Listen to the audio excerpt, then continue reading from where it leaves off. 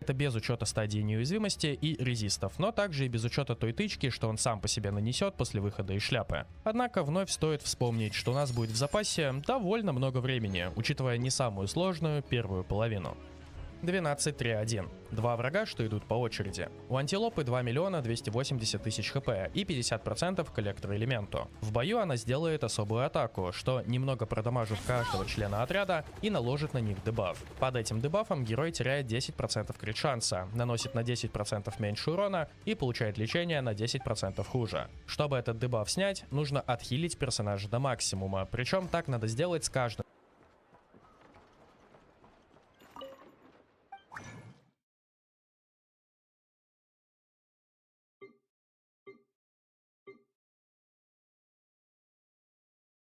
героем в отряде по отдельности. Зато после этого персонаж получает 15 крит шанса сверху и увеличивает свой урон на 50%. Работает как аффикс. Но в отличие от похожего полноценного босса, тут мы теряем совсем немного. Поэтому проще всего игнорировать эту механику и убивать врага оставшимися 90% от изначального крит шанса и урона. Наличие хиллера тут не обязательное условие, а скорее приятный бонус. Затем появится волк. У него столько же хп, такие же резисты, но уже для криостихии. Он обладает схожей механикой, так что повторяться я смысла не вижу. В итоге это не более чем две толстые груши для впитывания урона. Правда, эти груши могут и лицо в ответ разбить. Нам нужен любой хороший урон в одну цель и выжить. Этого достаточно для комфортного прохождения зала в адекватный таймер. Хорошим отрядам хватает минуты с небольшим, сильные справляются еще быстрее. 12-3-2. Железный утенок. И его мы тоже видели ранее. Базово он имеет 5 миллионов 600 тысяч хп и довольно высокий личный урон. Почти все атаки бьют больно и по площади. Тут стоит немного подраться с ним, чтобы их выучить и быть готовым ко всему. Также не стоит постоянно стоять к нему вплотную. Именно рядом с собой он наносит самый высокий урон. Почти сразу он входит в особую фазу. В ней он дамажит еще больше, получает белый щит и призывает уткоботов. Это 5 вот таких вот чертят, имеющих на себе кружочки. Как вы догадались, уткоботов надо сломать. Сделать это можно либо уроном, либо заполняя кружки. Уроном это сделать довольно проблематично. Но не сказать, что невозможно, просто его нужно очень много. Подавляющее большинство из вас не смогут рассчитывать на такой метод, так что заполняем кружки. Они заполняются реакциями заряжен или лунный заряд. Реакцию нужно прокнуть 10 раз, чтобы сломать шарик. Сделать это проще, чем звучит. Все же тазер бьет часто и по нескольку целей разом. Проблема в том, что в это время огромная поехавшая утка будет нас больно бить, а паттерны поведения уткоботов довольно рандомные. Уж очень они любят разлетаться кто куда. Но если мы сломаем уткоботов, они нанесут утенку не самый плохой урон, где-то четверть хп. А босс потеряет резисты и упадет на землю. Полежит около 12 секунд, затем просто будет нас бить и снова войдет в эту фазу. Ну и так по кругу. Бить босса, пока на нем щит, не самая хорошая идея. Поэтому при появлении уткоботов все внимание сразу на них. Можно ли проходить его без тазера? Вообще можно. Есть два варианта. Первый я уже озвучивал, можно попробовать убить уток с помощью дэмэджа, но его нужно много. Также есть второй вариант. Переждать фазу с уткоботами, а затем попытаться вынести босса за одно окно между этими фазами. Тут опять-таки урона нужно много, но сильные констовые дамагеры с сигнами могут справиться. Однако оба способа, мягко говоря, для китов. Для простых смертных выбора не остается, нужно взять заряжен. Правда, я бы отметил, что не обязательно строить весь отряд от этой реакции. Можно собрать команду тазера содержащую. Например, что-то вот такое. Урон в основном наносит другой герой, но и тазер в отряде есть, благодаря чему можно закрывать как блок. Ну, либо же действительно упороться в тазер команду, если урона персонажей достаточно, больших проблем также не возникнет. Но часто проще взять сильного дамагера и добрать тазер, чем полностью играть от тазера. Не забывайте о такой возможности. Это, само собой, касается тех, у кого нету и нефы или флинса. Они получают огромное преимущество здесь, что неудивительно. А также стоит обратить внимание на Кадзухо и Сахарозу. Их раздувки помогают быстрее стирать уток, и это выигрывает тебе много времени. В целом, эта комната может претендовать на самую сложную в бездне, но только в том случае, если у тебя нет хорошего отряда с тазером. А нет его у тебя только если ты не можешь по какой-то причине поставить Сенсю плюс Фишель слэш Ророн. Такой парочки, засунутой уже в нормальный отряд, будет более чем достаточно. Тут даже националка справляется. Обычно за один бой на нормальных вложениях босс успевает поставить уток дважды. А это значит снести себе почти половину хп, так что и реальный ДПС-чек несколько ниже. И вновь, первая половина при наличии там нормального отряда позволит тебе иметь довольно много времени на его прохождение. На этом разбор самих врагов можно закончить. Обсудим бафы бездны и перейдем к анализу половин. Общее благословление в этот раз наносит истинный урон по площади, когда срабатывают лунные реакции. Работает это не чаще раза в 3 секунды. Небольшой приятный бонус в и без того сильные команды. В первой половине получаем 75% аффикса на заряженные атаки. Бонус сделан под баннер Нивелета, хотя баннер и эта бездна будут пресекаться лишь неделю. Впрочем, его могут использовать еще довольно много героев. Все, кто играет от заряженных атак. Хутао, Ганью, Ризли, Часка, список продолжайте сами. При этом я бы отметил, что и Мавуика утилизирует этот бонус на свои заряженные атаки верхом на мотоцикле. А это уже, согласитесь, звучит лучше, чем баф для козы. Во второй половине получим 75% бонуса во все лунные реакции и способности, что лунным уроном дамажит. Это очень большой бонус для таких команд, что в общем-то неудивительно, учитывая и Нефу, и Колумбину в баннерах.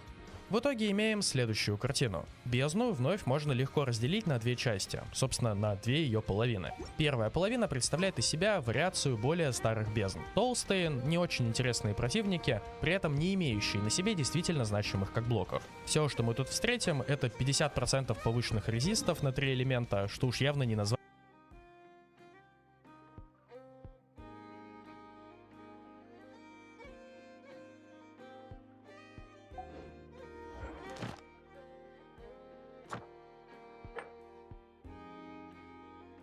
Чем-то серьезным. Тут у нас нет требований ни к конкретным стихиям, ни к персонажам конкретного региона, ничего такого. Отсюда выходит, что эта половина проходится буквально любым хорошим уроном. Очевидно, большее преимущество будут иметь отряды, что рассчитаны на одну цель, где дамагер наносит урон заряженными атаками, команда имеет лечение и не сильно полагается на пиро, электро или крио урон. Ну, Нивелет в общем-то, хотя он всегда лучше работал в несколько целей, нежели в одну. Но это в любом случае крайне низкий уровень сопротивления, и работать тут будет все что угодно, лишь бы дамажило. Вторая половина же наоборот. Все противники из надкрая и имеют механики, что тормозят прохождение ощутимо сильнее. Однако, это набор чуть ли не самых приятных противников из надкрая. Два мелких чела из дикой охоты вообще сложно назвать чем-то серьезным.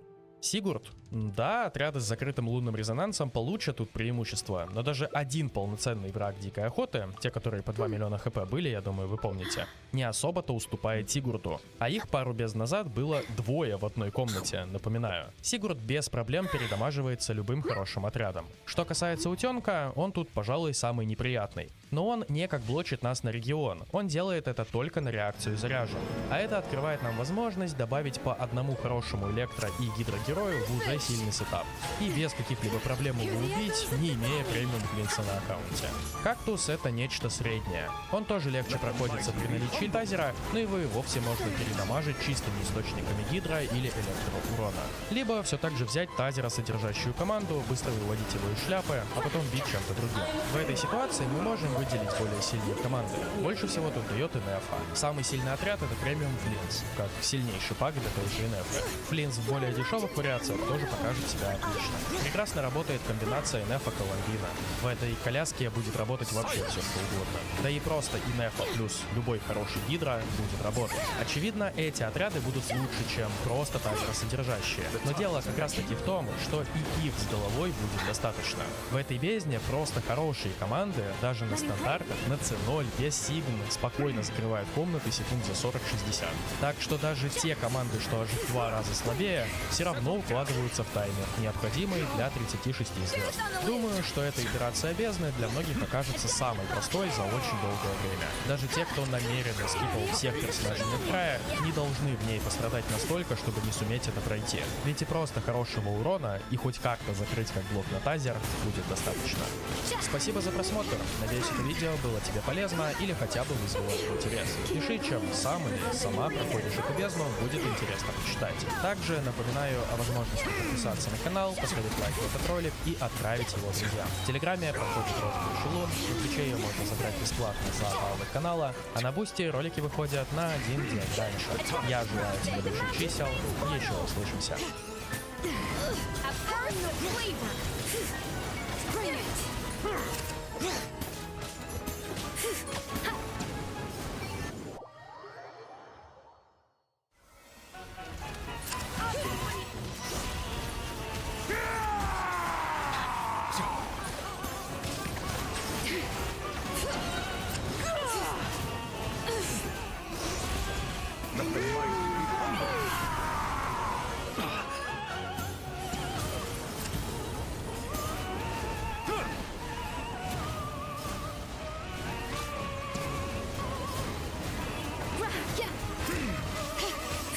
head.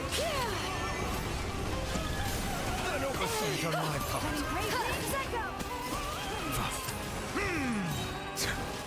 It is time to slay our foes. Be sanctified. With one almighty. This calls for some pomp and ceremony.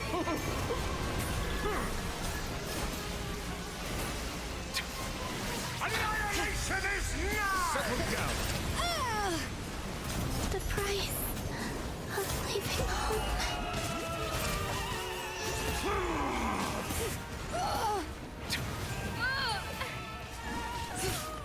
Bow Bring your it. head. The time's beckoning.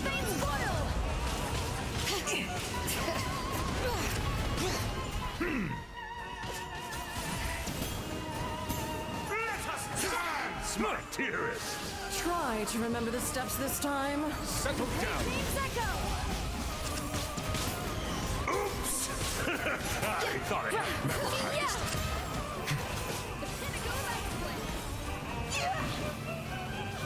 Bow your head. Let the mountain's veins boil! And now, a towering mighty be return to humble. form! Yeah!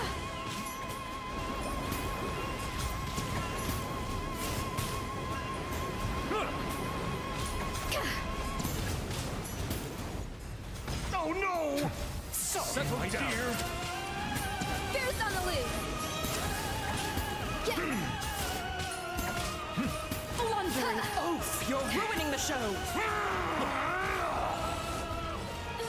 Bow your head. Ooh, moose boosh! Yeah! The time's beckoning. Pinnacle of excellence! Settle down.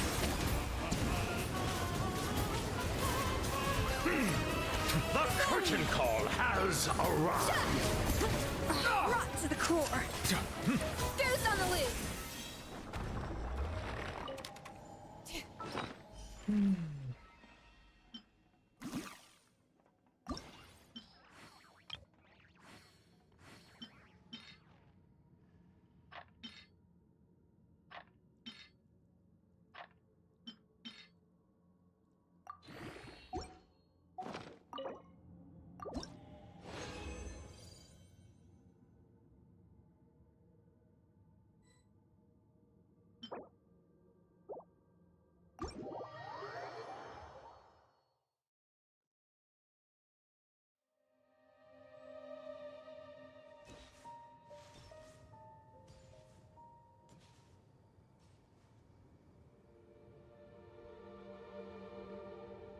The government is breaking the law with the Epstein files. They were supposed to release all of them. They did not. They were supposed to explain redactions. They did not.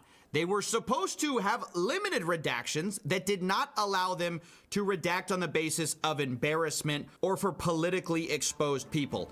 They did that. They redacted actual people who were investigated in the Epstein case, not just the victims. And this is in violation of the bipartisan law that Donald Trump signed only months ago. It's a law called the Epstein Transparency Act, and I've excerpted a few bits of it for you, where specifically they could not redact all the files. They had to release all of them by a certain day, which they missed. They didn't hit that deadline. They said they needed more time to review. But of the stuff we've already gotten, they've redacted more than they were supposed to. The law says that they can't redact on the basis of embarrassment, reputational harm, political sensitivity.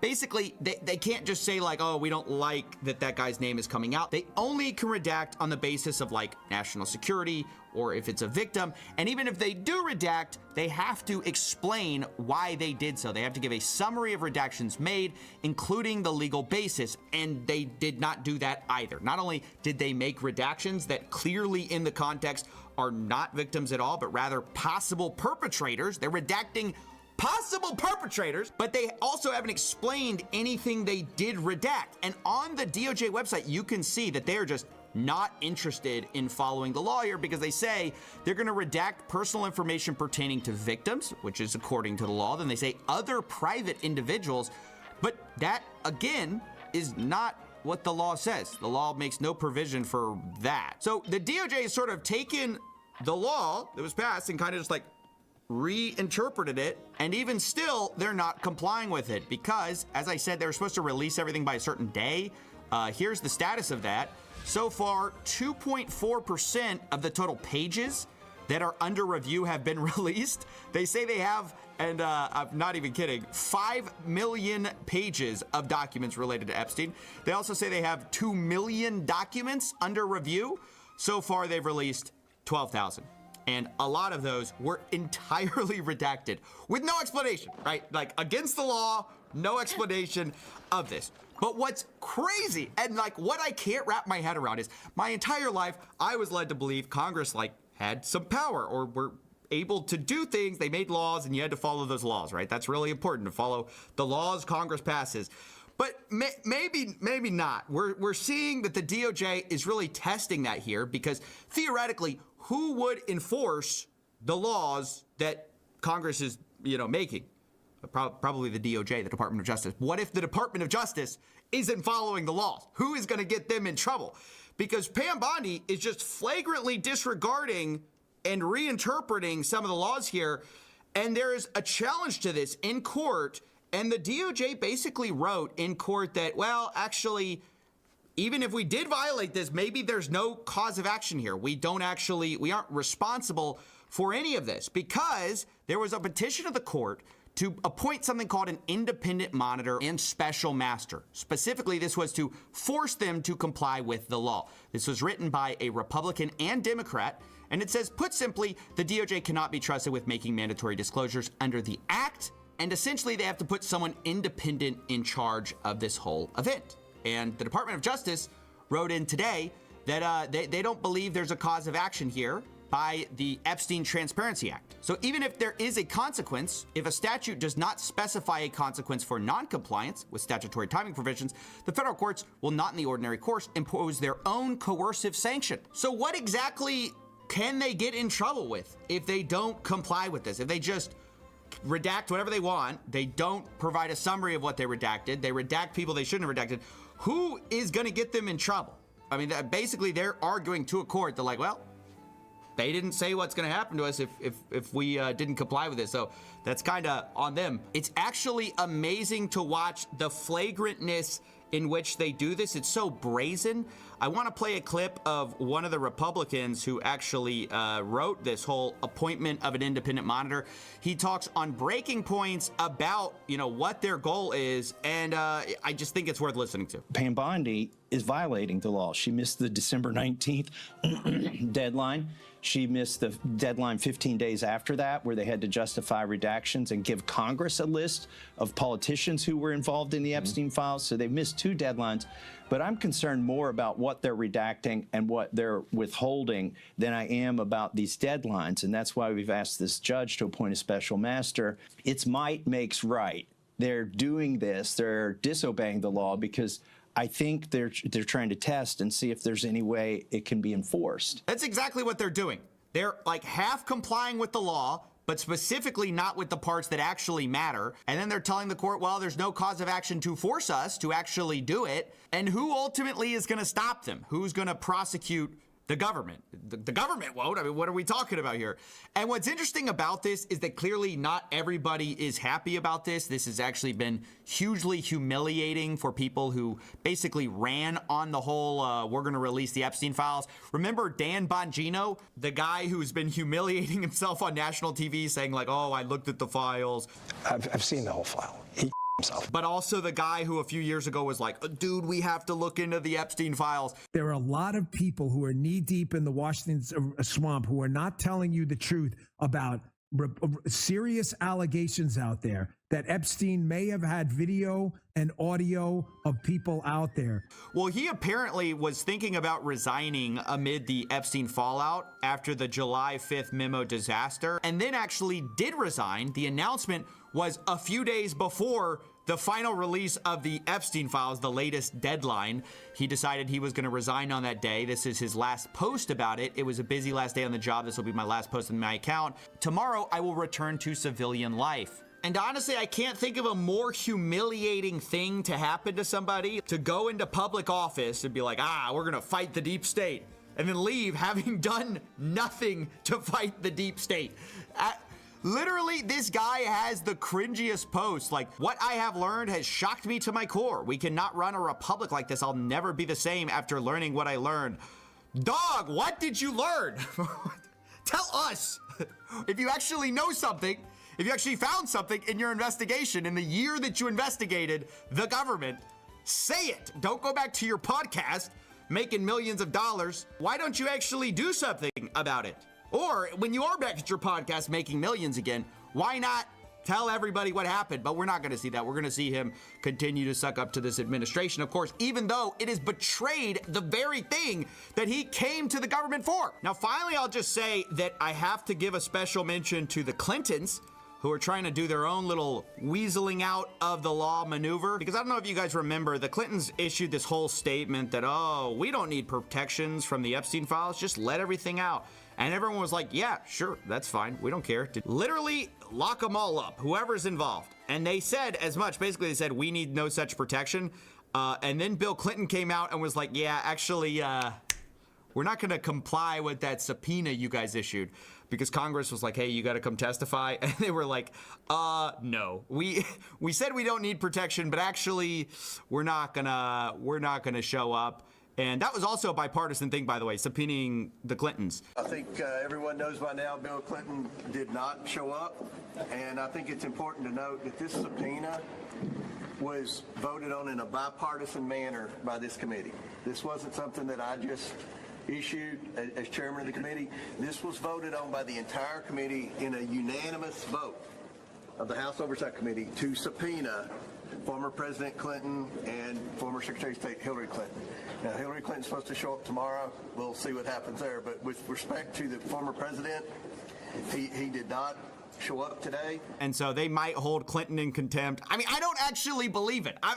I will not believe anyone will face any charges for this, any problems for this ever until I see it. I have such little faith in our government, given how apparently super focused we are on protecting the people in these files. We're so focused on it that I don't believe for a second that Clinton, that Trump, anybody, nobody's going to get exposed. Nobody's going to get locked up. It's clear that the DOJ will break the law to make sure that they don't expose anybody, ironically, breaking the law with relation to Jeffrey Epstein, except for Jeffrey Epstein himself. That's the only guy that will face any consequences for this. Obviously, Ghislaine Maxwell is in the nice club fed now. She's not suffering as much anymore. She's running the place over there. Epstein's that who's facing accountability. It's actually crazy. So yeah, I just wanted to talk about this. I wanted to flag the fact that the DOJ is basically making the argument that, like, there's no way, even if we didn't comply, you could ever force us to comply, which is, you know, a crazy thing to say. But maybe we should have expected it, given that Pam Bondi has been literally running on this promise since early on. Someone found this old clip of her. Florida ranks third nationally in calls for help for human trafficking, where young women and children are enslaved and abused. I knew we needed all hands on deck, and I'll fight to put human trafficking monsters where they belong, behind bars. I mean, let's give it up for Pam. She has been keeping human trafficking monsters behind bars.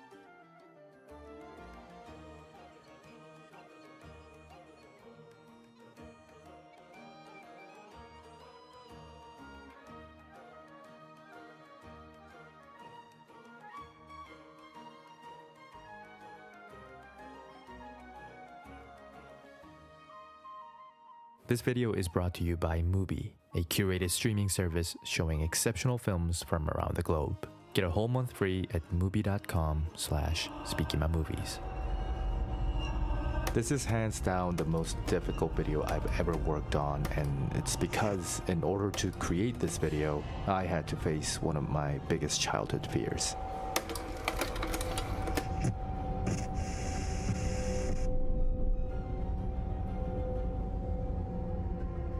It all started back in July when I went to watch Oz Perkins' newest horror film, Longlegs. Since the only piece of information I had about the film was that it has great cinematography, I was initially going into the film with a very critical mindset. Hucker, you good? Yeah, I'm good. The first act of the film was about creating unease through visual contrast and imbalance. The characters will often be center framed in a mostly uncluttered environment to communicate the character's state of mind and to emphasize any visual anomalies found in their surroundings. Since a lot of the shots are lit with natural light, these areas were frequently shrouded in darkness, making every shot seem more dangerous than it actually is. For such an establishing act that intentionally withholds critical information, implicit danger without resolution is usually the best route to take for building tension. And because there are also subtle hints of paranormal forces at work, the audience is bound to remain suspicious of the slightest abnormalities on screen, making the first 30 minutes one of the strongest parts of the film.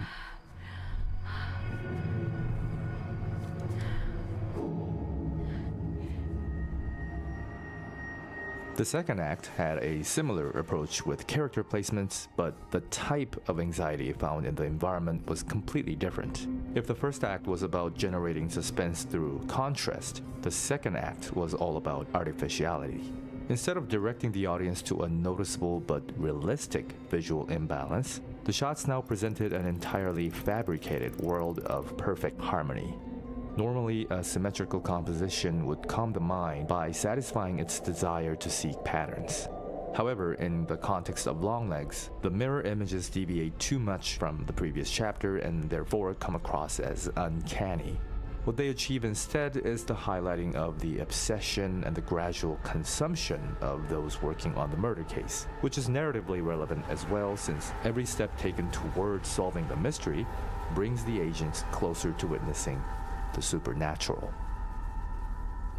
At this point, I was about an hour into the film with a score of 8 out of 10 and was eagerly anticipating the next transition in hopes of filling the missing 2 points. But then came a scene that changed everything.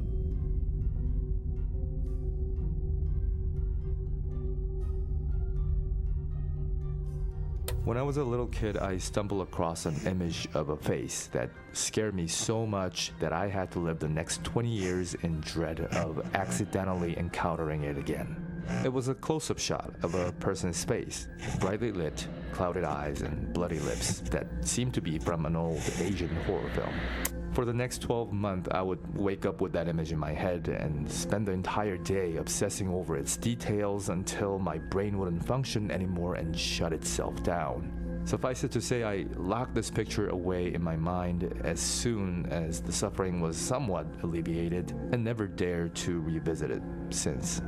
In this scene, Agent Lee Harker enters her childhood bedroom and discovers an old photo she took as a child. A photo of the way this scene portrayed the pain of remembering something buried deep inside the mind of a scarred individual was so close to my own experience that it almost made me faint in theaters. That was my box, with a memory I desperately wished to forget, now exhumed and unlocked before my eyes. It took many nights of serious contemplation, but I eventually came to a conclusion that the only right way to talk about this scene or this film would be to do so after I've opened my box. It was a long, difficult process, but with the help of my good friend, I found the picture, faced it, and finally put an end to my misery. I've noticed a lot of viewers expressing their disappointment in the way the film handled the character of Longlegs, also known as Dale Cobble. There's no denying that the marketing department did an excellent job of selling this character, and Cage's acting, while divided, is a big part of what makes Longlegs a compelling figure to follow. The controversial finale aside, the initial build-up is, in my opinion, beautifully done. I'll be a little bit of everywhere.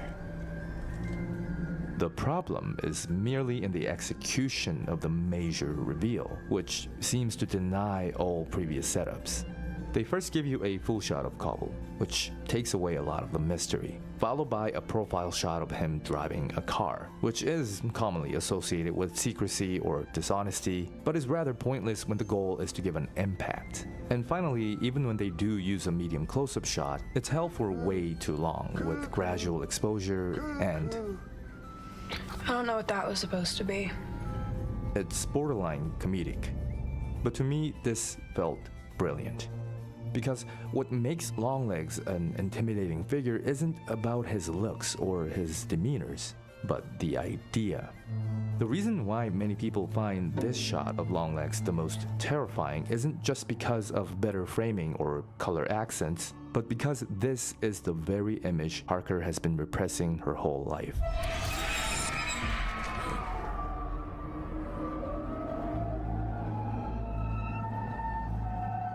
It's not a coincidence that the midpoint reveal is sandwiched between this particular manifestation. The film can choose to humanize or even ridicule him and still keep the idea of Longlegs threatening because the fear comes from Harker's perception of Longlegs, not from the actual murderer, Dale Cobble. So it doesn't matter what the image is, what's important is the emotional significance it holds for the victim. And that's what happened to an 11-year-old me.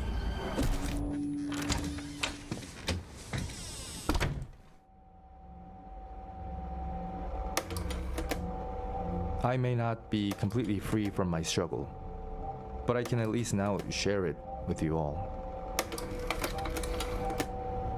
Like the objective view of Cobble, it is probably nothing but another picture for a lot of you.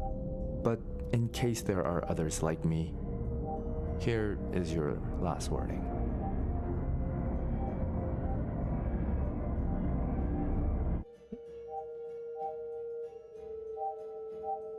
Thank you for watching.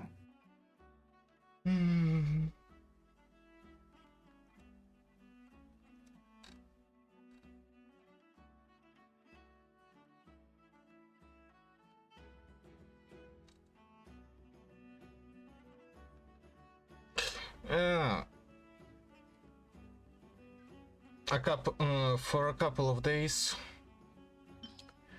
I've been, well, actually yesterday and today, I've been watching a bit of, I went into a rabbit hole of horror movies, aside from other movies. I haven't watched any movies recently, but a lot of YouTube videos about movies, so yeah. Probably should build a PC today.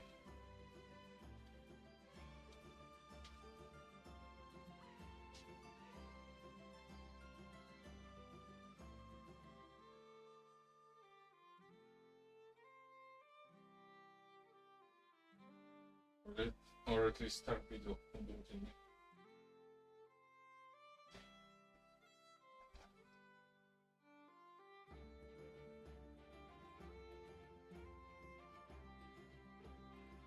I haven't slept well. I feel like I should eat a bit, maybe go outside a bit.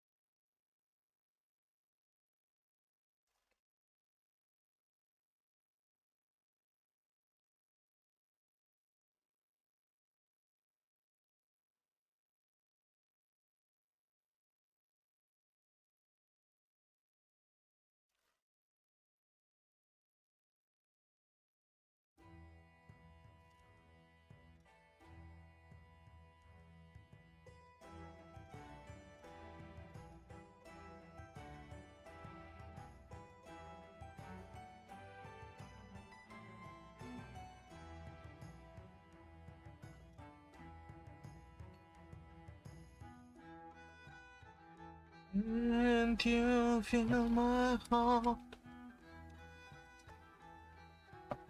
Can't you fix the broken?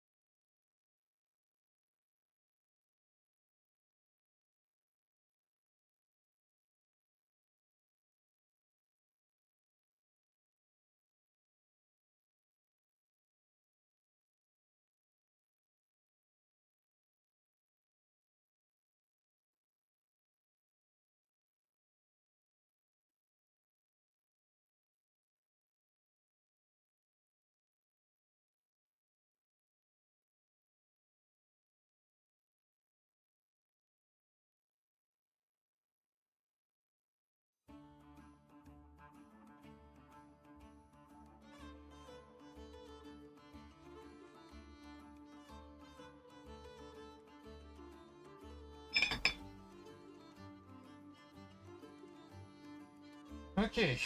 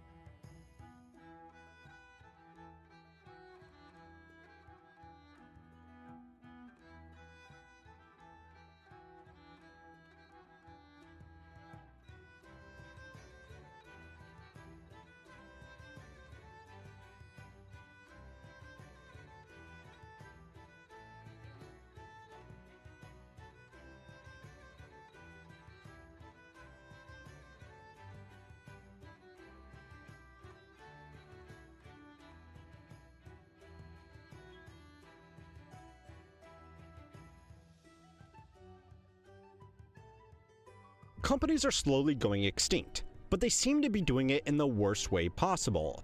A report by Harvard found that between the mid-1990s and the mid-2020s, the number of listed corporations halved at the same time that their profits doubled, creating less competition and an overall much larger market.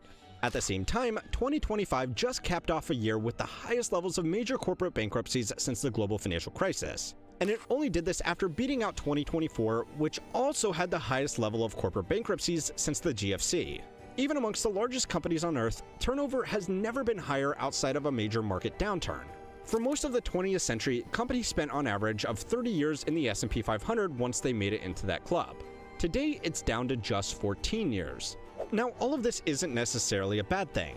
Technology, tastes, consumer, and investor preferences all change, and good companies should not necessarily be trying to last forever. What's more is that the rate of new business formation is also at a record high, which sounds great.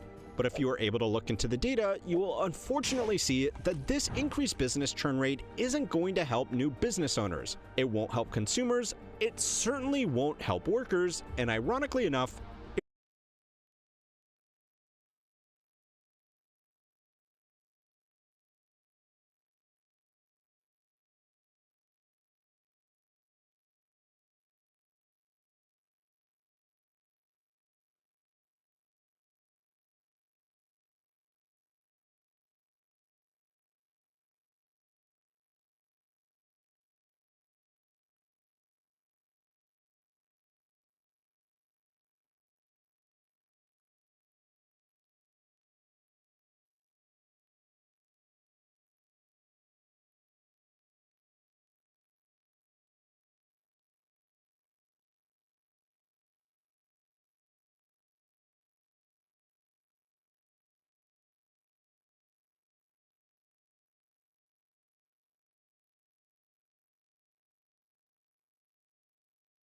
Oj.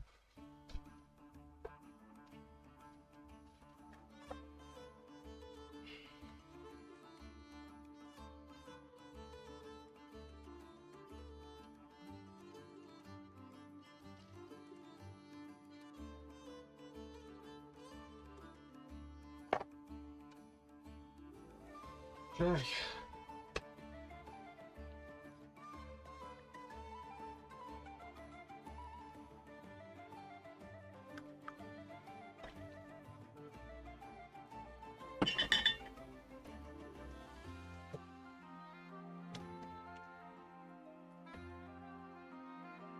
it won't even help existing shareholders either. 99 cents only stores are shutting down. Red Lobster is officially underwater. One of the country's largest pharmacy chains, Rite Aid, has filed for bankruptcy protection. Boeing CEO Dave Calhoun has announced he will no longer be CEO of Boeing. He will end that role at the company. Gymshark has come a long way since its founder, Ben Francis, started making pieces of fitness wear in his parents' garage nearly a decade ago. 2017, when she had just reached unicorn status at the age of 30. But now, at the end of last year, she secured some new funding, which has taken the company to a valuation of $3.2 billion. So if you want to make you money by starting a disruptive tech company, you really only need to come up with an idea that ticks 3 boxes. The first step is finding an industry or even an everyday activity that is highly inefficient. People will gladly pay to make things easier for themselves, and in an economy where people are working multiple jobs, don't have stay-at-home partners for domestic chores, and are spending hours commuting every week, providing a product that saves a bit of time and energy is great, and people will pay for it. Now, finding a problem and then providing a marketable product to solve it is just business 101. But the problem for you is, it's kind of hard. Smart people are trying to figure this stuff out all the time. And maybe you will get lucky and think of something nobody else has. But there is an easier way. Find an industry that is inefficient because of man-made inefficiencies, or as the lawyers would call them, regulation. Step 2 is to figure out how to fix this problem with some kind of marketable technology. Now, this technology could be something revolutionary like the telephone, which fixed the issue of slow and inefficient communication through telegrams or postal mail. Or it could be something like Tinder, which solved the issue of slow, inefficient boinking through actually having to go out and talk to people. Technology can really mean anything. But if making money is all you're interested in, then it's a lot easier for that technology to be software that works on existing devices. Software is ideal because distribution and manufacturing are as simple as an Amazon Web Services subscription and a good copy-paste button. Once a program is developed, the variable cost for every additional user is basically negligible. Investors love this, so they will pay you and your business a lot more than they would any other business making real products. According to data collected by NYU Stern, software companies had the highest enterprise value to sales ratio of any business type. The only investments that had higher ratios were real estate investment trusts, but their value comes mostly from the real estate holdings and not their sales. So this is not really a fair comparison. The average company was valued by investors at between 6 and 10 times their total sales, which was especially impressive considering that some of these companies had negative operating margins, meaning that even though they were selling a product with almost zero marginal cost, they were still losing money. So by combining the easiest technology to develop with the easiest problems to solve, you will find that the perfect business to scale rapidly towards a life-changing exit is one that skirts regulation with software. Sounds dumb, but some of the fastest growing companies in history were founded on exactly this principle. Uber skirted taxi licensing and regulation by creating software that technically let people carpool together. If people happened to just turn their personal vehicles into full-time taxi services, that was just users not engaging with the technology as intended. Airbnb avoided the intense regulations that hotels have to adhere by just creating software that technically let people find a temporary roommate. If people purchased multiple specialty-built homes to run Airbnb hotel chains, that was just the user not engaging with the technology as intended. Cash App was just a way to settle small payments between friends. If it gets used as a shadow banking system for questionable activities, well, you get the idea. By the time these businesses get big enough for regulators to take notice of what's going on, they already have so many users that restricting them becomes very politically unpopular. Bill Gurley, a venture capitalist who invests in businesses like these, gave an admittedly fantastic presentation last year about how important these businesses are to avoid a phenomenon where big, inefficient incumbent businesses aren't challenged because regulations make it too hard for smaller, better businesses to enter their market. Clever loopholes like this are a great way to disrupt industries that are getting a little bit too comfortable and making a lot of money doing it. But before you get too excited, you should remember that sometimes regulations exist for a reason. So it's time to learn how money works to find out who the biggest winners and losers are in modern finance's dumbest game. This week's video is sponsored by HelloFresh. I was tired of wasting money on takeout every night, but planning meals and shopping for groceries always felt like too much hassle. HelloFresh. It's been half a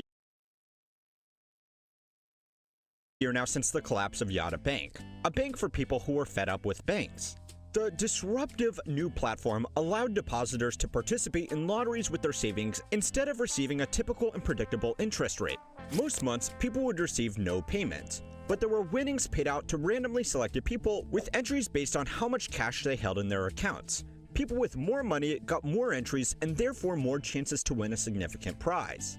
The average return on these winnings across all users was supposed to be roughly the same as the yield on a high-interest savings account. It was a novel idea that was arguably just a bit of fun for people trying to save some money, but banking and financial services are kind of hard. It's much easier to make money by running a casino, which is what Yotta Bank slowly turned into, with other games that people could play with their savings. Now, you probably already know this, but this wasn't actually the worst part of this sketchy new way to save your money. The actual mechanics of running a bank, like processing transfers and, keeping track of how much money people had on their accounts, was kind of hard. So it used a middleman which provided services to other fintech platforms on behalf of a real bank that had to adhere to all these boring old regulations. Synapse was a banking-as-a-service provider which was supposed to keep track of transactions for other platforms like crypto brokerages, online sports books, and stock trading platforms. So if you wouldn't feel comfortable keeping your life savings in DraftKings, you probably shouldn't keep your life savings in a bank that's not directly FDIC compliant. Somewhere in this chain, these companies couldn't agree on how much people had in their accounts. And so far, it has been average consumers that haven't been able to access their money. Simply losing track of how much people have is also outside of the domain of the FDIC, which only handles bank failures. So there are thousands of customers who simply had their money Thanos snapped into the banking ether. My friend Patrick Boyle did a great deep dive into the real financial mechanics of this clusterfuck. And of course, the suspender-wearing superhero CoffeeZilla covered the story as it was unfolding. Now the whole people losing their life savings thing here isn't really the point. The bigger issue here is that fintech has become one of the most popular industries for new startups to carve out market share in. Yotta is just one example of where that has the potential to do a lot of harm to regular people. There is an old saying that every warning label on a piece of equipment is a gravestone for an appendage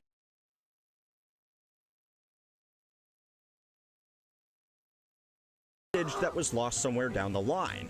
The amount of regulations that financial companies, let alone actual banks, are subject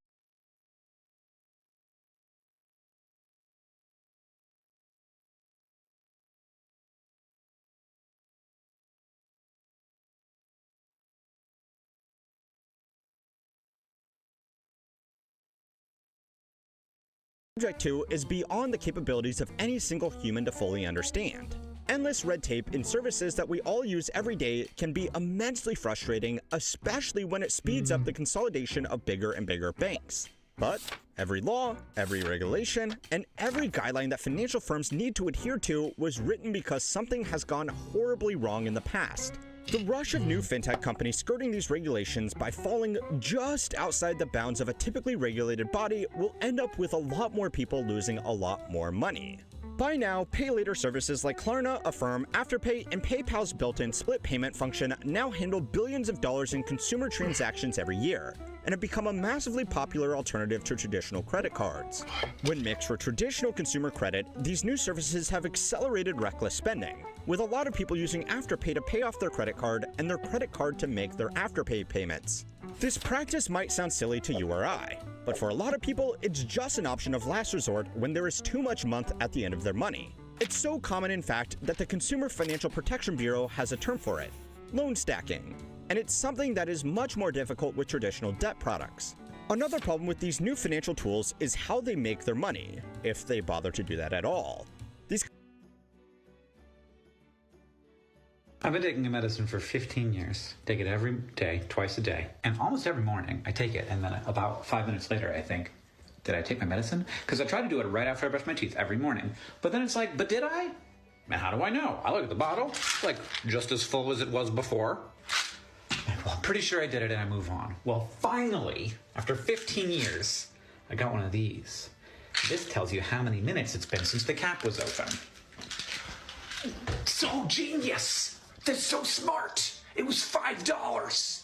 Why haven't I had this for 15 years? I'm such an idiot! I've been taking a medicine.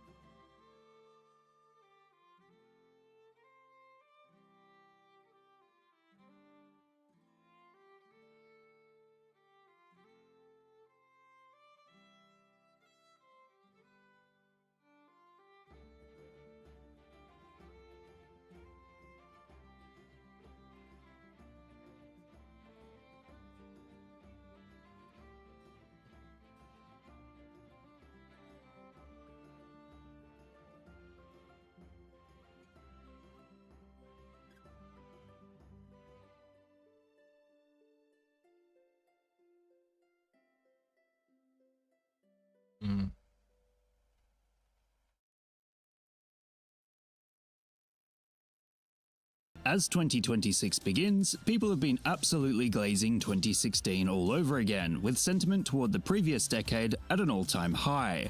Different variations of 2016 representation have popped up before, as the 2016 was the best year ever meme led to the idea that 2026 is actually 2016, and now it's just straight up 2016 nostalgia leading to the modern edits and reflections of a decade ago.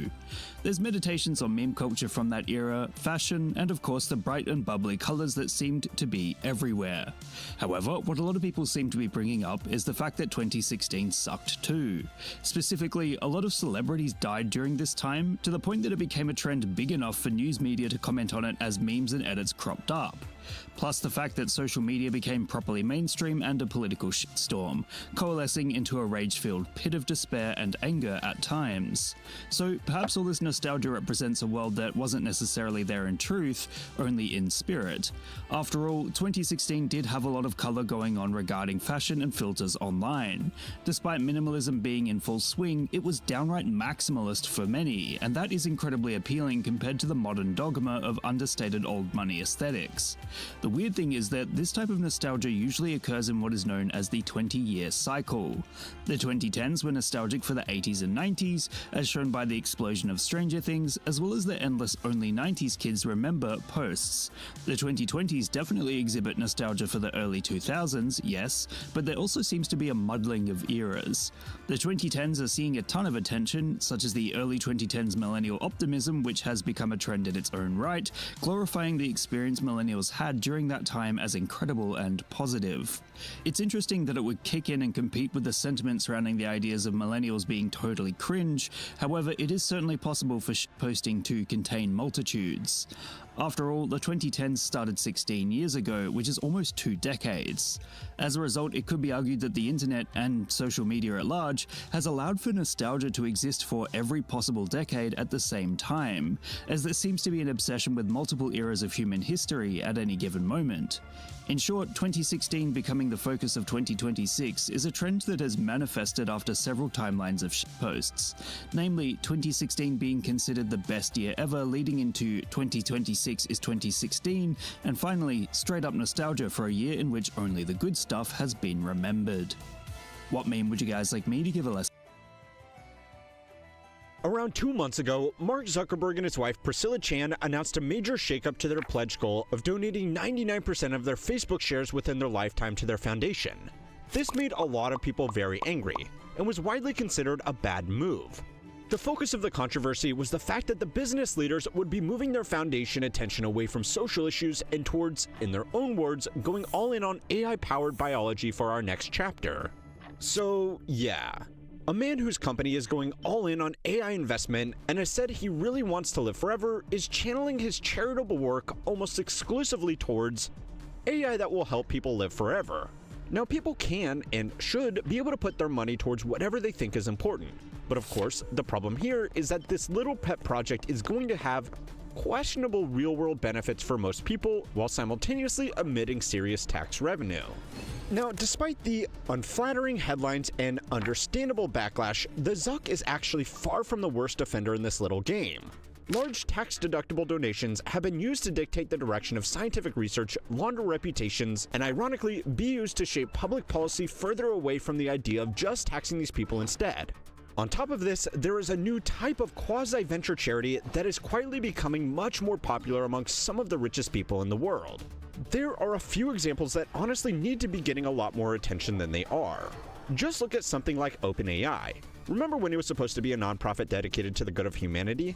Whatever happened to that, you might wonder? Well, it may end up being the guinea pig for a lot of new technologies to follow the same path. The spending, regulatory hurdles, and public pushback has gotten to a point where it raises the question: at what point would it be easier and cheaper to just pay the damn taxes? Tech billionaire Michael Dell and his wife Susan announced that they were also donating more than $6 billion to allow an additional 25 million children. The Waltons are donating $50 million to Teach for America. Eric Schmidt and his wife Wendy funding 4 new telescope projects collectively known as the Schmidt Observatory System. The reason why we're doubling down on biology is not only did we achieve what we said we were going to do, and when we set out on these projects, it actually delivered more than we thought we were going to. This is a space that I think that there's just going to be a huge amount of leverage with AI. Do you think you will live forever, Mark? Oh man, that is an interesting question. Now, I want to start off this video by saying that I have read your comments, and I know that you all say I can be a bit of a Grinch. Now, in my defense, one of the most important parts of critical analysis is being critical. But you're right, I could be a bit more positive about things.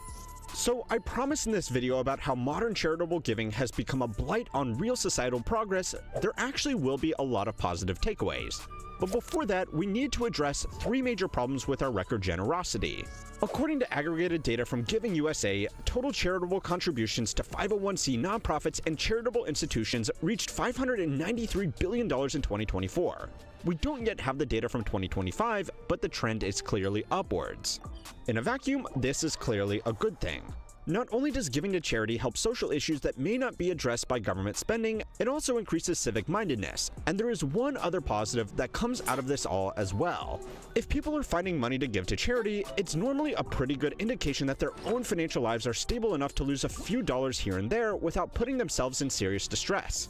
Today, the first problem has come from the fact that the concentration of charitable giving has somehow outpaced even regular wealth inequality. Accounting for inflation, in 1993, households that earn less than $200,000 a year made up 77% of all charitable giving. Extremely wealthy households making over $1 million a year contributed just 10% to the total pot. By 2019, the average household share had halved to just 33%, and contributions from those on over $1 million had more than quadrupled, all within the span of just 26 years. I also say average households, like people bringing home $200,000 a year, are not doing better than most, but this is what the researchers used. One last thing is that, yes, this data only goes up to 2019, because this information is notoriously hard to produce, but more on that later. Anyway, for now, the point is that charities have increasingly become extremely dependent on a very small pool of donors and their own discretion. In fact, the vast majority of large charitable contributions are made to foundations that the wealthy donors themselves control. The problem this creates was made very clear when the Chan Zuckerberg Initiative last refocused their efforts. When they stopped funding social causes to reshift their focus towards science, a school that was exclusively reliant on them closed down overnight, displacing 400 underprivileged students. In a press release, it was announced that the school was closing down due to a lack of funding, without pointing to the logical irony that they were the funding. In cases like this, it is important to remember that a large chunk of projects like that school were still indirectly funded with taxpayer dollars, not directly through government budgets, but rather indirectly through emitted revenue. If the school for underprivileged children truly was necessary, just taking a portion of the tax concessions given to something like Zuckerberg's Institute could publicly fund it and remove the possibility that it gets closed down overnight because the tastes of two people change. It sounds bad, but again, comparatively, while it makes it really easy to dislike him, Zuckerberg is still far from the worst offender in this game. It gets much, much worse. The organizational structure that Zuckerberg uses for his charitable giving isn't actually officially a foundation at all. Now that means that the tax concessions are not as immediate as more typical charitable family foundations, but getting rid of this status has given them a lot more flexibility. They still control the shares they donate. They don't need to disclose their executives, they can invest and receive returns, and they can make direct political donations. Now, credit where credit is due. They are a lot more transparent than they need to be, given that this is effectively just a private company. But they are also setting a blueprint for what less public-facing billionaires could do with similar initiatives. And at the end of it all, it's not like they are giving up their tax deductions. So it's time to learn how money works to find out at what point it would just be easier to pay taxes instead. This week's video is sponsored by Rocket Money. Everything feels more expensive this time of year. Between travel, gifts, and hosting, I noticed my spending creeping up without really understanding where my money was actually going. And that made it harder to plan ahead or feel confident about my finances. Rocket Money is an app that... Okay, so even if it was only around for 9 years and then unceremoniously shut down overnight, you could still make the argument that a school for underprivileged children in an expensive area like Palo Alto did some good for society while it was operating with no glaring conflicts of interest. But who really benefits off other forms of charitable giving is a little less clear. At least it could be argued that Zuckerberg is just shifting his money around to whatever is trending at the time. 10 years ago, it was DEI and serving underprivileged communities, and today it's AI vaporware. But there are other groups that are a lot more deliberate with their giving. The second major problem is that these contributions are often used to win over more than just hearts and minds, and the IRS. They are often explicitly pushing a questionable or just unpopular agenda. The Waltons of the Walmart family fortune have actually committed to their school funding for more than 9 years, but at the same time, their contributions are being used to fund policy debates around charter schools versus traditional public schooling.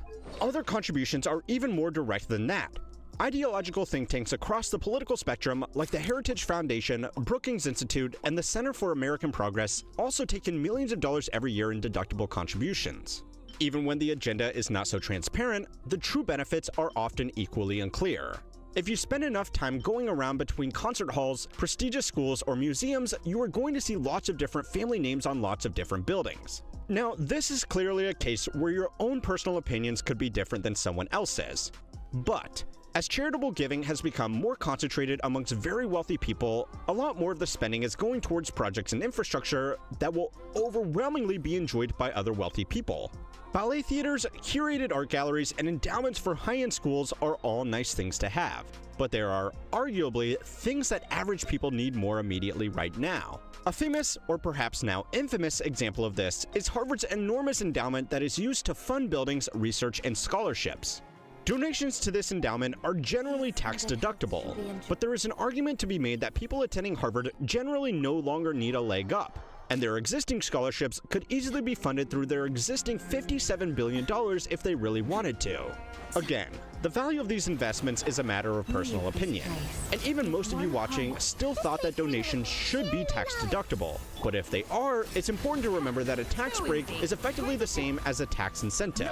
And if you wouldn't personally support taxpayer money being prioritized towards these projects, that is effectively the same problem. Something like Zuckerberg's shift into AI-powered health research would also arguably fall into this category. A lot of great health outcomes could be achieved right now by just funding simple healthcare for people who can't afford it. Highly advanced medical treatments to extend human lifetimes are clearly something that are of interest to wealthy people directly. The true public benefit of these donations versus the lost public benefit of the tax revenue is even more questionable when it comes to gifted assets. One of the most popular charitable categories amongst wealthy philanthropists is supporting the arts, but the value of art is famously a subjective gift. There have been a few great videos made here on YouTube about the sneaky tricks that it enables, and I will leave a link to them below. But the simple rundown is that you buy a painting for $10,000, wait a few years, and feature that artwork around some of the galleries you support, and have that painting revalued later for millions of dollars and then donate it at that value to one of these foundations. You just bought yourself a $1 million tax deduction for 10,000 real dollars. Now, maybe you still think, if some rich guy wants to stick his name on a building that's open to the public, or some elite students, or put their weird artwork in a gallery, just let them. The reality is that a lot of these people pay ridiculously low tax rates anyway, so the deductions were never the primary motivation in the first place. But it gets worse. OpenAI was initially founded as a nonprofit organization with the stated goal of researching artificial intelligence for the benefit of humanity. The donations made to start the organization's early research were tax deductible, as they were with every designated nonprofit. Now, the OpenAI nonprofit still exists as a minority 26% owner of the for-profit subsidiary within this complex corporate structure. But the scope and goals of OpenAI have clearly changed as it ramps up for a predicted IPO, and the group's CEO speaks very openly about the value he is bringing to his shareholders. How can a company with $13 billion in revenues make $1.4 trillion of spend commitments? You know, and you've heard the criticism, First Sam. of all, we're doing well more revenue than that. Second of all, Brad, if you want to sell your shares, I'll find you a buyer. I just, enough. Like, you know, people are, I think there's a lot of people who would love to buy OpenAI shares. I don't think you would. Including myself. Including myself. People who talk with a lot of like breathless concern about our compute stuff or whatever, that would be thrilled to buy shares. So I think we could sell, you know, your shares or anybody else's to some of the people who are making the most noise on Twitter, whatever. Other big foundations have clearly seen this lesson play out, and they have learned a lot from it. You can charitably give money to research some amazing new technology, and well, if it doesn't work out, you can talk about your philanthropic contributions to cutting-edge research and enjoy your tax deductions. But if the technology does work, you can shift it into a for-profit company that you maintain significant control over. In such a case, you may retroactively lose your tax deductibility. But if, I don't know, as a random example, you just happen to fund AI research to massively slow down aging, well, a few $1 million in tax refunds would be meaningless compared to the potential market value of this technology. This has the potential to reshape long-shot venture capital to make it a game of, if it wins, the investors win, and if it fails, the philanthropists still get their pre-tax deductions on their seed round invested capital. Now, technically, this is illegal.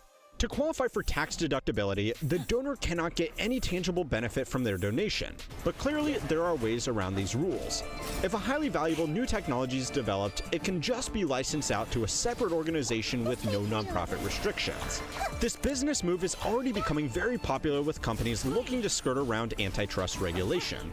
Instead of directly gaining ownership of a target organization through a share buyout, be it a competitor or a nonprofit research organization, the investors will just hire all of the talent from them and then pay a big licensing fee to use their IP. Analysts have dubbed this move the Halo acquisition, or hiring and licensing out, which is allowing mostly large tech companies to buy potential competitors without officially having to acquire their business. In a case where a nonprofit develops an equally marketable technology, their in-house talent could just be hired across and the research license out. Now, effective regulators are supposed to step in and challenge these schemes before they become present. But, well, that's probably not going to happen. Go and watch this video next to find out why, and don't forget to like and subscribe to keep on learning how money works. That doesn't make any sense. Leave this place. Roll. Sharing my knowledge. Yeah. Yield. Grant us your blood. Can't hide the truth. Time to come clean.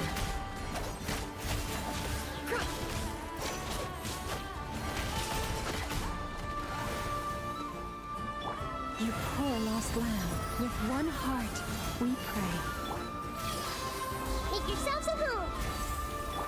Flee.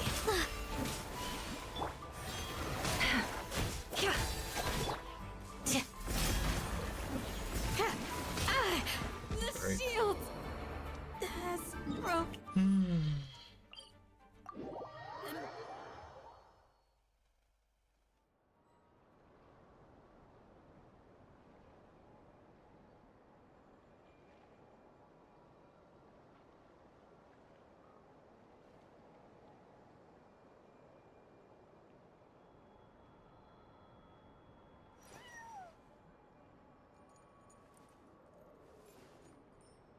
You've probably seen by now, on Wednesday, January 7th, ICE agent Jonathan Ross shot and killed a motorist during an immigration-related operation in Minneapolis.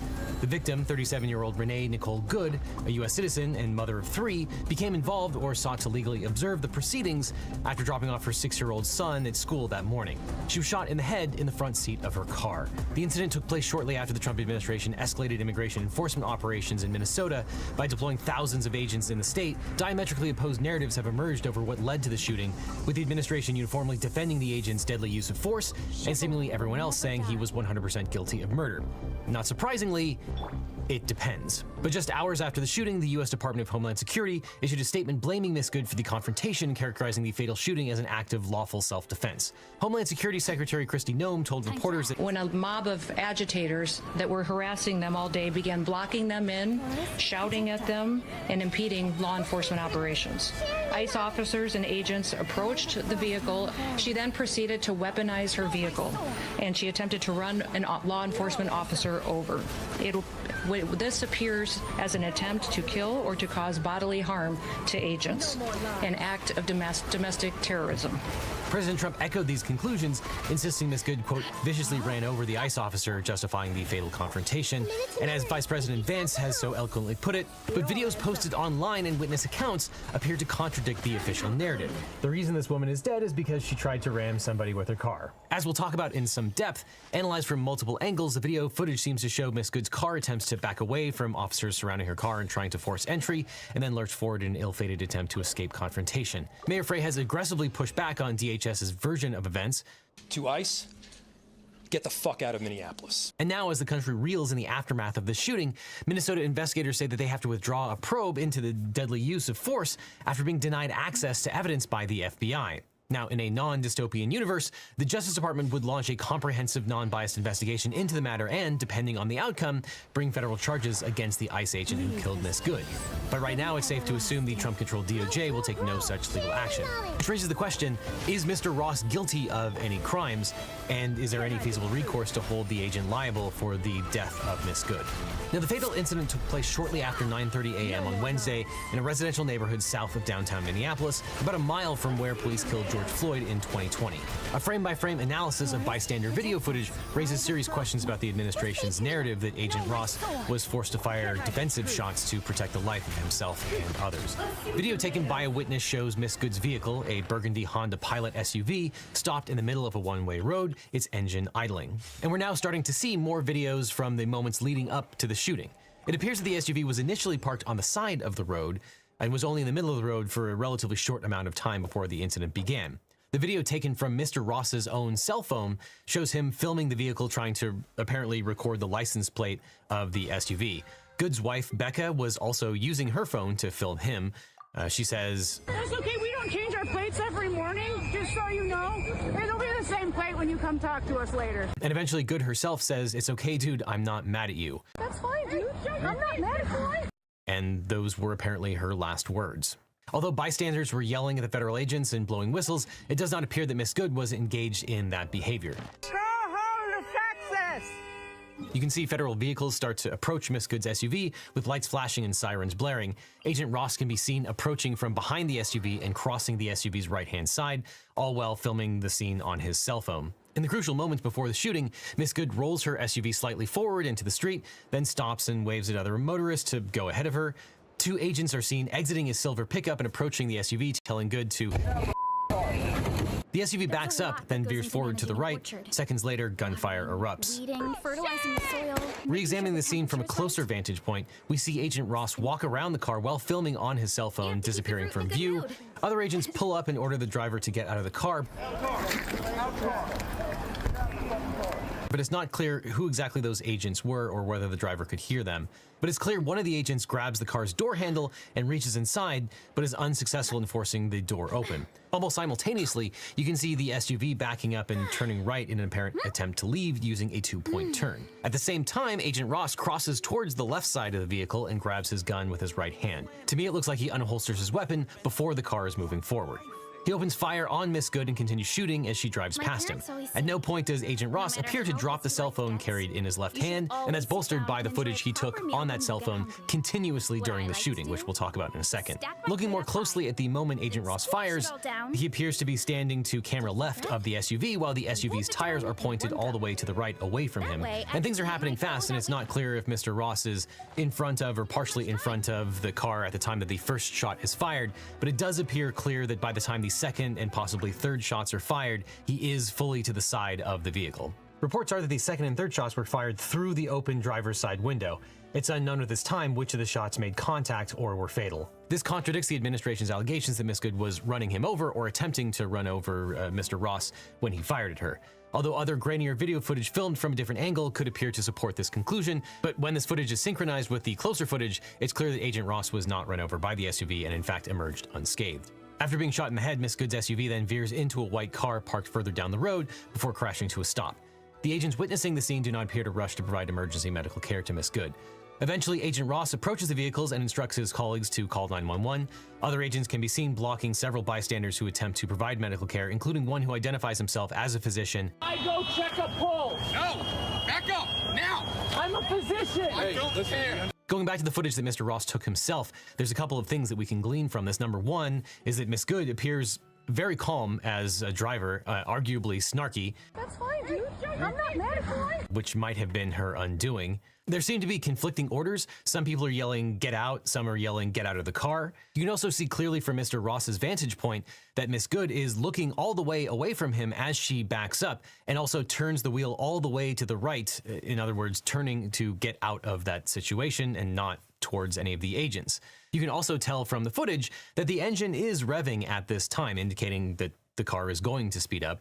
But at the same time, this is all taking place at a very low rate of speed, close to 0, as she's doing what is obviously a 2-point turn. At the same time that another agent appears to be lunging into the driver's side door in an effort to apparently turn the wheel to the left towards the agents. You can also see Ross switches his phone from his right hand to his left, that frees up his right hand to pull out his firearm. But it's also clear that he never drops the phone and continues recording in his left hand while simultaneously taking his firearm out with his right hand and shoots at least twice.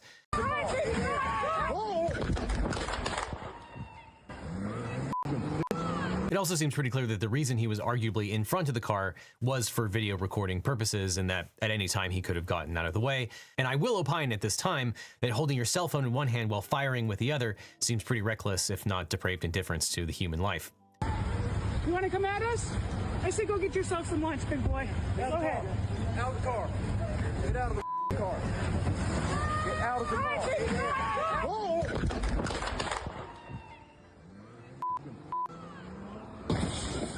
Now, given the Trump administration's refusal to participate in the investigation, and the fact that this video comes seemingly directly from Mr. Ross's cell phone, it's extremely likely this video was leaked by either Mr. Ross himself or someone in the chain of custody at the Department of Homeland Security, probably because they think that this video is exculpatory, which seems likely given that it was leaked to a right-wing news source. And as is the case in many instances, evidence can and often does support two diametrically opposed arguments at the same time. But from all angles, the video footage depicts a hostile, clumsy, and unnecessarily violent operation. The Minnesota officials have stated their intent to hold unlawful actors in the shooting incident criminally accountable. And to bring charges against a peace officer for the use of deadly force, the state must be able to prove beyond a reasonable doubt that the officer's use of deadly force was not justified. Section 609.066 of the Minnesota Code governs the authorized use of deadly force by peace officers. Now, assuming for purposes of this analysis that the offending ICE agent would be deemed a peace officer, which is not 100% certain, there's not a lot of case law on this, there is a possibility that a Minnesota jury could convict the ICE agent under the present circumstances. How likely that would be remains to be seen.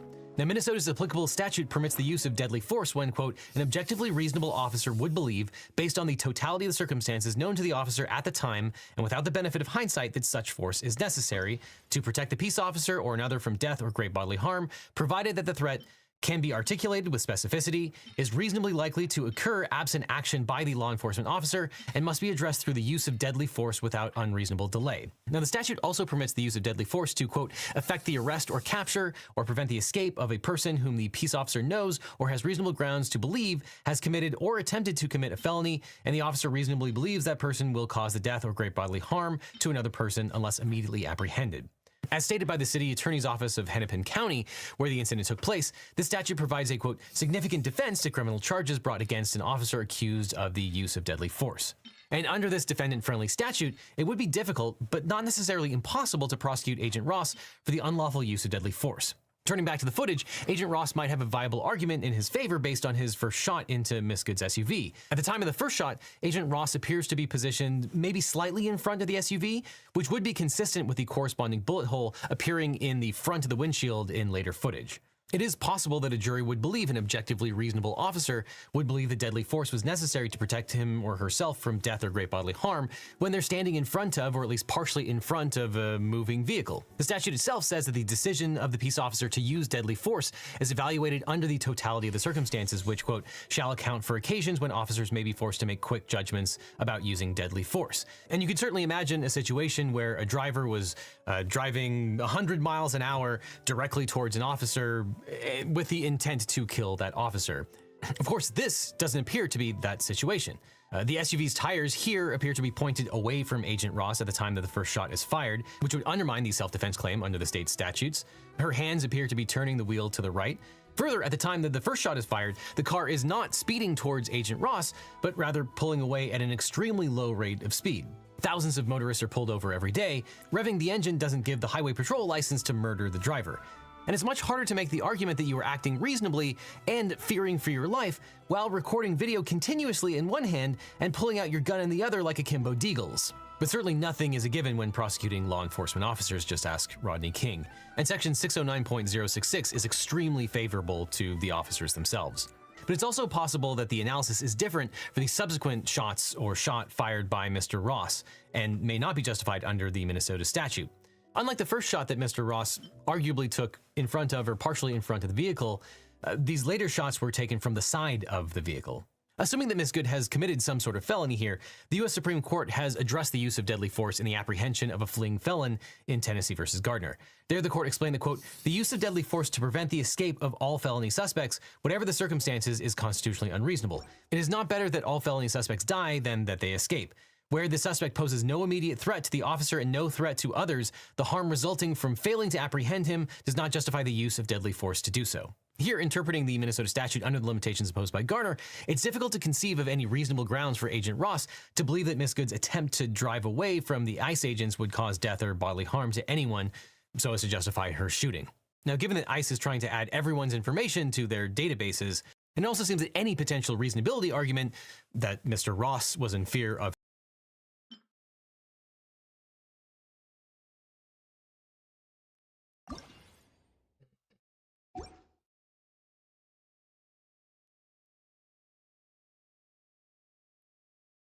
his life evaporates the second he's to the side of the car. And additionally, use of force experts analyzing the video footage of the incident have also questioned Mr. Ross's decision to shoot at a moving vehicle at all.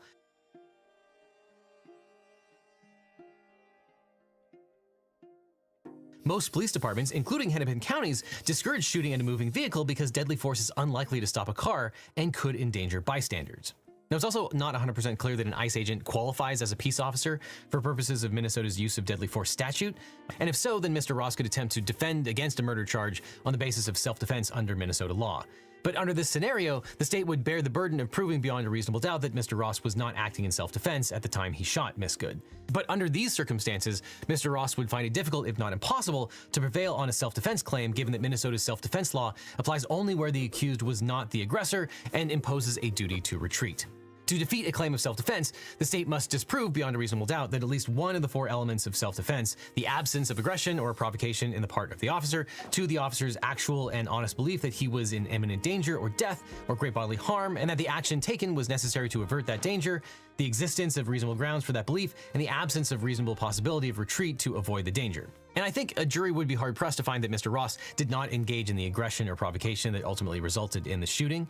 Video footage shows Mr. Ross approaching Miss Good's SUV, encircling it on the right side as he takes video with his phone, and re-emerging near the driver's front side of the car. And he first draws his gun as the SUV reverses away from him. And while the aggressor in an incident generally has no right to claim self-defense under Minnesota law, an original aggressor can still claim self-defense if he actually and in good faith withdrew from the conflict and communicated that withdrawal expressly or impliedly to his intended victim. But here, the video footage shows no withdrawal or communication of withdrawal. To the contrary, it shows Mr. Ross originally instigating the incident and then proceeding with the escalation of tactics, nearing the vehicle, drawing his weapon, and aiming it at Miss Good. And another hurdle facing Mr. Ross in the self-defense analysis is his failure to retreat. A valid self-defense claim requires the, quote, absence of a reasonable possibility of retreat to avoid the danger. And the Minnesota Supreme Court has explained that a reasonable opportunity to retreat exists if there are, quote, options for escape or avoidance of peril rather than directly confronting someone.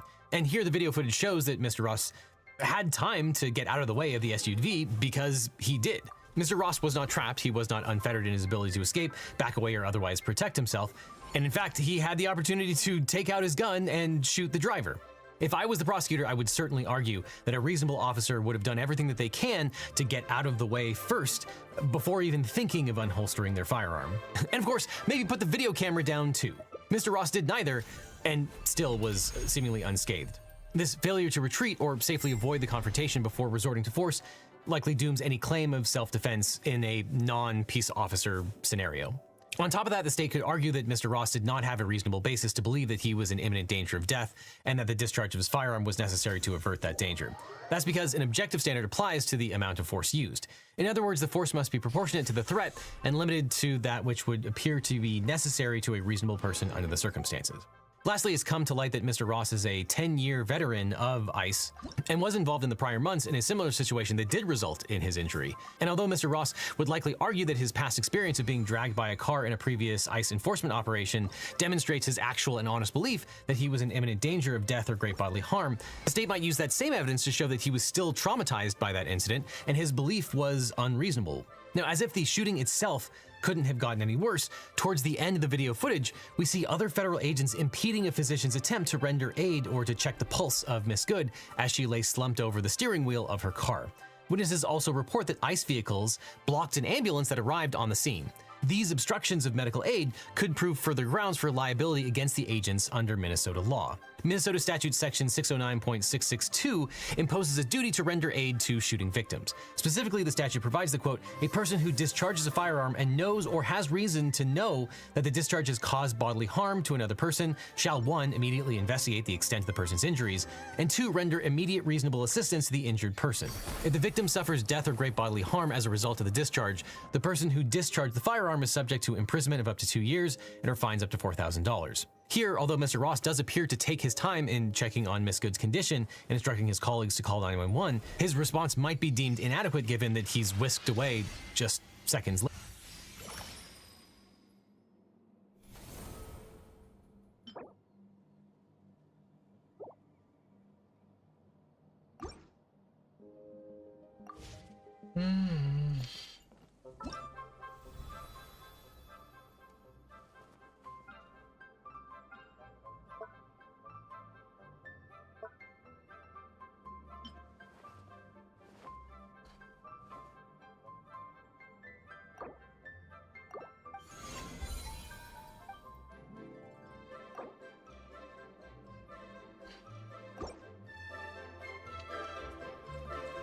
later. But it's also possible that response does meet the statutory obligations. Now, to the extent that ICE agents might have deterred bystanders and ambulances from reaching Miss Good to administer aid, those agents may also be liable under Minnesota Statute 609.50, which prohibits the obstruction of legal process. That law subjects liability to anyone who, among other things, intentionally interferes with or obstructs a member of an ambulance personnel crew who is providing or attempting to provide emergency care. And the reports are that it took a significant amount of time for the ambulances to appear. ICE agents did not allow ambulances to park next to the victim, and as a result, they were forced to walk a significant distance to render aid. And the penalty for any such violation where the accused knew or had reason to know his obstruction created risk of or actual death or substantial bodily harm is subject to imprisonment of up to 5 years and fines of up to $10,000. And less significantly, Minnesota's Good Samaritan law imposes a general duty to assist a person at the scene of an emergency who is exposed to or has suffered grave physical harm, but the violation of this law results only in misdemeanor liability. And finally, criminal liability may also be available for the other ICE agents involved in the obstruction of medical care if it's found that these officers' actions or failures to act resulted in a death that could have been prevented by earlier medical treatment under Minnesota Statute 609.205. With all this said, it remains unclear whether the state will in fact press charges. Minnesota Attorney General Keith Ellison has stated that anyone who broke the law as part of this incident will be held accountable. And the Hennepin County's Attorney's Office has already stated it has jurisdiction to bring criminal charges against federal officers involved in the shooting.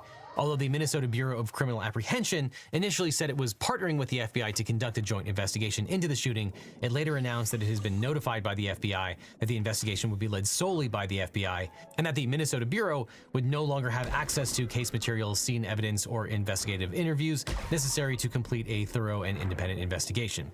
The Bureau further stated it may not be able to present a case for prosecution without access to evidence gathered at the scene of the fatality, especially when it's in the possession of the federal government. But then, of course, there are the immunity issues. Now, despite what noted Yale Law graduate, J.D. Vance says, federal officers do not have absolute immunity simply by virtue of being federal agents. This is, at best, a misunderstanding of established law. The Supremacy Clause of the Constitution does provide some immunity, but it does not give federal officers automatic immunity from state criminal law. We've talked a lot on this channel about qualified immunity, but that's in the context generally of civil suits against state law enforcement officers. Here you have the potential of state criminal law applying to federal officers. That doctrine comes from cases that we've actually talked about many times, like In re Nagel, which held that states cannot prosecute federal officers for actions that were authorized by federal law and necessary and proper to carry out federal duties. But that protection is conditional. It's not enough that the person is a federal officer or was on duty. Courts ask whether the officer was performing a federal function and whether the specific conduct was reasonably related to that function. If the conduct was excessive, reckless, or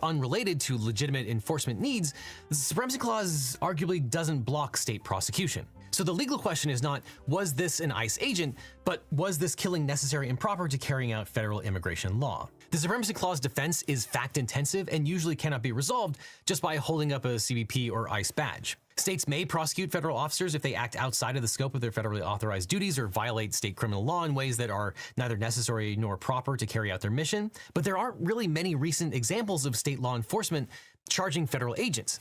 But it does happen on occasion. In a case called Battle versus State of Maryland, a state court allowed the criminal prosecution of a federal DHS agent to go forward after he assaulted someone during an off-duty altercation at a convenience store. Mr. Battle claimed that he had a right to make a warrantless arrest of the victim he got in an argument with, but the court held that the Supremacy Clause did not protect him because he was not carrying out a federal duty, and his actions were neither necessary nor proper to enforce federal law. The court found that Battle had a personal motive to stick up for himself instead of by desire to perform his governmental duties. But this particular case is different because the agent was on duty, apparently and arguably enforcing immigration law in the neighborhood, which drew a crowd. And the video and witness statements indicate that the ICE agent got into a verbal argument with Good and her wife before he opened fire. And you can see in the video, it shows the agent trying to film their license plate. Good's wife said, "We don't change our plates every morning, it'll be the same tomorrow." She then tries to get back in the car. And we know that CBP and ICE agents are now photographing and scanning people they encounter to add to their various databases. But was the shooting necessary and proper to the governmental functions? Well, it depends on what level of abstraction you're talking about. Clearly, he's part of a general ICE operation, but then if you dig into the specifics of actually firing the weapon, that analysis might dovetail with the self-defense analysis that we already talked about. And the Supreme Court hasn't decided a supremacy clause immunity case in more than 100 years. So where does that leave us? Well, with a two-part test articulated in the Nagel case, whether the agent's acts were A, authorized by federal law, and B, necessary and proper. And on the first prong, courts disagree about what degree of authorization is necessary.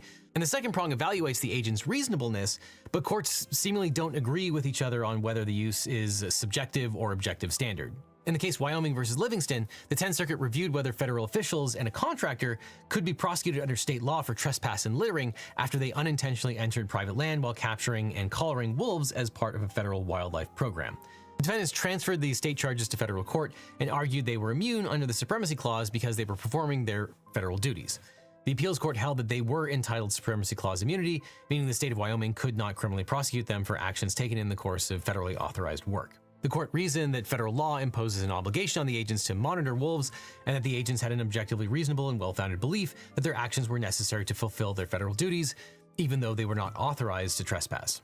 Now, many people on social media will insist that Minnesota authorities can charge Ross with murder based on the video alone, but Minnesota officials will have to consider all of these factors before making a charging decision, and they'll also have to gather a huge amount of evidence. And if they do charge Mr. Ross with a crime, he'll obviously seek to remove that to federal court, and then they will battle over Supremacy Clause immunity. But to that end, the Hennepin DA wants people to send in videos and photos of the killing to their office so that they can develop an independent body of evidence. It appears the FBI took shell casings, car, and other physical evidence that they would normally use to prove how the crime occurred, but it's not clear that the FBI will turn that evidence over to the state. And you'd hope that the federal government would cooperate with the investigation, but so far it looks like the Trump administration will do everything it can to stymie it. But since murder has no statute of limitations, it's possible a future administration could still seek to hold Mr. Ross liable for the killing of Miss Good. But that's assuming that Trump doesn't issue a preemptive pardon for Mr. Ross before leaving office, though ironically, a federal pardon wouldn't stop a state prosecution, but then we go back to federal immunity questions. But even if the Trump administration obstructs the state's access to evidence, the video footage may already be enough to secure conviction.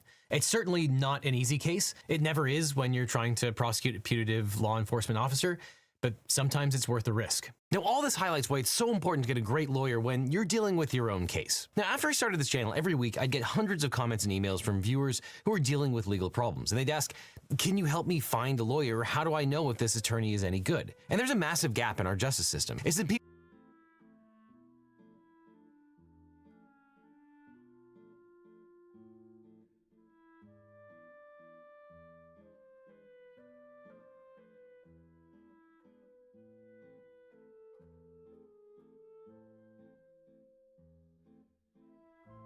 seems like everyone these days wants to change the Constitution. And that's not surprising because it's 238 years old and has only been amended 27 times, which might sound like a lot until you learn Americans have tried to amend it 12,000 times.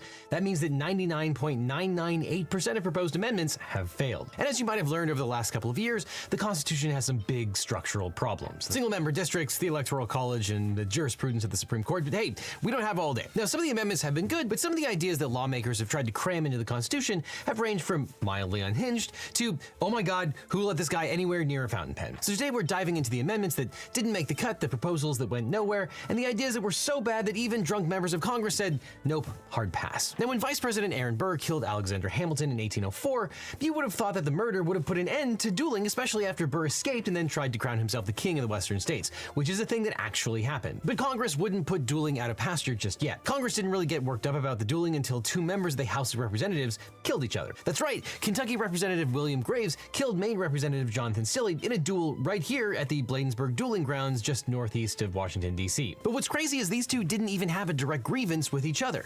However, Graves was sent to deliver a dueling invitation from a New York newspaper editor who accused Stilley of defamation. But Graves and Stilley decided that since they were already hanging out at the dueling grounds, they should duel each other to the death because why not? What could go wrong? Well, here's what went wrong. They went beyond the customary 2 rounds, and in round 3, Graves shot Silly dead. A funeral was held in the House of Representatives, and the Supreme Court boycotted it in protest. Although Graves and the 2 seconds, also members of Congress, were referred for censure, the House declined to punish them. In fact, nobody ever went to jail for Graves' death, just like no one ever served a prison term for killing Hamilton. So Virginia Representative William Stephen Morgan introduced House Resolution 8, which would have amended the Constitution to prohibit anyone from holding federal public office from dueling and barring anyone who took part in a duel. The resolution and constitutional amendment never passed, but the House did eventually pass a law outlawing dueling in Washington, D.C. And I guess that's why America has to celebrate its 250th birthday with an MMA fight on the White House lawn instead of J.D. Vance and Marco Rubio facing off in a duel. Now, speaking of short kings, that takes us to Napoleon Bonaparte, or specifically Jerome Bonaparte, who was the 19th century version of Prince Harry. Now, he renounced any claim to the French Empire, married an American, and settled in Maryland with the couple's son, Beau. But Jerome's wife, Elizabeth Patterson, was a lightning rod for controversy because, well, she existed. Now, conspiracy theorists thought that it was obvious that Elizabeth was plotting to give Beau a French title, get him elected president, and then he'd be king of America. Now, there was never any proof that a plot was afoot, but the Federalist Party, fresh off a crushing defeat in the elections of 1800, seized on the presence of a half-French baby to accuse Jeffersonian Republicans of being overly enamored with French food and French wine. They convinced a lot of people that there was trouble ahead unless America passed a constitutional amendment outlawing anyone with a noble title from serving in government. So the Federalists were as worked up about the Bonapartes as Piers Morgan was about Prince Harry and Meghan Markle today. She's a failed actress. She's clearly acting out of bad intent. She wants to destroy things she didn't build. And the final text of the proposed amendment would have also stripped citizenship from any American who accepted a noble title. Quote, if any citizen of the United States shall accept, claim, receive, or retain any title of nobility or honor, or shall, without consent of Congress, accept and retain any present, pension, office, or emolument of any kind whatever, from any emperor, king, prince, or foreign power, such person shall cease to be a citizen of the United States and shall be incapable of holding any office of trust or profit under them or either of them. Now, the Jeffersonian Republicans believed there was no reason for the amendment. The Constitution already said that titles of nobility were no good in the United States. What more is there to say? But 12 states still ratified the amendment. 4 said no, and that left the amendment 1 short of ratification. Now, when Louisiana was added to the Union in 1812, the number of states needed for ratification changed again. Soon, so many states were being admitted to the Union that people had a hard time actually keeping up with what constituted 3/4 of the states. And that's when things got weird. After the British burned down the White House in the War of 1812, some records were lost, and no one was really sure which states ratified the amendment and when. Secretary of State John Quincy Adams wrote letters to several states saying basically, hey, did you guys ever pass that nobility amendment? And there was still confusion about whether Virginia ratified it, but the plot thickened when the 13th Amendment was included in an official book of laws. You can see it here on page 74 of the 1815 edition of Laws of the United States of America. Now, the printer's notes admit that they have no idea if the 13th Amendment was ratified. Quote, there's been some difficulty in ascertaining whether the amendment proposed, which is stated as the 13th, has or has not been adopted by a sufficient number of the state's legislatures. It has been considered best, however, to publish the proposed amendment in its proper place as if it had been adopted with this explanation to prevent misconception. Boy, was that a mistake. Because the printers never would have imagined that 150 years in the future, people would cite this book to prove that the missing 13th Amendment had been ratified and that the court system had zero power over them. But that's exactly what happened. Yes, the missing 13th Amendment is an integral part of the sovereign citizen movement. Now, sovereign citizens insist that the Nobility Amendment was ratified, and they argue that the judicial system has no jurisdiction over them because lawyers use the title Esquire. This, say the 13thers, violates the missing 13th Amendment because Esquire is a title of nobility. So, under the sovereign citizens theory, bear with me on this, lawyers, especially government prosecutors, have no jurisdiction over them in any court of law, which is pretty convenient. But the bottom line is that the missing 13th Amendment is not a real amendment, but defendants continue to cite the 1815 book. And whatever happened to Beau Bonaparte? Well, he married an American and they had 2 children, including Charles Bonaparte, a progressive politician who served as Teddy Roosevelt's attorney general. Charles Bonaparte also happened to be the founder of the FBI. So the Bonapartes clearly played the long game. Now, Congress eventually marked itself safe from baby French aristocrats, but for decades they were stymied by another major crisis: bad presidents. Now, our next group of failed amendments includes the many times that Congress spectacularly failed to ban alcohol before they finally got one to pass. But there's no way that we could fit all that into this video, so we made a whole separate video about it. But the only way you can see this exclusive video is by signing up with the sponsor of today's video, video Nebula. But right now, for a limited time, you can watch it for free. And not only that, but you can also watch our entire library of content without ads for free. The only catch is that you only have 72 hours to do so.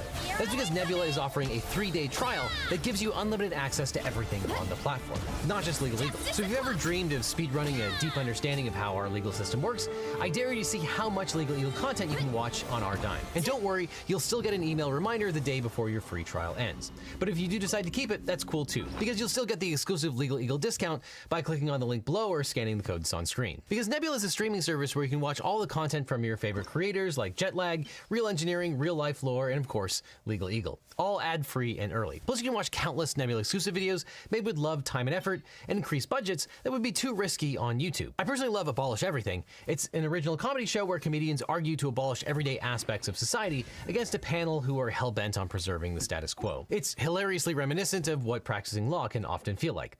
And at Nebula, we're in it for the longest possible term, a lifetime. And that's why with my link and code, you can also have the option to get $200 off the regular lifetime subscription rate of $500. That means that for just $300, you can start watching every Legal Eagle video ad-free and early forever. In fact, every video we've made this year is an extended cut on Nebula, including more hilarious legal analysis that I did with Brennan Lee Mulligan, and the beatdown that Dr. Mike and I did on The Good Doctor. And if you use my link or code, you can get 40% off a lifetime or annual subscription. Either way, click or scan now to get set up with a free 3-day trial and continue watching Legal Eagle on Nebula, or I'll see you in court. Now, when it comes to how we elect a president, a lot of people think the Constitution got it wrong. Most of the criticism is correctly directed towards the Electoral College, which was a compromise between those who wanted the president to be elected by Congress and those who wanted the president to be elected by popular vote. Now, over time, the process of selecting the president has evolved with several amendments to the Constitution and changes in state laws. Now, the Electoral College remains intact, but there have been hundreds of proposals to reform the way that we pick the president, including the idea that we should just pull a name out of a hat. You know, like Shirley Jackson's lottery? Sounds good. Yes, in 1808, Senator Hillhouse from Connecticut was discouraged by the partisan divisions that had engulfed the nation. He thought that things would be less heated if we chose the president by lot. Now, here was the plan. First, limit senators to 3 years in office. Then, 1/3 of all senators would be required to retire. The retiring senators would then be entered into a lottery to become president. Hillhouse envisioned each senator dramatically drawing a ball out of a box, sort of like an NBA draft lottery, and the one who got the lucky colored ball would be named America's next top president. Now, everyone pretty much ignored the Hillhouse Amendment, but 20 years later, it was revived when 2 members of the Supreme Court, Chief Justice Marshall and William Crawford, endorsed the proposal. John Quincy Adams wasn't having it, though. He wrote in his diary that, quote, "A serious discussion of his amendments would be ridiculous." But the Hillhouse Amendment simply would not die. In 1846, Representative Vincent of Ohio proposed his own presidential lottery. This one would function more like Eurovision. Each state would vote for their favorite song, candidate, and the winners of the state election would be entered into a lottery. Each state would get the number of balls corresponding to their representatives in the House and Senate, and the person whose name ended up on the winning ball would be the president. But eventually Congress decided that selecting the president by Powerball lottery would be even dumber than the Electoral College, and that's saying something. So they turned their attention to more pressing matters, like marketing. Because after the Civil War, Congress was awash in proposals to remake the nation from the ground up. But one lawmaker had a different idea for rebuilding national unity, a full-on rebrand. In 1866, Missouri Representative George Washington Anderson suggested that the United States of America needed a sleeker, more inspiring name. Something bold, something unified, something that sounds less like a shared lease agreement and more like a continental destiny. His answer? Drop the. Just Facebook. No, I'm just kidding.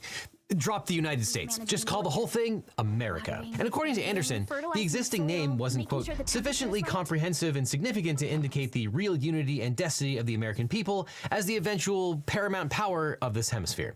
So basically, he wanted a geopolitical glow-up, a national vibes overhaul. This was the 19th century equivalent of hiring a branding agency to optimize the logo for synergy. To Anderson, America captured the grandeur of a rising post-war nation. To everyone else, it sounded like he was trying to trademark 2 continents. And across the Atlantic, the Illustrated London News roasted the idea as the verbal appropriation of a hemisphere, which is Victorian English for, oh, get over yourselves. Congress also declined to take the proposal seriously. After all, changing the nation's name would have required revising nearly every law, treaty, letterhead, and coin in circulation. Plus, legislators had slightly more pressing problems at the time, like, Reconstruction, civil rights, and figuring out how to let the seceded states back into the club without everyone murdering each other. But of course, fast forward to 2025, a year when we don't have any serious problems that need our attention, and that's how the body of water, long known as the Gulf of Mexico, is putatively called the Gulf of America. At least according to the President of the United States. But America has always been expansionist, so perhaps we shouldn't be surprised that some people thought the US should rule the whole world. So in 1893, Wisconsin House Representative Lucas Miller introduced an amendment resolution in Congress that would rename the country the United States of Earth. Now, Miller's resolution explained that, quote, "It is possible for the Republic to grow through the admission of new states into the Union until every nation on Earth has become part of it." But not surprising, the Lucas Amendment was even more widely ridiculed, and it promptly fell flat on its face, and voters sent Lucas packing after just one term. But eventually representatives started focusing on more important things, like rich people. In the depths of the Great Depression, when bread lines stretched around city blocks and entire states were living on emergency relief, Congress briefly flirted with one of the most radical economic ideas in American history, a constitutional amendment that would have capped personal wealth at $1 million. Now, adjusted for inflation, that's roughly $23 million today. Still a large amount, but a rounding error for the modern billionaire. But in 1933, though, this wasn't satire or a protest slogan. It was a serious legislative proposal with real backing on Capitol Hill. The proposed amendment came from Representative Wesley Lloyd of Washington, a New Deal Democrat who thought America's concentration of wealth was a threat to democracy itself. That's silly. But his reasoning was blunt. A nation where millions had nothing and a tiny elite controlled almost everything was a nation courting collapse. And with unemployment above 20% and banks failing weekly, the idea didn't seem that outlandish. Now, the text of the amendment was simple. It would have limited any individual's total wealth to $1 million, and any surplus had to be surrendered to the federal government. No offshore accounts, no clever asset games, no dynastic hoarding. If you crossed the cap, the Treasury got what spilled over. And in other words, America would still allow private wealth, but not unlimited private empires. Now, not only did the wealth cap not pass, but now we have at least one billionaire in Congress, West Virginia Senator Jim Justice. But it's not just concentration of wealth that poses a problem. Some people have long believed that the office of the president has accumulated way too much power. Not anyone in the current Supreme Court, but in the aftermath of the Civil War and the chaos of Reconstruction, Congress briefly entertained one of the strangest constitutional rewrites in American history, a proposal to abolish the single presidency altogether and replace it with a three-person executive council, basically a modern Roman triumvirate. And its supporters saw the amendment as a cure for what they saw as the fatal flaw in the American system: too much power in one pair of hands. And the proposal emerged from a deep distrust of the executive authority that had been building for years. Abraham Lincoln had suspended habeas corpus, Andrew Johnson had been impeached, Ulysses S. Grant's administration was mired in corruption scandals, and as the disputed election of 1876 loomed, the fear that the president could seize illegitimate power felt dangerously real. And under the proposed amendment, the presidency would be replaced by a council of three co-equal executives, elected either nationally or regionally, who would share all of the constitutional powers of the office: commander-in-chief authority, veto power, appointments, the whole package. And nothing could happen without majority agreement among the three. Its supporters argued that Rome had used triumvirates for centuries, so really, what could go wrong? Well, if you know history, a lot.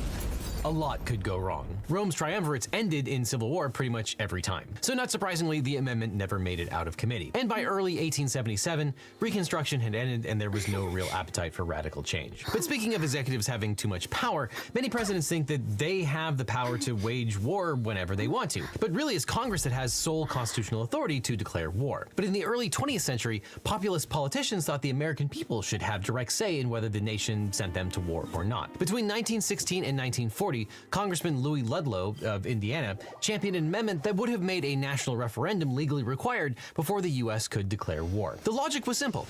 If the decision could cost millions of lives, then everyone should have a direct vote on it. Now, Ludlow was not alone in thinking this way. World War I had disillusioned a generation. By the 1930s, America had a powerful isolationist movement, and Ludlow's solution was that before Congress could declare war, the question would have to go to the voters in a nationwide referendum. No referendum, no war. Proponents argued that this would prevent unnecessary conflicts and respect the consent of the governed. And for years, the proposal gained real traction. In the mid-1930s, Ludlow's amendments came within a whisker of passing the House of Representatives, but the amendment stumbled on two fronts. First, Congress itself balked at surrendering its constitutional authority over war powers.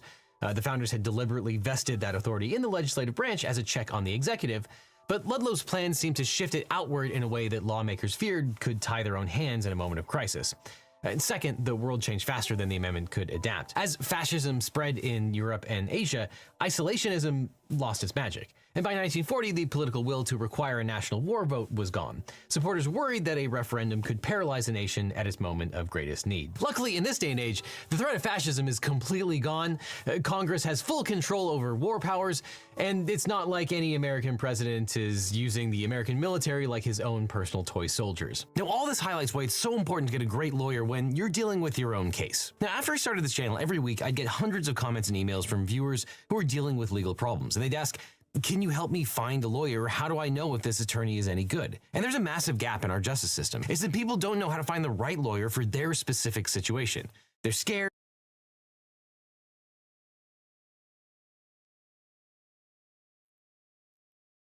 Companies don't charge interest like typical personal loans or credit cards, and most of them don't have fees to open or maintain. So if you use them to make the scheduled payments without using it to justify any additional purchases, you might fool yourself into thinking that it's just a practical financial tool. But the business case for these companies is that you don't need to pay for the product because you are the product. They make their money by charging retailers a commission on purchases. These fees have so far been similar to the merchant fees charged by credit card companies, but some analysts argue that they have only been able to maintain these low fees because they are burning investor money to maintain market share. And when that money runs out, these hidden fees will all need to increase. Either way, the retailers are willing to pay these additional fees to buy now, pay later companies because they can offer them additional customers. When these companies were first growing, they promoted their own platforms that would push consumers to retailers that accepted their payment, which was a good way for these businesses to get some free advertising. As they have become more popular with consumers, it has become hard for retailers not to accept buy now, pay later services because a lot of people simply can't afford to pay with anything else. In either case, you are the product. BNPL services are packaging you up and selling you as a ready-to-purchase customer for the low price of some merchant fees. Consumer credit card laws are starting to catch up with these companies, but for a long time, they were able to hide just how much debt struggling Americans were taking on. Oh, and they were also really lax about money laundering. Coming from a banking background, finance is the industry that I am most familiar with, but it's also simultaneously something that most people don't properly understand, and something that can absolutely fuck up your life if you just make a few silly mistakes. But this is not just affecting your finances. This is happening in plenty of other highly regulated industries as well, including healthcare, which has already had some disastrous consequences. Here is the biggest challenge though. Nobody likes red tape, bureaucracy, and big incumbent businesses. I mean, big banks and credit cards clearly suck, and so do hotels, taxis, medical tests, traditional therapy, traditional investments, and housing. So when a new company comes along talking about revolutionizing an outdated industry, it's kind of exciting. And in the current financial environment, more hype means more investor dollars. It's much more unpopular and much less profitable to remind people that sometimes the boring red tape exists for a reason. Now, this isn't helped at all by the fact that the alternative we are rooting for is a bunch of companies that have slowly become monopolies. Again, not all monopolies are necessarily illegal, and hot take alert, some of them can even be good for consumers. A company is allowed to have market dominance if their product is better than all their competitors, or if no competitors even bother trying to compete because one company has such a commanding lead. Google, for a long time, had the best search engine on the internet. That's a bit more questionable these days. But people choose to Google things because that would normally give them the best search results. That's not illegal, unless that company uses its market dominance to entrench its position and make it harder for others to compete. Today, there are lots of search engines that are just as good, if not better, than Google. What Google actually got in trouble for was paying companies like Apple billions of dollars every year to make their search engine the default on their mobile phones, which made it much harder for these alternative search engines to compete. Because, let's be honest with ourselves, who is changing the search engine default options on our phones? Obviously, I am not a lawyer, and while I did consult one while writing this brief outline, if you ever find yourself running a Fortune 500 company, you probably shouldn't use a YouTube video as a guide on how to enact anti-competitive measures. Now, the reason this otherwise standard antitrust lawsuit is such a big deal is because monopolies have become an epidemic in the modern corporate world for three simple reasons. The first reason is that there is simply more opportunity than ever to create a monopoly. The goods and services that we consume are far more varied today than they have ever been at any point, even in modern history. 4 decades ago, there weren't any search engines to monopolize, and the world's biggest companies made far more basic products. Take US Steel and Nvidia. Both of these companies were the most valuable in the world at their respective peaks. Both of them made products primarily to service other businesses, and both of them were at the forefront of an industrial trend. US Steel was making Well, Steel, right as America was on a building spree, and Nvidia is making H100 GPUs right as the world is pumping AI into everything. The difference is that steel beams are an extremely basic product compared to cutting-edge proprietary microprocessors. According to company filings, Nvidia sold 150,000 of these chips to Microsoft alone and another 150,000 to Meta so that the companies could accelerate the rate in which the internet is turned into procedurally generated slop. Every single one of these GPUs sells for around $25,000 according to Barron's, but it only costs the company a few $100s to manufacture. Nvidia can get away with charging these margins because it is a monopoly, and these companies have literally nowhere else to go. Nvidia owns the market for AI compute because it has developed CUDA, which is the industry standard for building machine learning models. Remember, dominating a market because you can undercut your competitors or force suppliers not to work with them is illegal, but monopolizing a market because your product is better is completely fair game. It's hard to make steel beams so good that any other steel beam is literally unusable by comparison. So after antitrust laws were introduced, it was much harder to maintain a monopoly with a basic product, but even more profitable to maintain one with advanced products.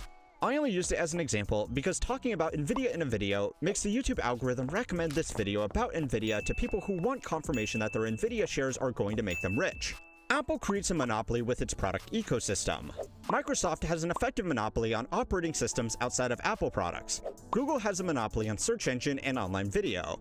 Aramco has a monopoly on Saudi oil, and Meta has a monopoly on boomer memes. These are the companies that have made it to the promised land of market dominance. But there are also trillions of dollars being invested into companies that do nothing but take market share. Food delivery, ride-sharing, and even AI applications tend to lose a lot of money, and are only kept alive by constant investor funding rounds. The only way that these businesses make sense is if they outlast their competitors by achieving market share through a product that is often made more appealing than it really ought to be by selling it below cost. Companies like Lucid Motors, Uber, and OpenAI lose money on every new customer and user they gain, but their investors don't care as long as they are gaining market share. If those companies do become a monopoly, then they can fatten up their margins and join the trillion-dollar club with the other tech monopolies. Now, this all sounds pretty dystopian, but in some rare circumstances, it can actually be good for you as a regular person. For a while, you could enjoy incredibly cheap food delivery, which was partially paid for by some Silicon Valley venture capitalist. And the user experience of streaming movies was better when Netflix controlled the entire streaming market. Across the world, there are thousands of businesses being started with the sole intention of just being acquired by a larger, more established company, or more recently, a private equity firm. Tax structures have incentivized investors and entrepreneurs to seek an exit over building a sustainable business that provides them with non-capital gains income over the long term. According to the corporate law firm White & Case, global mergers and acquisitions volume has tripled over the last 2 decades alone. One of the best ways to build a monopoly is to just buy out every other competitor, which is exactly what has been happening. Just this week, the global food giant Mars agreed to purchase Kellanova, the makers of Pringles and other snack foods, for $36 billion. This is one of the largest corporate acquisitions ever in an industry that is already dominated by a small handful of companies. With food prices as high as they are, more corporate consolidation isn't going to help. But it's only getting more popular because of the second reason, which is that it's just becoming so easy. Big companies have a lot of cash, and they've been able to borrow even more at very low interest rates for a very long time. Even now, after recent rate hikes, interest on institutional borrowing is much cheaper than it was for most of American corporate history. This has made it really easy for companies to buy every company in their field, and it's made it possible to build businesses where the only way that the founders will ever make any money is by selling it to someone else. You are watching this video right now on YouTube, which was acquired by Google before it made any money, and today it's the company's largest revenue center outside of search advertising. The growth of private equity has helped this as well by providing another exit opportunity to company owners. Private equity acquisitions are normally smaller in scale, but that doesn't mean that they can't create monopolies. A common business strategy employed by private equity is to roll up businesses. If you ever find yourself as a private equity manager, here is how you would do that. You would buy up lots of local businesses from their owners. Depending on the size of your fund, these will most likely be small and unglamorous businesses like plumbing companies, HVAC shops, or local mechanics. These businesses are actually great acquisition targets because they make a nice stable profit and the owners don't have as many options to sell as a bigger, better-known company, which means if they want to retire or step away from their business, you are one of the only people they can get money from. Your next step is to centralize operations like booking, accounting, marketing, and customer support into one office. This cuts down on costs, but it also means that your businesses aren't going to be competing with one another. No private equity fund is going to be able to buy all of the mechanic shops in America. But you don't need to. If you own all the shops in a local area, you still have a monopoly. It's just a local monopoly, and unless people want to drive 2 hours to get their car fixed, they are going to have to pay what you ask. This is actually even better than the big global monopolies, because you are way less likely to get in trouble with the FTC because you are too small to show up on their radar. Not that it really matters, because of the third reason why everything is a monopoly these days. So this probably won't come as a shock to you, but regulators like the FTC and their equivalents in other countries haven't been doing the best job of fighting back against monopolies. These organizations have two strategies that they are supposed to use. The first is by blocking mergers or acquisitions that it deems as creating a monopoly. Remember, a monopoly can only exist if market power is achieved through a better product. So, merging two or more companies together that would have too much market power is technically against the rules. The second strategy is by breaking up companies that get too big into smaller competing companies, like what happened with AT&T and Standard Oil. The problem is that it hasn't really been doing either. In fact, the big famous corporate breakups of the 20th century have regressed, and they are slowly merging back together again. Monopolies are the natural state of businesses, and unless the authorities do something to address it, even companies that were famously broken up will eventually return back to the monopolistic equilibrium. So rather than allowing corporate America to buy up every business under the sun, breaking them up and letting them sink or swim on their own merits should be something that governments take seriously. But for some of these corporations, bankruptcy is just another way to make even more money. Bankruptcies aren't what they used to be anymore, and now instead of being a corporate equivalent of game over, it's just another business strategy, which is just one of 4 reasons why it's become so popular.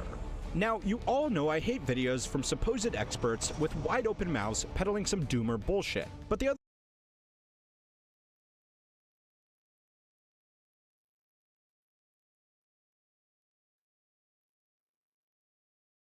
The 3 reasons why bankruptcies are on the rise are honestly worrying, and they also show why business leaders just don't take it seriously anymore. The first reason that bankruptcies are booming is because of a new investing strategy that rewards taking on as much risk as possible. No matter how busy life gets, you should Private always equity sit down is a and broad enjoy classification. proper meal when you get hungry. What I like to do? Just have a list written down of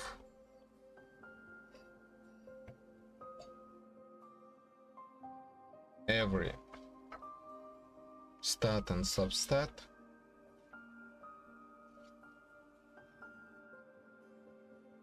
and support characters that every support character scales off of with.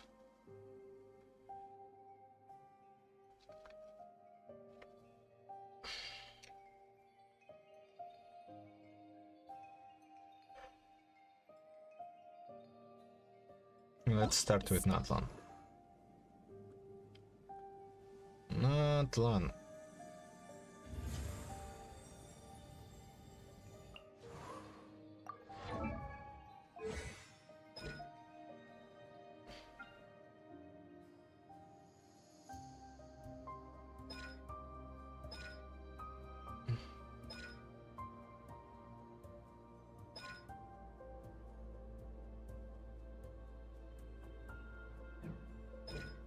Mental Master. Well, he's anima.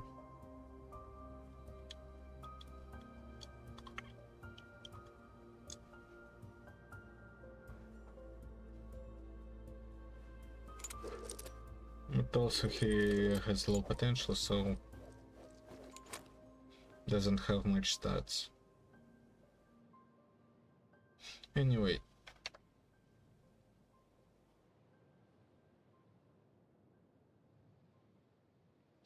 EMER. Huh?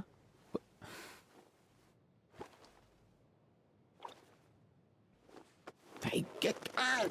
Cuckoo!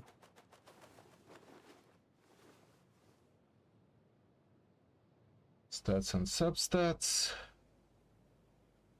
Свитки. Because I don't remember how they're called. She's not an off-fielder. Attack percent AR.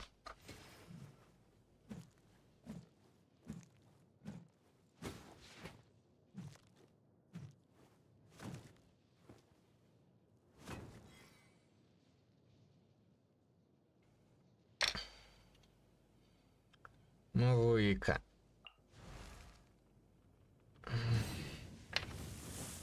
Так, a percent.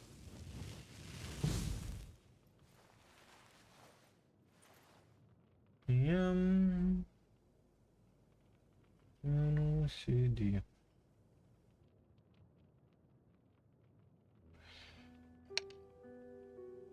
Светлали. ER.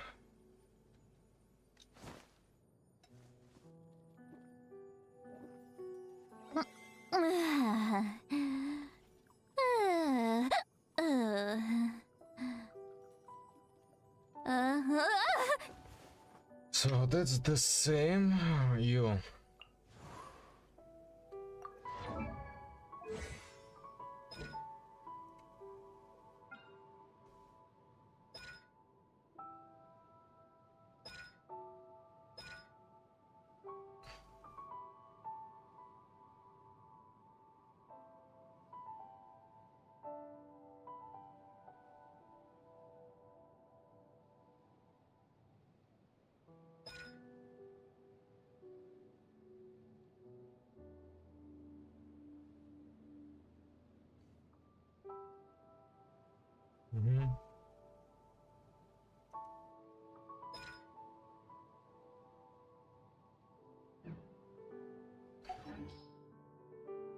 What about Aurora? So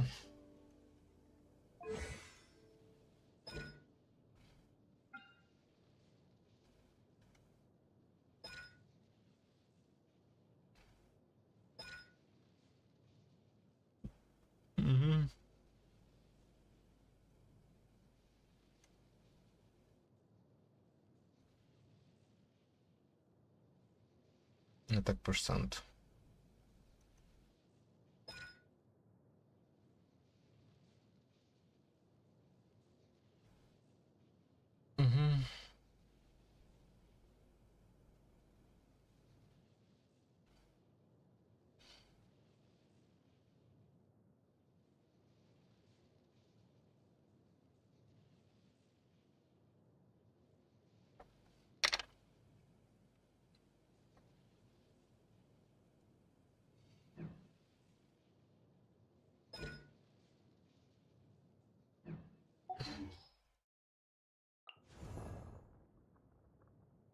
Okay, Shelonin and Kachina are the same, right? The scale of defense percent.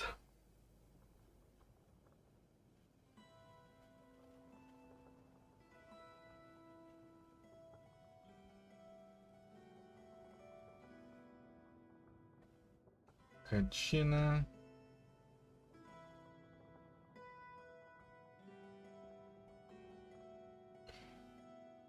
And Shelonin.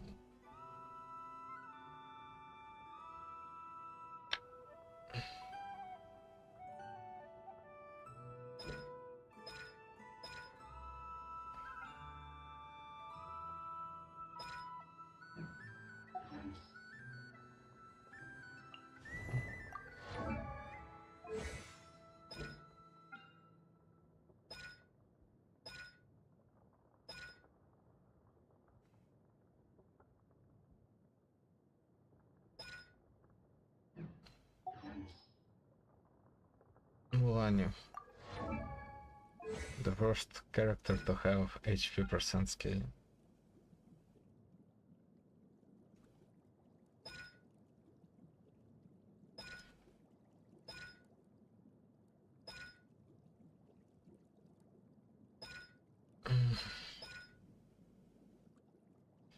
And I'm not even sure.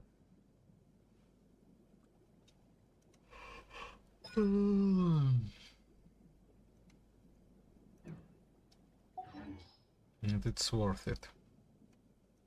Kinich. Kinich is an attack scaler, right?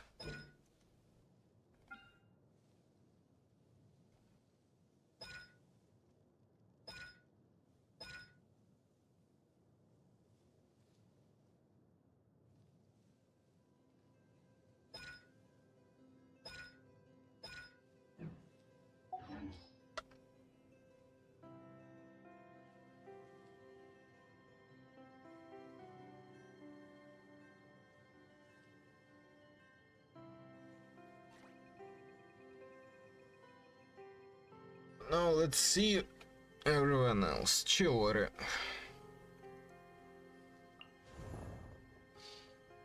Chiori is a defense scaler that has little to no interest in energy recharge.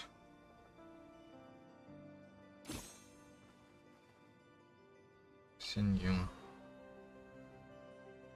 is Anima.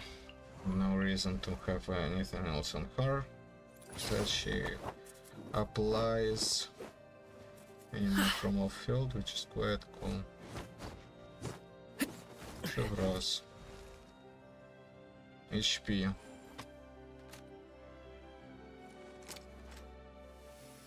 Scaling, but I'm not sure if...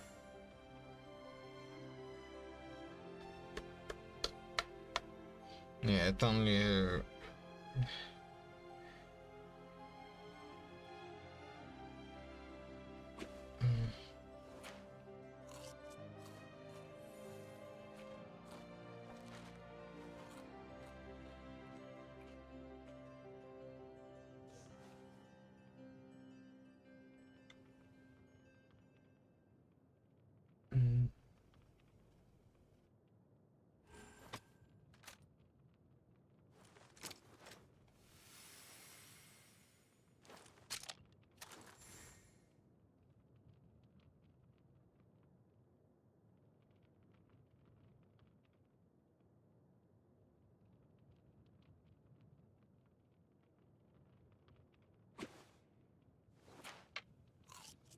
Okay, so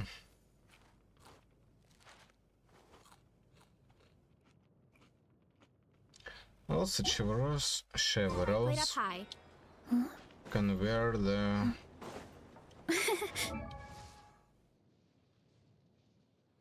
not the most optimal, but reasonably optimal.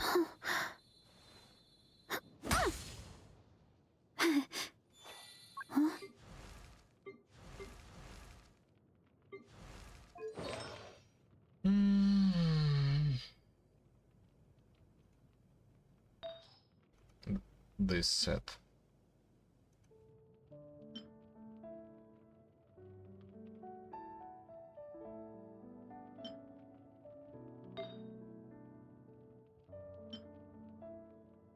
Attack percent. Double crit.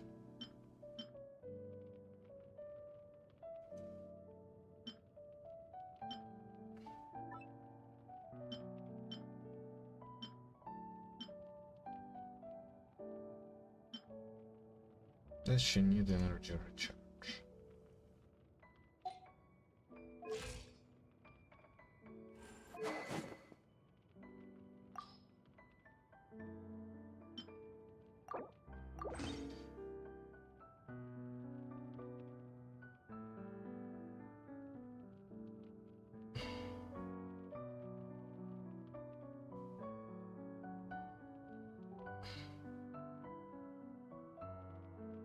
Just a tiny amount.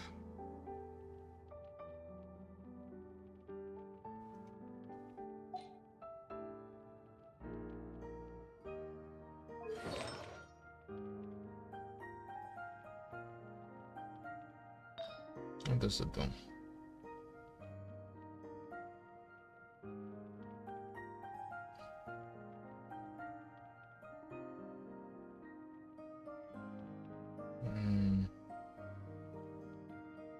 Normal charged plunging.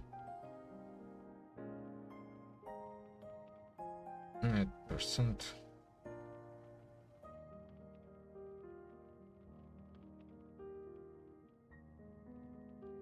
Five times or 10 seconds.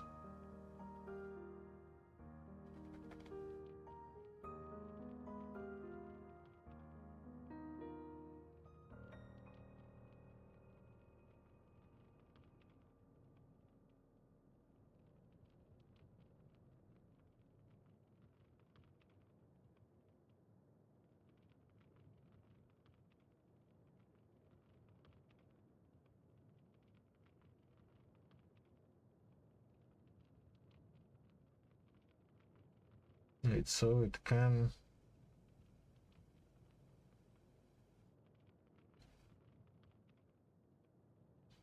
It's not the best set. Maybe better set is Tenacity? Scroll.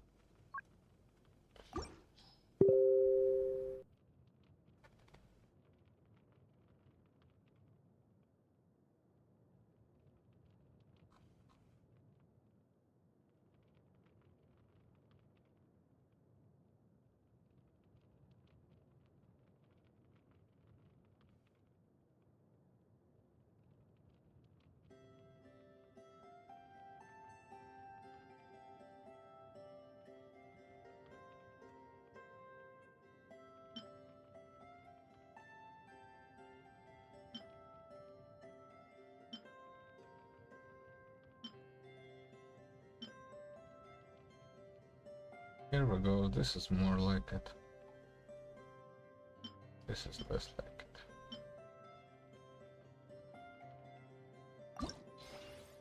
it. Nah.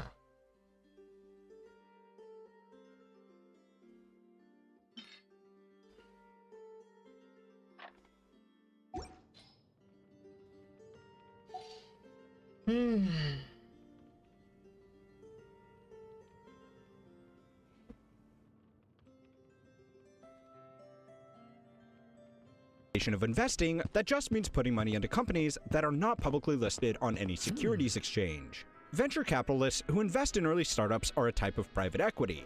All of the deals you watch get made on Shark Tank are private equity deals. If you give your family members a few $1,000s to get their Etsy store going in exchange for a cut of half their future profits, you are technically a private equity investor, so make sure you slap that on your LinkedIn profile. The private equity where the real money is, though, is the buyout funds. These are firms that raise billions of dollars from college endowments, retirement funds, and wealthy investors to buy entire companies. Their investment strategy is that the smart people running these funds can use their business experience to make improvements in the companies they buy to cut down on costs and increase sales. Their real investment strategy, however, is, as the great Benjamin would say, getting absolutely jacked to the tits on debt that they don't have to take responsibility for. Here's how that works. Let's say you are a partner at a private equity firm that's just been given $1 billion to invest.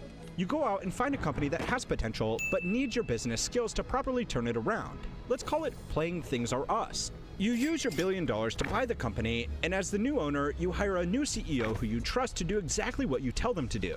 Their first job as CEO is to go out and get a loan from a bank or other investors for as much money as they possibly can on Play Things Are Us behalf. If the company is making a profit and is valued at $1 billion, the company should be able to borrow about $700 million. Now, you can tell your CEO to do one of two things with that money. The first option is to tell them to reinvest it into the business by advertising, open more locations, or building out online capacity. Your second option is to get them to just take the $700 million and pay it out to you as the company owner. If you decided on the second option, you can then use that money to go and buy another company and repeat it all over again. This is called a leveraged buyout.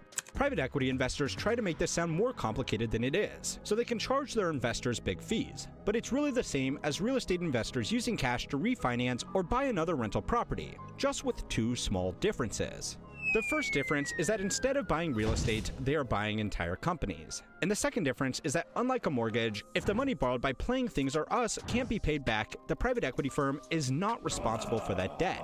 For you, as a private equity investor, this makes getting your appointed CEOs to take out as much debt as they possibly can a great investing strategy. If you can turn the businesses around, you can 4 or 5x your investment very quickly. And even if the businesses do end up getting crushed by their debt, you only lose 20 to 30% of your investors' money. Because this investment strategy could generate high returns while very effectively managing risk, thousands of household name companies have been bought up using leveraged buyouts while interest rates were low. Now, the rates on prime commercial debt have tripled. These companies that have been saddled with trillions of dollars worth of debt can no longer make their repayments.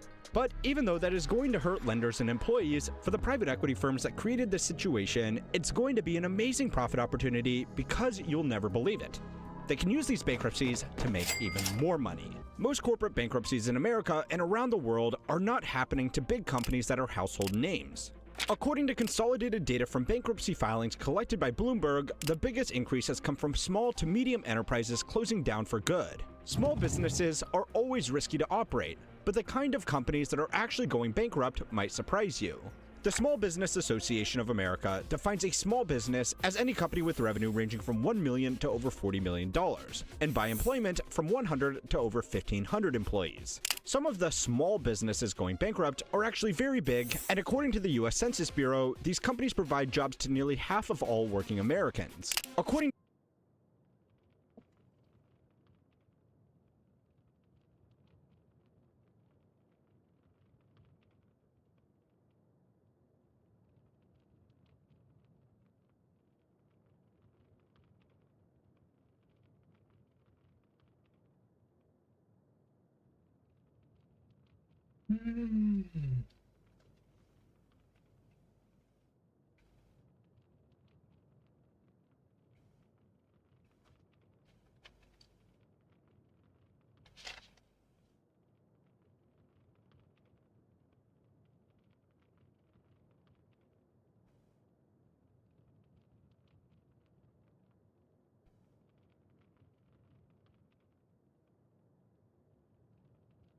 You know what? Maybe I should sort my artifacts while I'm laying in bed.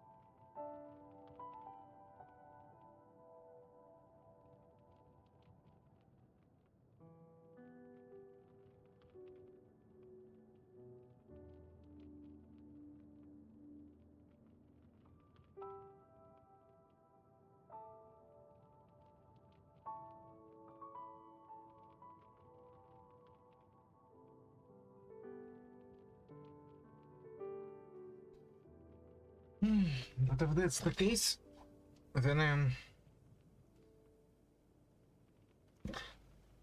going to close up shop a bit.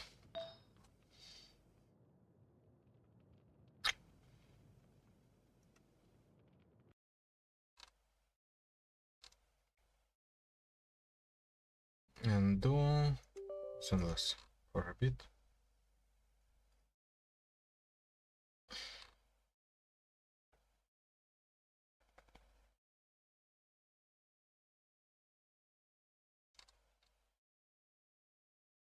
To the same data, big companies like Bed Bath & Beyond, Amazon, WeWork, and Walmart only employ 23% of Americans, even though each bankruptcy of a small business is going to have less effect than the bankruptcy of a major company. They are collectively larger and more important.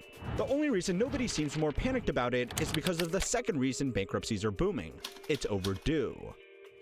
In 2021 and 2022, company bankruptcies fell to an all-time low, even though market conditions were incredibly challenging. Almost no companies were failing, no matter how terribly they were run, because government programs like the Paycheck Protection Loans and rock-bottom interest rates meant that it was easy for companies to stay open by borrowing to cover expenses. Without these conditions, these companies would have failed a long time ago, which is why you'll hear them called zombie companies. These loans need to be paid back, and they are coming with a much higher interest payment. Small business loans are typically given on adjustable rates, unlike fixed-rate mortgages, so a business's interest payment can change at any time to match market lending rates. Adjustable rates on mortgages are very common in other countries, so repayments are hurting people's budgets there as well.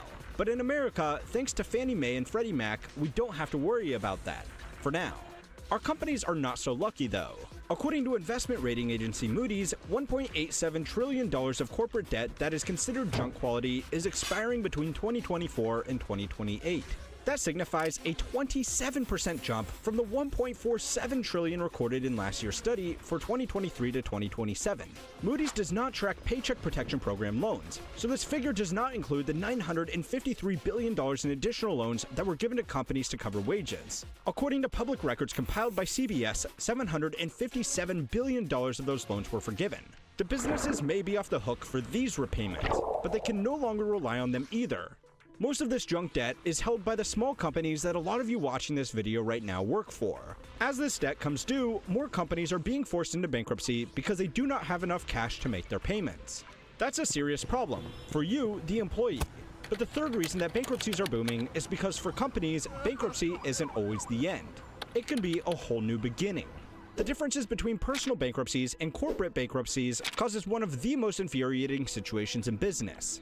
Major corporate CEOs and executives regularly get paid millions of dollars after running their companies into bankruptcy, getting paid ahead of the shareholders, creditors, and even employees they screwed over with their poor management.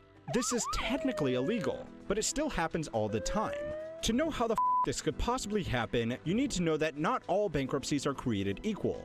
For companies, there are two types of bankruptcy that you should know about, Chapter 7 and Chapter 11, the convenience store duo, if you will. Chapter 7 bankruptcy is good old-fashioned monopoly-style game-over bankruptcy.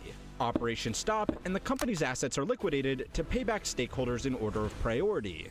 Who gets money first in America is determined by the US Bankruptcy Code, and it goes in order from secure creditors, who are usually banks that give loans against secured things like property or equipment, priority creditors like clients who held money with the company on account or employees. Then unsecured debt holders are paid. And if there's any money left over after that, it gets split up between shareholders. If there are two classes of shares like there are in companies such as Berkshire Hathaway and Meta, then money is given to non-voting preferred shareholders first.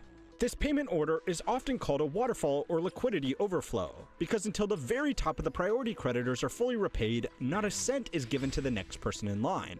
But there's an exception to this, and that's the CEOs that got the company into the mess in the first place. Companies regularly pay their CEOs and top executives millions of dollars to guide the company through the liquidation process, because a lot more value can be obtained for stakeholders if senior management can keep things operational until they are sold.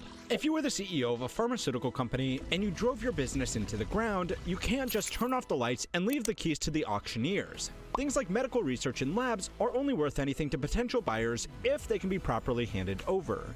But as a ruthless corporate tyrant, you're going to want to know what's in it for you. A company going bankrupt might not even be able to pay your salary since you are second in line as an employee. But because you can help people get their money back, they might make you a deal. A one-time payment to stick around until everything is finished. If companies didn't do this, their CEOs would usually quit and start looking for a new job as soon as they could. The most infamous example of this was Enron, which was a huge corporate bankruptcy caused by the fraudulent actions of the executives that were going to be paid millions of dollars to see the company through the bankruptcy they caused. Following that, Congress passed legislation aimed at preventing companies from paying retention bonuses to executives. According to Robert Jackson, an associate professor at Columbia Law School at Columbia University, they left a loophole in the law though.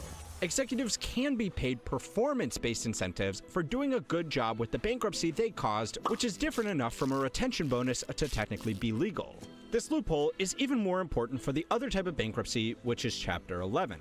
This type of bankruptcy gives the company a court-appointed administrator that works with the company executives to rearrange finances and operations to try and pay back as much of the debt as possible while maintaining the good parts of the business so that they can keep making money to pay back creditors. This is why, even though Vice is in Chapter 11 bankruptcy, it's still making videos, because that's a revenue center for their business.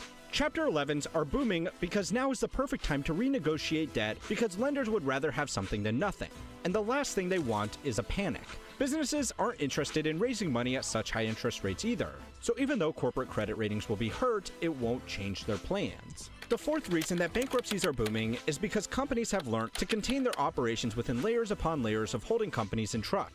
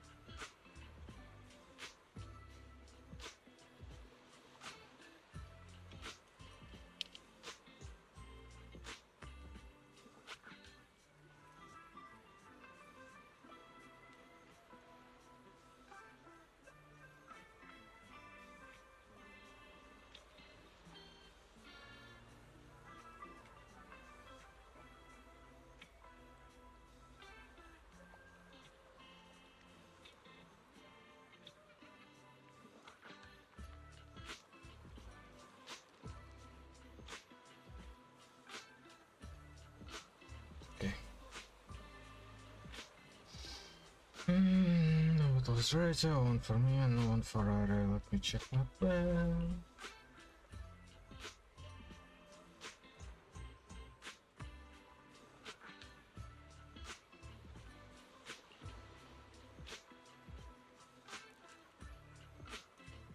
No. When I left, Nan gonna definitely help me check everything.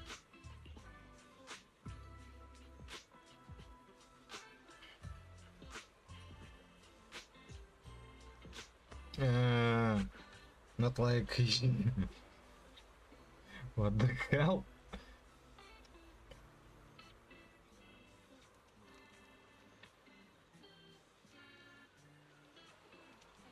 Okay, this is annoying.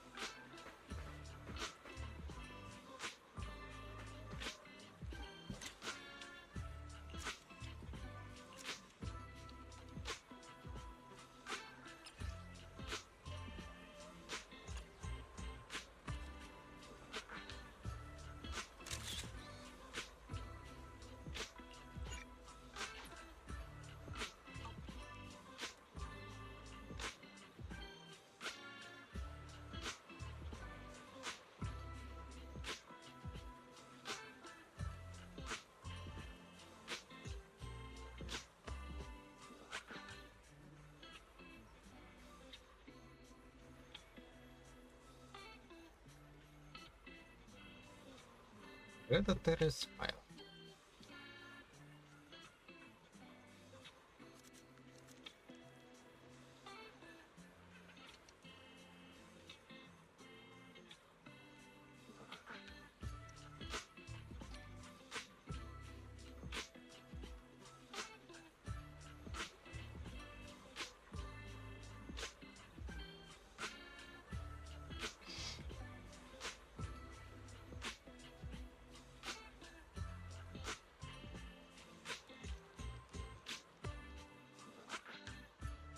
Wish I could crouch.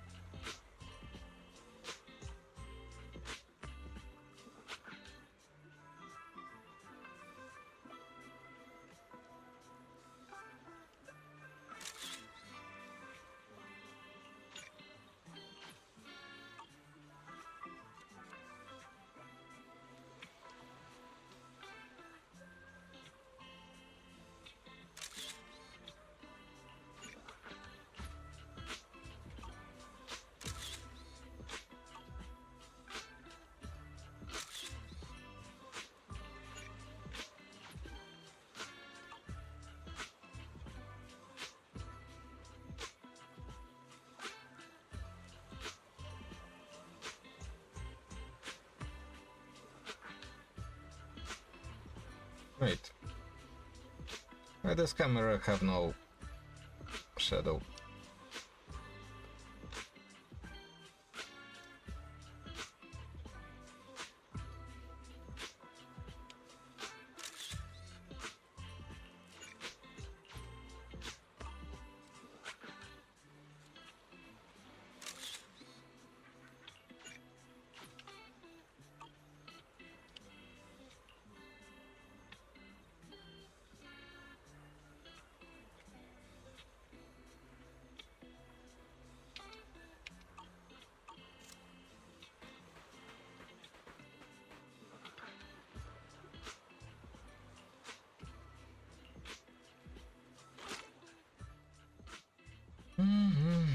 First of all,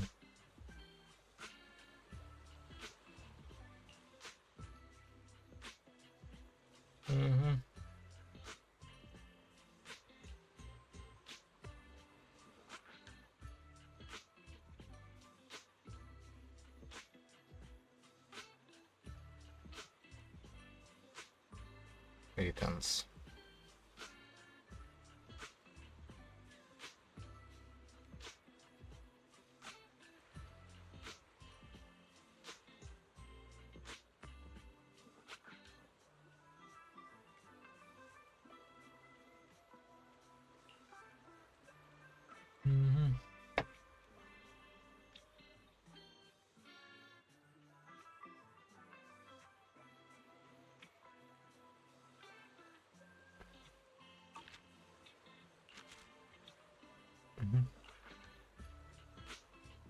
It hasn't been going very well lately, possible.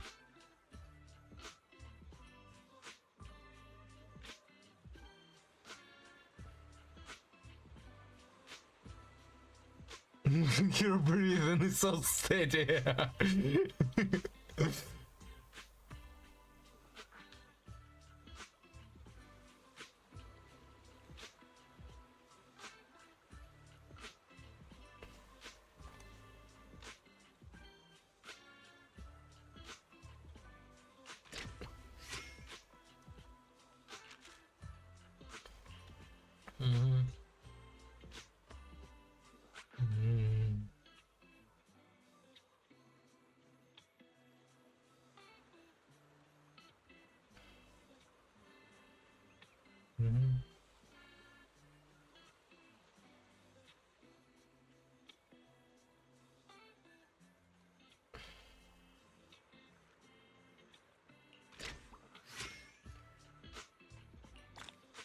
Yay, 120.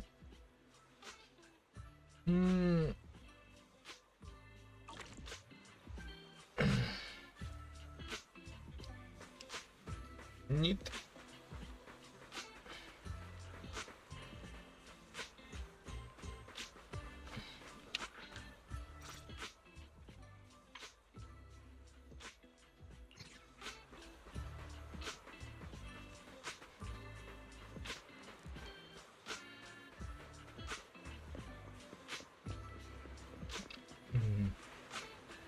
Neat.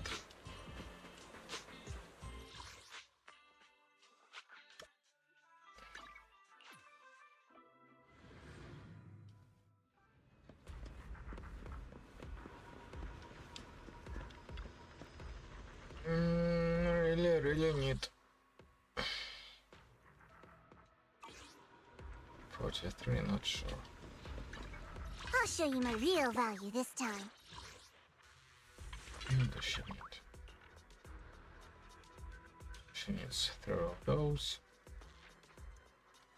And a bunch, but not too much of those. How much exactly? 1, 2, 3, 4, 5. 5. Okay.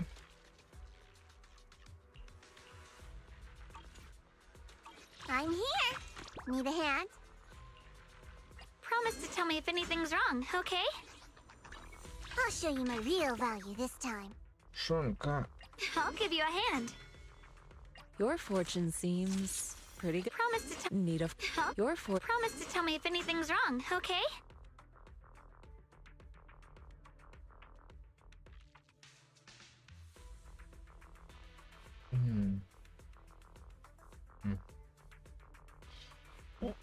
Well, okay.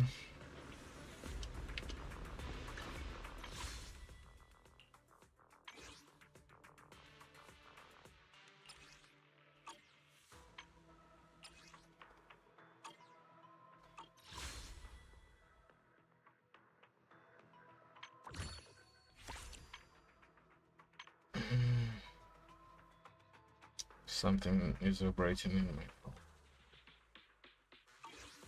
Well, alright, seems like that's everything.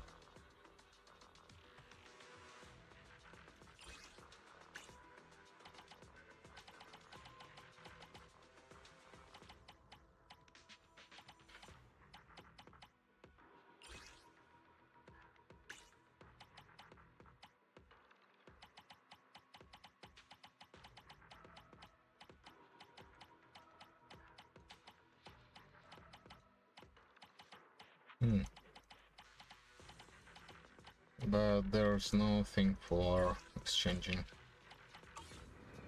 Proxies. I'm here. Not proxies, Need a hand? but, you know, agents.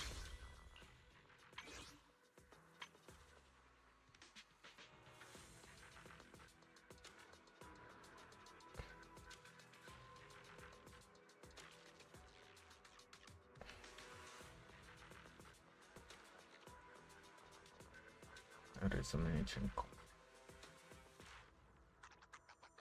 Limited.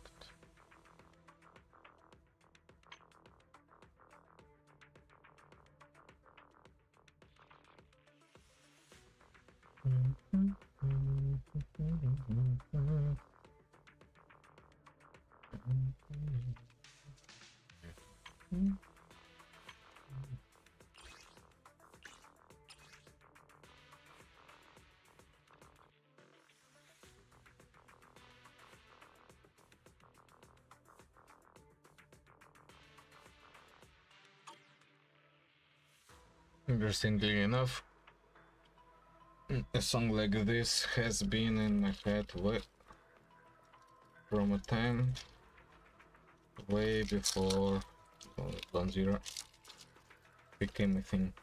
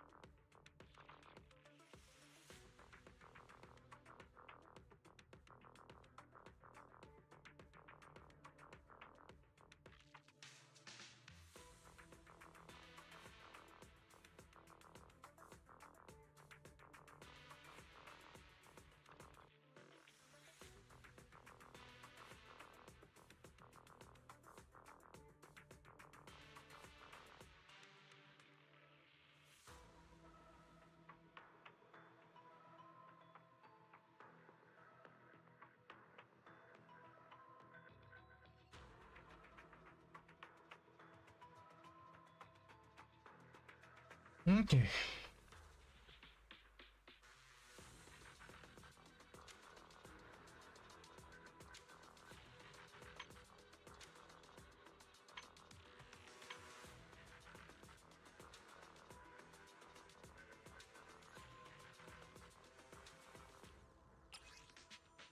Why not?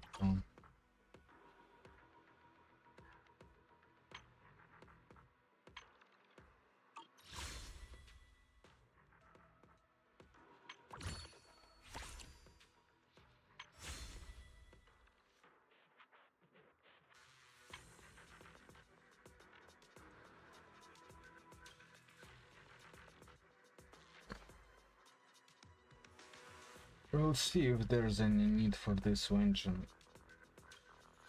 I'm gonna patch in, 10 days at least.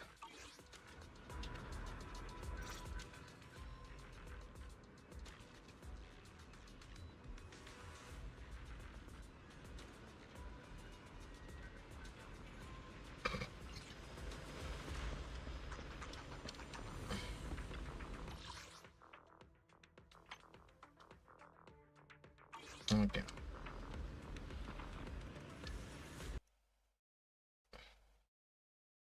Anything else I want to do? Genshin from here. Genshin from here.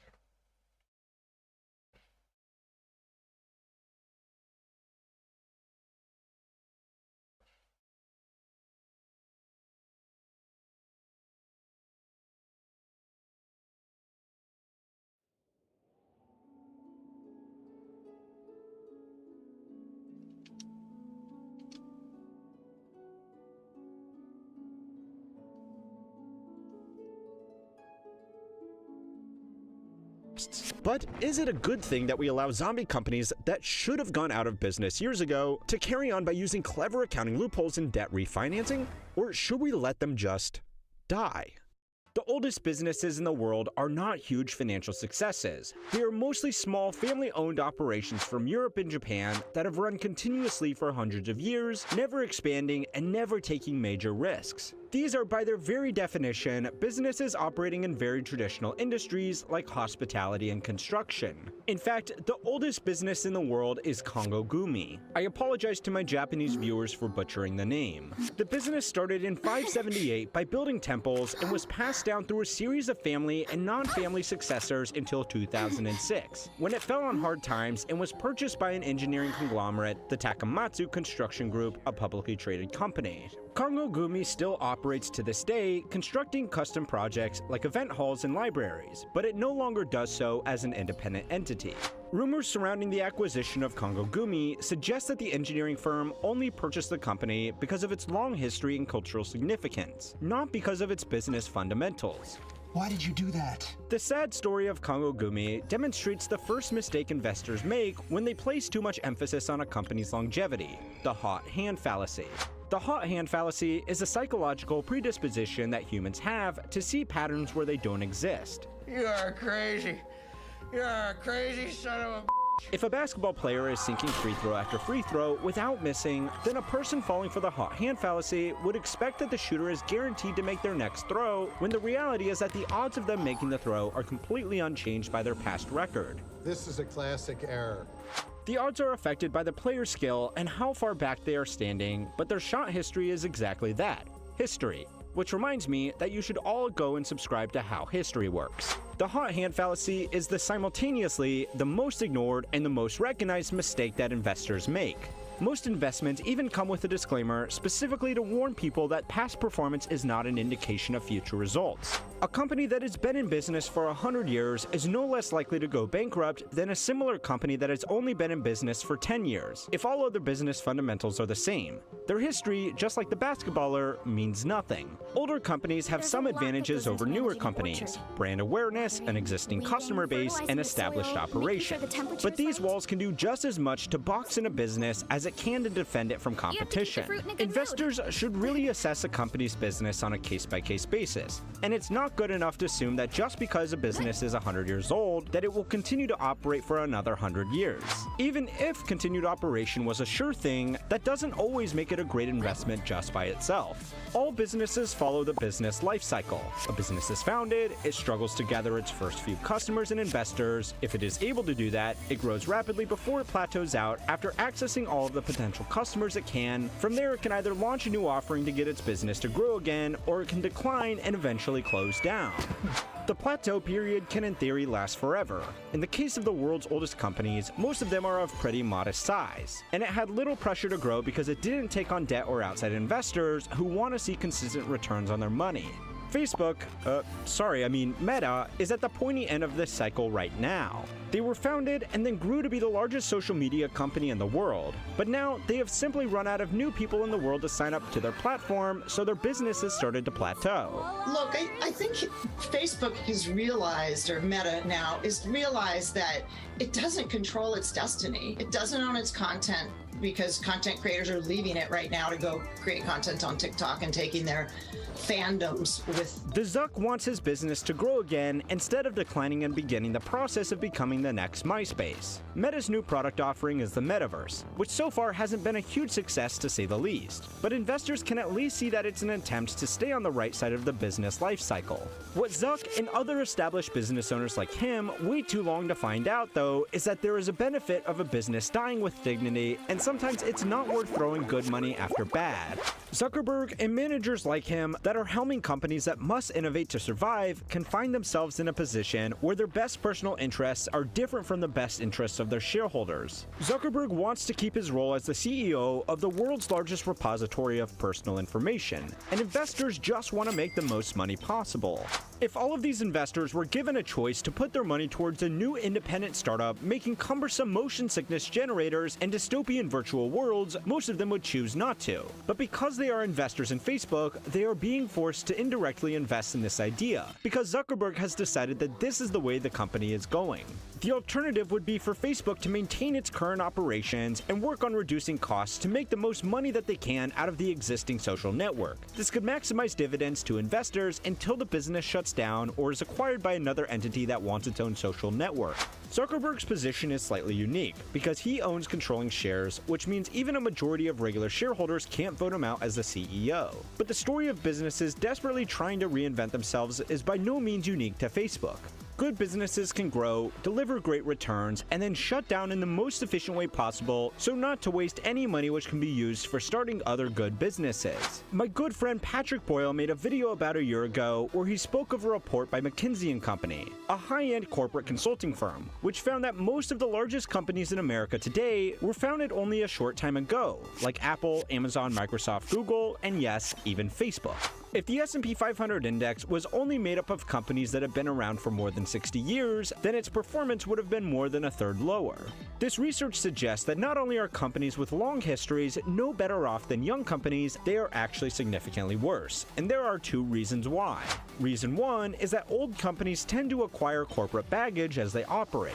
A company like General Electric, which has been in business for 130 years, will have 130 years worth of outdated processes, agreements, and problems that were too difficult to ever get rid of. This accumulation can also extend a negative company history as what becomes acceptable changes over time. Bayer no longer sells heroin today, but many people only remember it for the time that it marketed that its new product would be a great way to deal with the flu.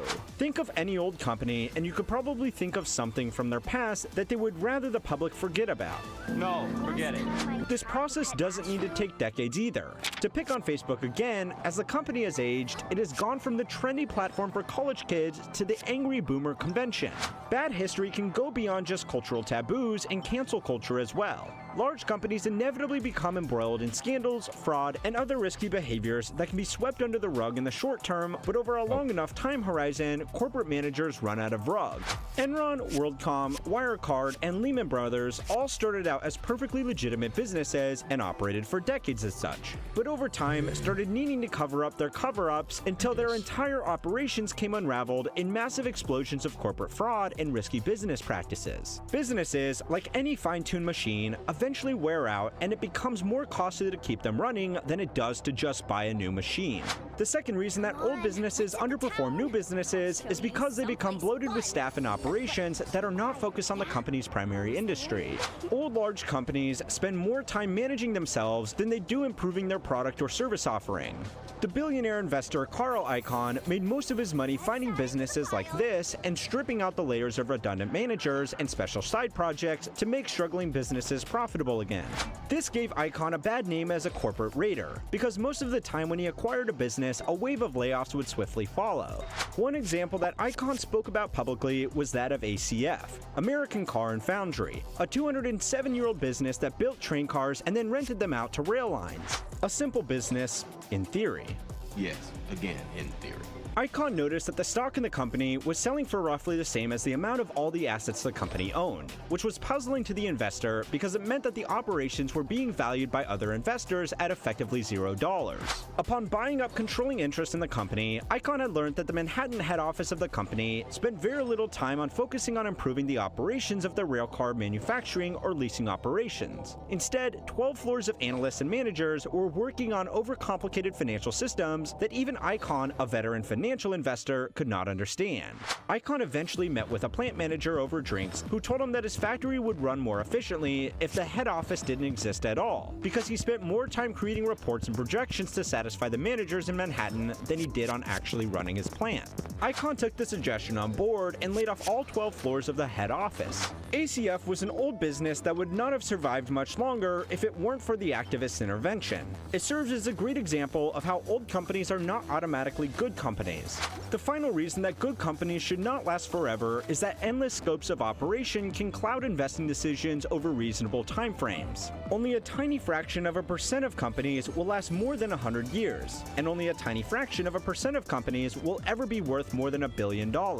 A company like Congo Gumi will have returned less to its shareholders in 1,400 years of operation than a company like Amazon will have delivered in less than 30. When you invest in a company, you should have a clear idea of how that investment will be returned to you. If you are investing in a company that is new, you will want to see a roadmap with a clear schedule for when you are going to make your money back and then some. After that, it doesn't even matter if the business sticks around because you have already covered your base and everything else is just gravy. Older companies are rarely held to the same scrutiny because it's easy to think that it will continue to be around forever. Maybe you can just pick up a few dividends and then just sell it on to another investor if you need the cash. It's a strategy that works well until it doesn't. Good investing is about diversification, because casting a wide net is really the only way to reliably ensure that you gain exposure to the next group of companies that will deliver outsized returns over the coming decades. The problem is that markets that used to be crowded with competition are thinning out. The biggest corporations are swallowing market share, and the companies that used to keep them honest are quietly disappearing. It seems like every pre-revenue, pre-idea, pre-clue startup that vaguely mentions artificial intelligence is getting billions of dollars thrown at them by cashed-up investors. And yet, there is a problem that you may not have noticed. There just aren't that many companies anymore. In 1996, the market hit an all-time record of 8,090 companies publicly listed on the various stock markets around America. Today, almost 30 years later, despite the economy being 3 times larger and the market handling about 7 times as much capital, there are fewer than half as many companies publicly available to buy shares in. There are a lot of theories about what is going on here, from private equity making Wall Street irrelevant, corporate consolidation, to the dwindling of savings of average investors. But there are some even bigger issues at play here. So, where the f did all the companies go? At the time this video was released, 34.1% of market capitalization of the S&P 500 was comprised of just 7 companies: Microsoft, Nvidia, Apple, Amazon, Meta, Alphabet, and Tesla. If you throw in Berkshire, Broadcom, and Walmart, then that is over half of the entire market in just 10 companies. According to data from Standard & Poor's, at the end of 2015, the top 10 companies only accounted for 16.2% of the market. So in less than a decade, the market concentration within the biggest companies has tripled. Even if there were more companies that the public could invest in, they would matter a whole lot less. This trend is bad for investors, bad for workers, bad for consumers, and strangely, it's actually even bad for the companies themselves. But I am getting ahead of myself. First, we need to know why this is happening. One of the big changes that most analysts are pointing to is the growing role of private equity. We have discussed the details of exactly what private equity is in a few videos, but if you are new here, all you need to know is that it's a firm that invests in companies or other assets that are not listed on public exchanges like the NASDAQ or New York Stock Exchange. According to the investment data firm Preqin, the amount of money that private equity firms are now managing in America alone is up 1,200% since the year 2000. So as this has grown, market share has been taken away from public exchanges. For a lot of companies, it's just not worth it to meet the compliance requirements of public listings because then early investors and management have to listen to thousands of stockholders instead of just one or two big private equity firms. Average investors also don't have that much money, and the average person owns most of their shares through managed retirement accounts anyway. Those retirement funds also invest in private equity firms, so going public doesn't really offer anything that can't be achieved by just selling to a private equity firm unless the company is absolutely massive.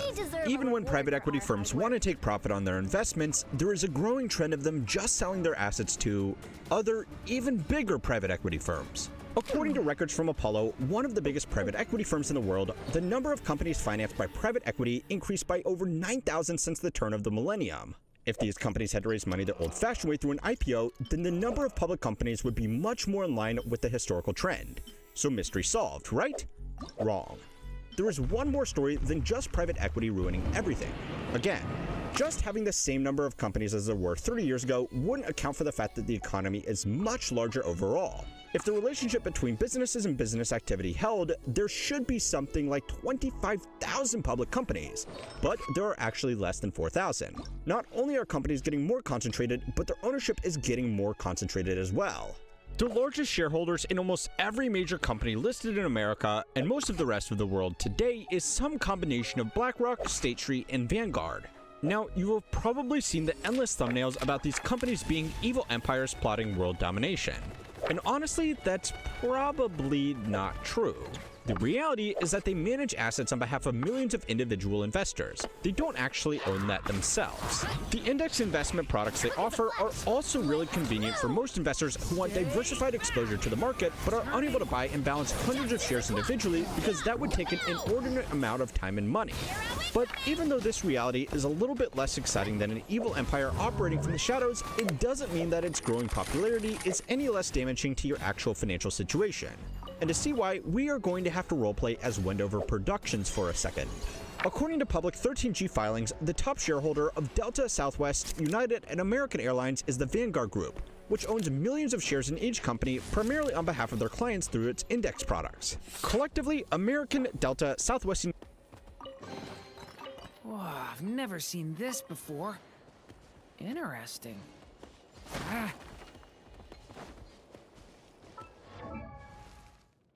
United control more than 70% of the market for air travel within America, according to the commercial aviation data firm AOG.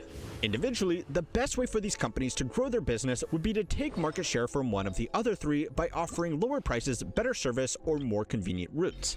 This is the basis of good, healthy competition. And in the battle days, when shareholders would largely own one company they believed in, this is how it would work.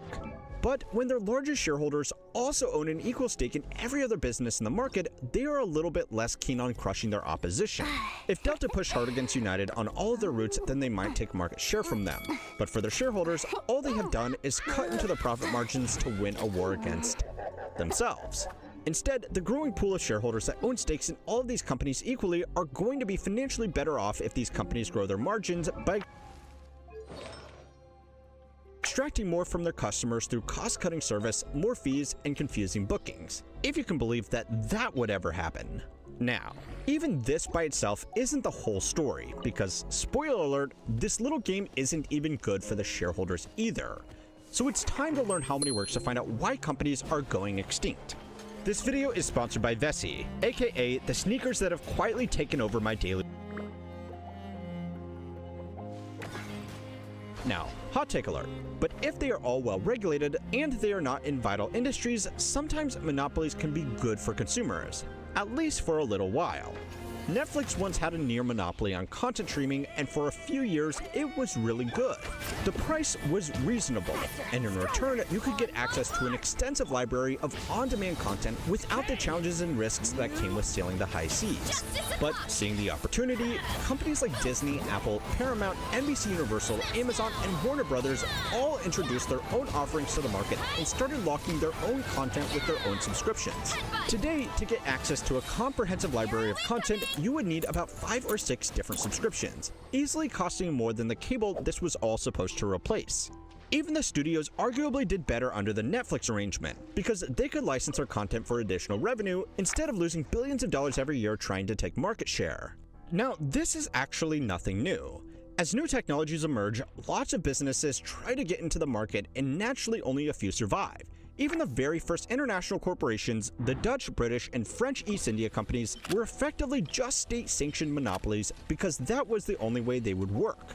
The difference now is that instead of raising money and starting a new business from scratch to take advantage of a new marketable technology, existing businesses just use their own cash to do it in-house. Netflix is the only major player in the streaming market that wasn't already a film studio or major technology company before getting into streaming.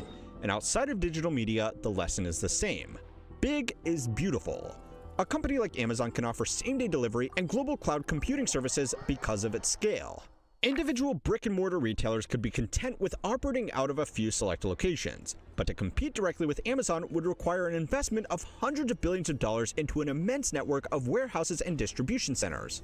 It's easier for most businesses to just give up and sell through Amazon instead. Legacy brands like Toys R Us or Bed Bath & Beyond just can't compete on price or convenience with their smaller scale and higher overhead. Social media, like the brands under Meta, only have value if everybody is using the same service, so users naturally gravitate towards the largest providers in any particular niche. If you want to shout about how hard it was back in your day under Minion memes, you go to Facebook. If you want to shout about how hard it is under the current day under Bernie memes, you go to Reddit.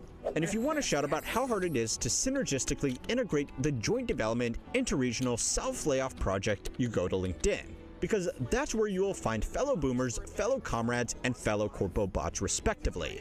Now, I know you know that antitrust regulation is severely lacking here in America, bots respectively. Now, I know you know that antitrust regulation is severely lacking here in America, and most of the rest of the world. But even if we are actually good at playing Monopoly Whack-A-Mole, they will naturally keep popping up. Companies themselves are less resistant to being acquired because a lot of their investors are the same people on both sides, and a single entity that isn't regulated should make better returns than two entities that have to, at least pretend to, compete. Businesses getting bigger is the natural process. Big businesses have more money to invest into more growth and more opportunities, and if these companies can't create something from scratch, they will just buy it from someone who can.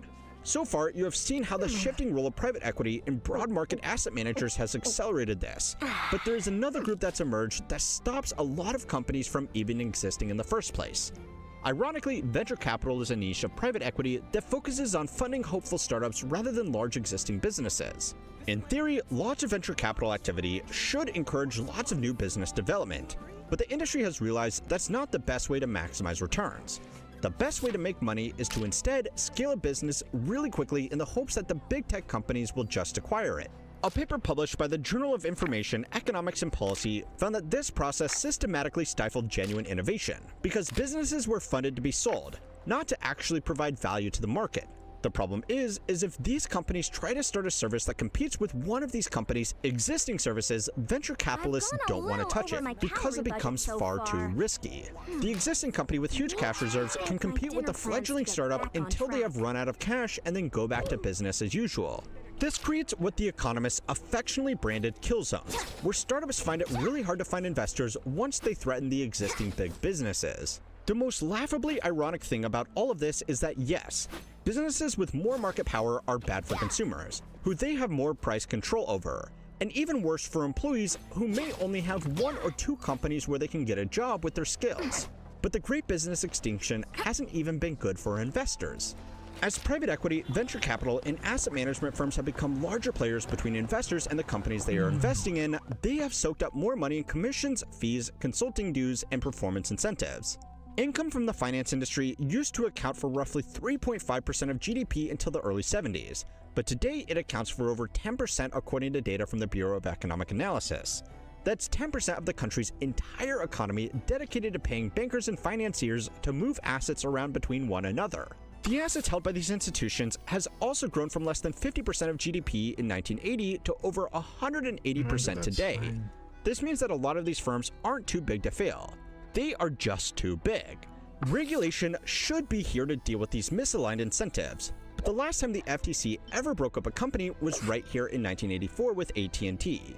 Since then, the only punishment for anti-competitive use of market power has been fines. And well, you know the thing about fines.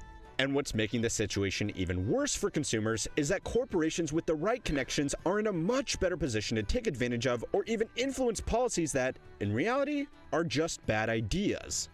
Global economic uncertainty is at record highs, and while the stock market may have recovered, for now, real people are starting to feel the consequences of this little game. As layoffs are accelerated, hiring is frozen, prices are increasing, and interest rates are spiking. Now, I already know what you are thinking. There is nothing about these trade wars that hasn't been said already, and that's actually exactly the problem. For a variety of reasons, even highly respectable outlets and experts have been trying to find what the real meaning is behind the flip-flop trade war. Be it a secret plan to reduce interest rates before we refinance our debt, redefining the role of the US dollar as a global reserve, or just some 4D Uno negotiating tactic. These explanations are very entertaining and appealing to people who want to make sense of a situation that could really impact their personal financial situation. But if you want to look for deeper meaning where there is none, you should have majored in art history, not gone into journalism, economics, or business. Sometimes bad ideas are just bad ideas, and not acknowledging this has caused problems in politics and business well before we started putting tariffs on penguins. Now, I want to make it clear that it doesn't matter, or at the very least it shouldn't matter, if you personally love or hate this administration. The businesses we are going to talk about, or even your own boss. Bad ideas are just bad ideas, right? Well, of course not. But bad ideas are some of the best opportunities to get ahead, as long as you know how to use them. So, we may as well use this whole manufactured crisis as a learning opportunity. Something that you should be personally aware of is that if you move up in the corporate ladder or start to have any kind of success in business, is that it's going to be much easier to find people who agree with anything you say. The trope of the yes man exists for a reason. I see it all now. You're just a bunch of yes men. I was making the wrong moves and you were too gutless to tell me. Isn't that right? Yes. Oh, yes, sir. That answer. Now, beyond the obvious problem of subordinates not wanting to clash with people that pay their salaries, or business leaders not wanting to insult the government that regulates them, there are three other, far more subtle but equally effective ways that bad ideas get so much support. The first problem is that common sense is really hard to sell. If you have been paying attention to the news surrounding the trade wars, the Department of Government Efficiency, or even just regular run-of-the-mill corporate incompetence, you might have noticed that there is an almost endless supply of news and commentary claiming that even bizarre ideas actually kind of make sense.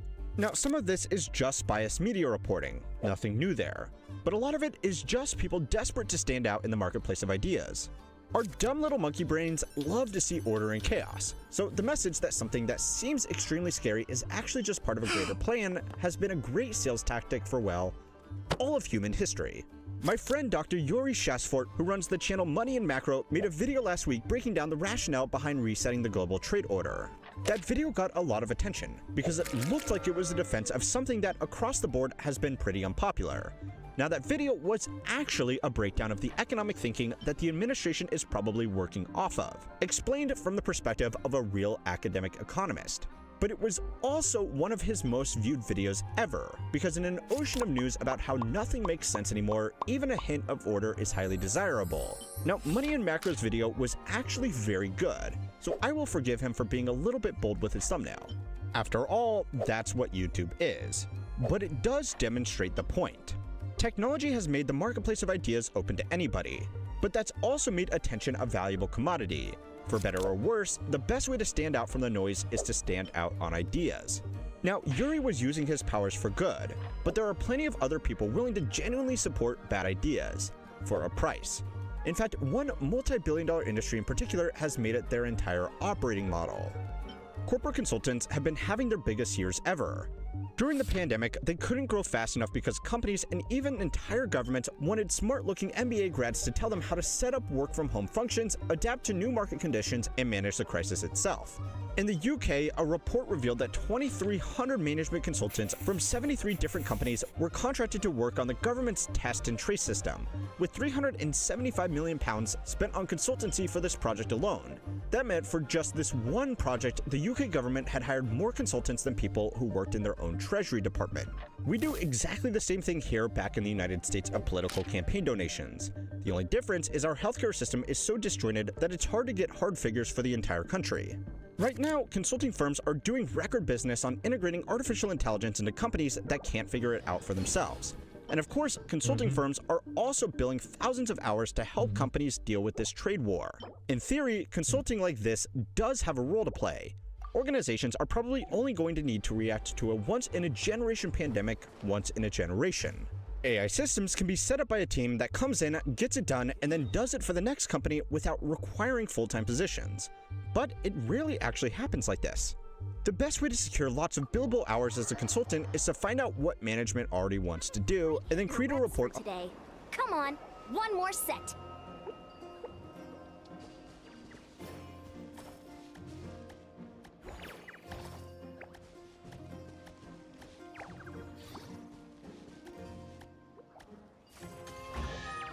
Huh.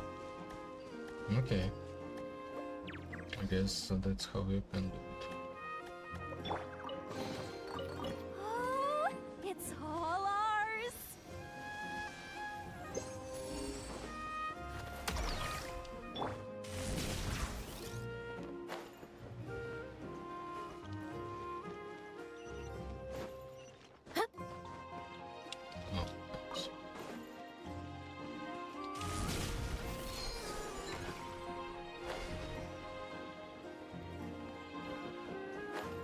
Heads up!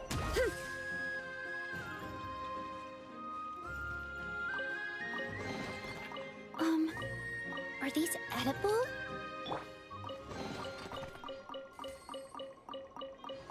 Great question.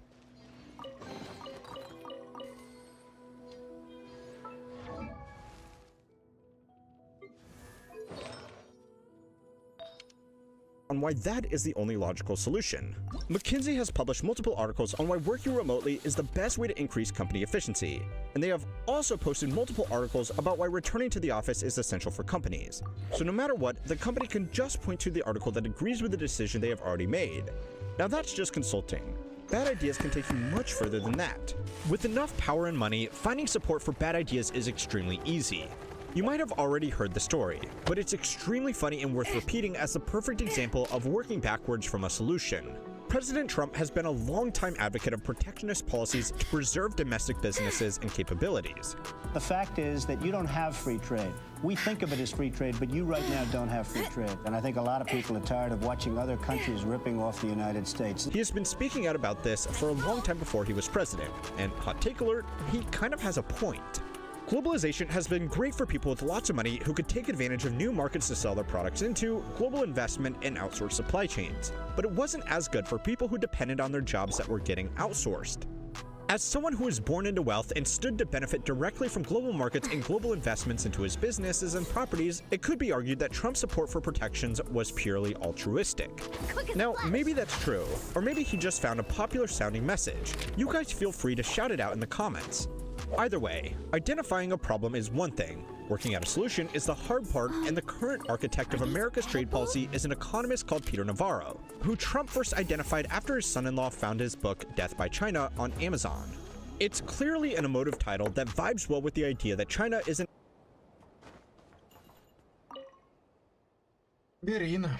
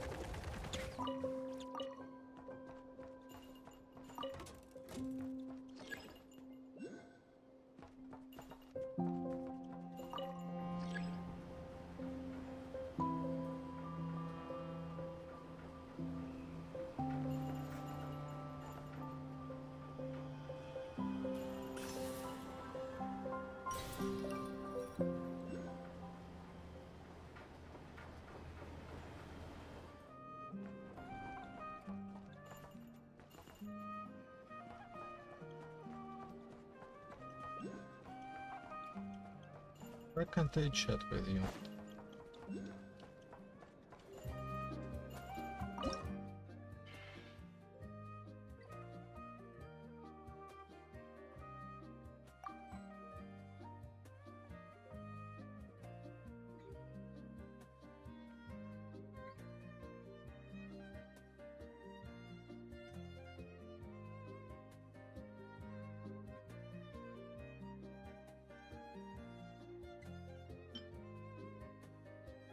Ah, I see.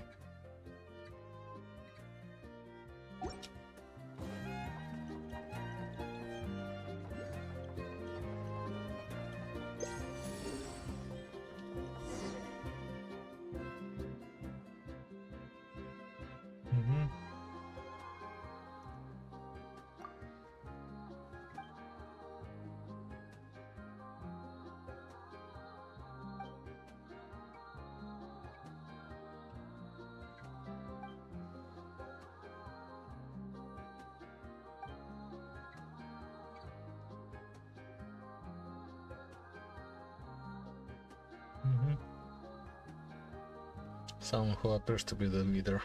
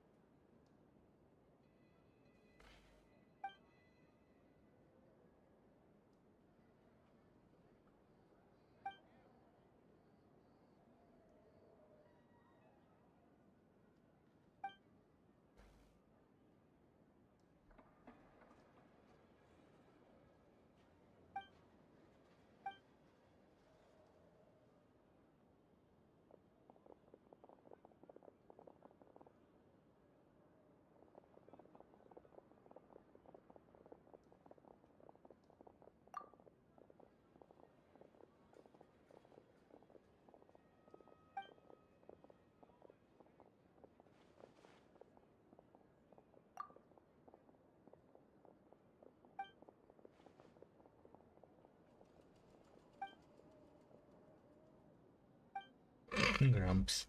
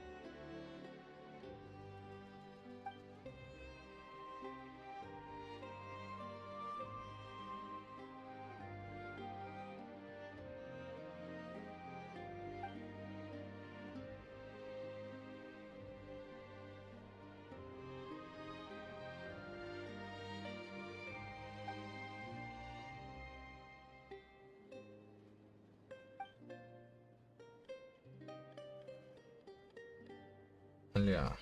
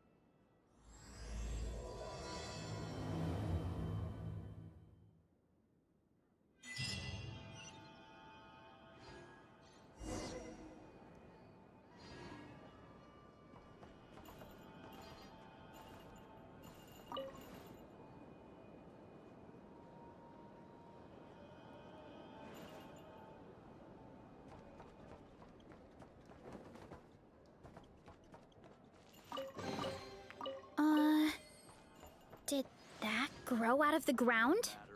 No need to check.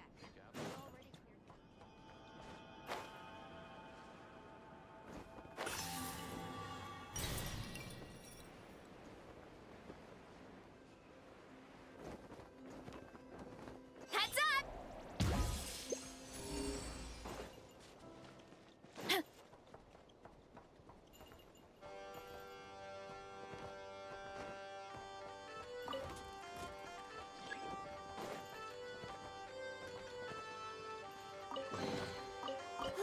So shiny.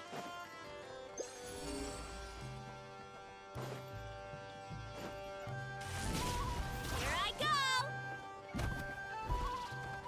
Oh, here it is.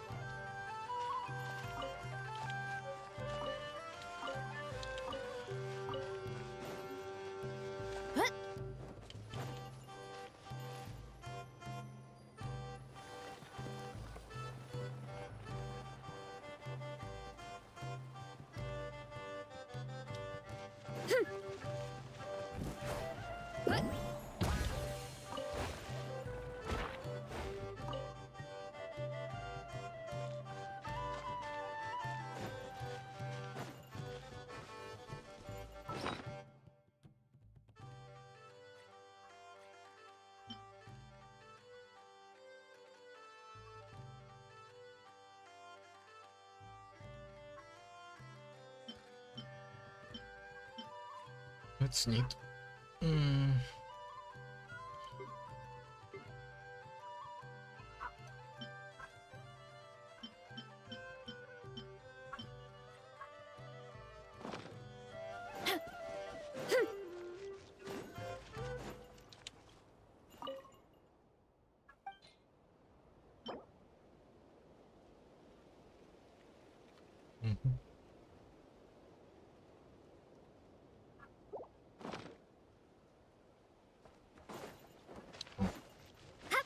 A bit more hero.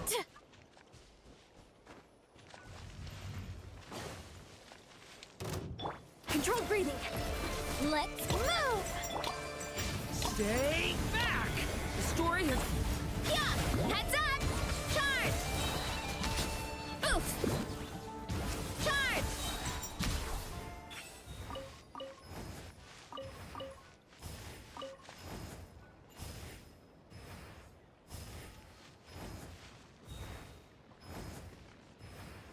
Hut!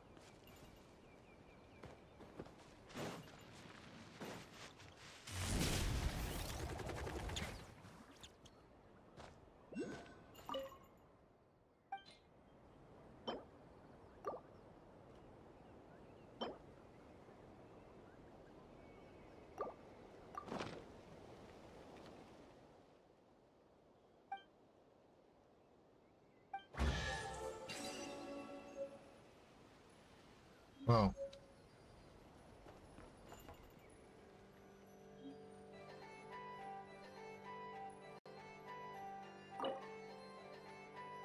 Cool stuff.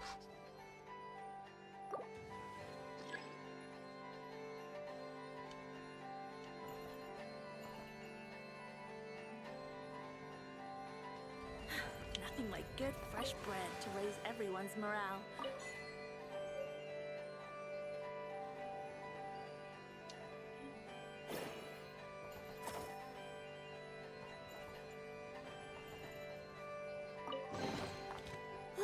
So shiny.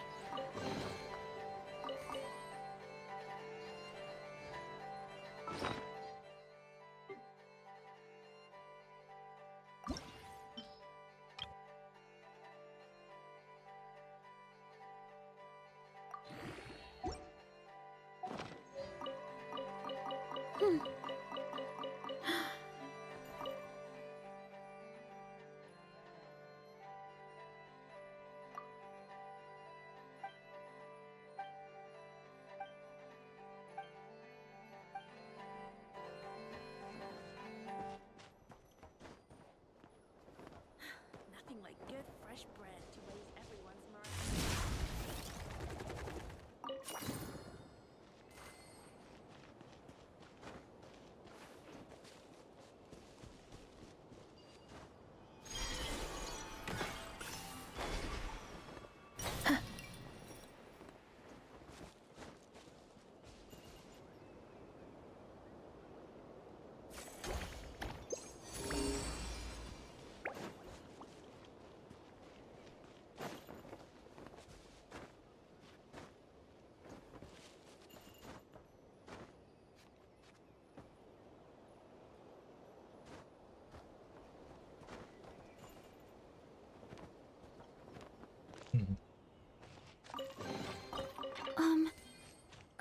edible?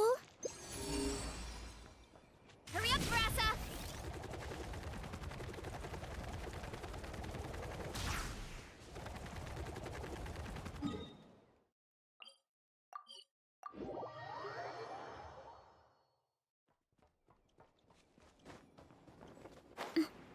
Heads up!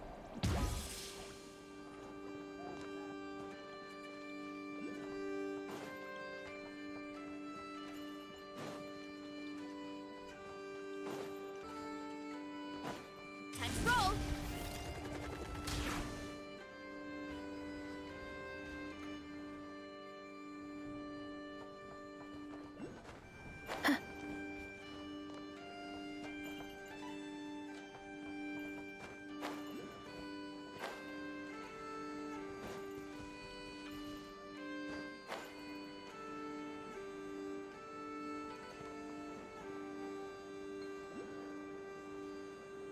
Kapow!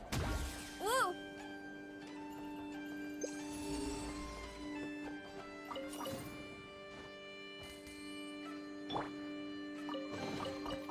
Oh, it's all ours!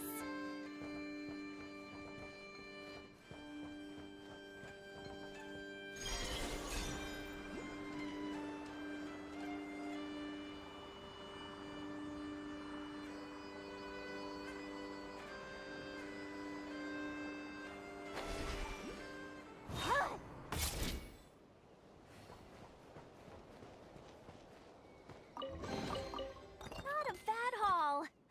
Makes it worth our while.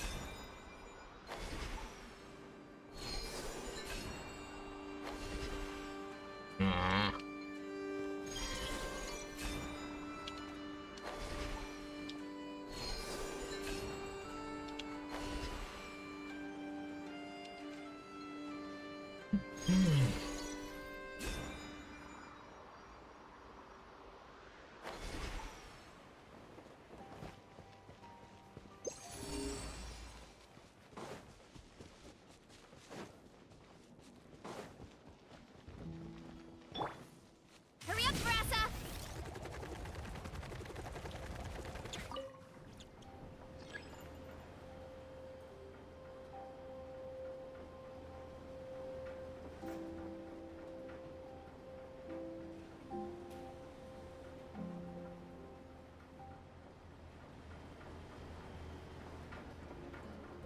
Strength is one of those things where you gotta use it or lose it. So, time to roll!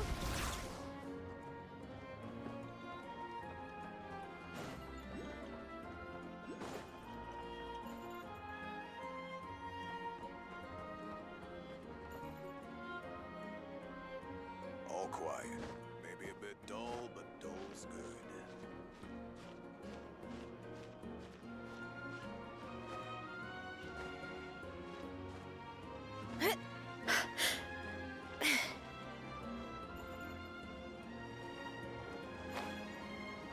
Heads up!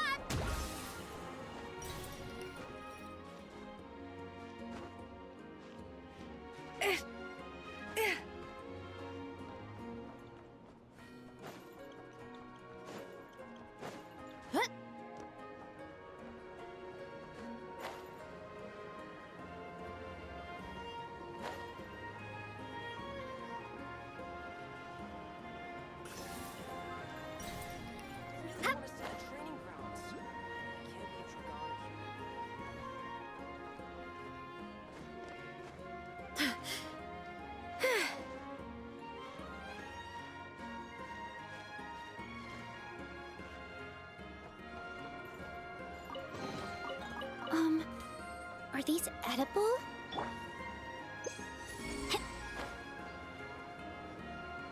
Really want to see the training grounds. I can't leave Dragana here on her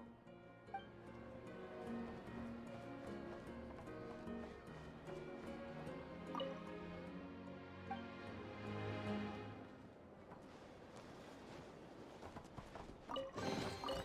We deserve a reward for our hard work.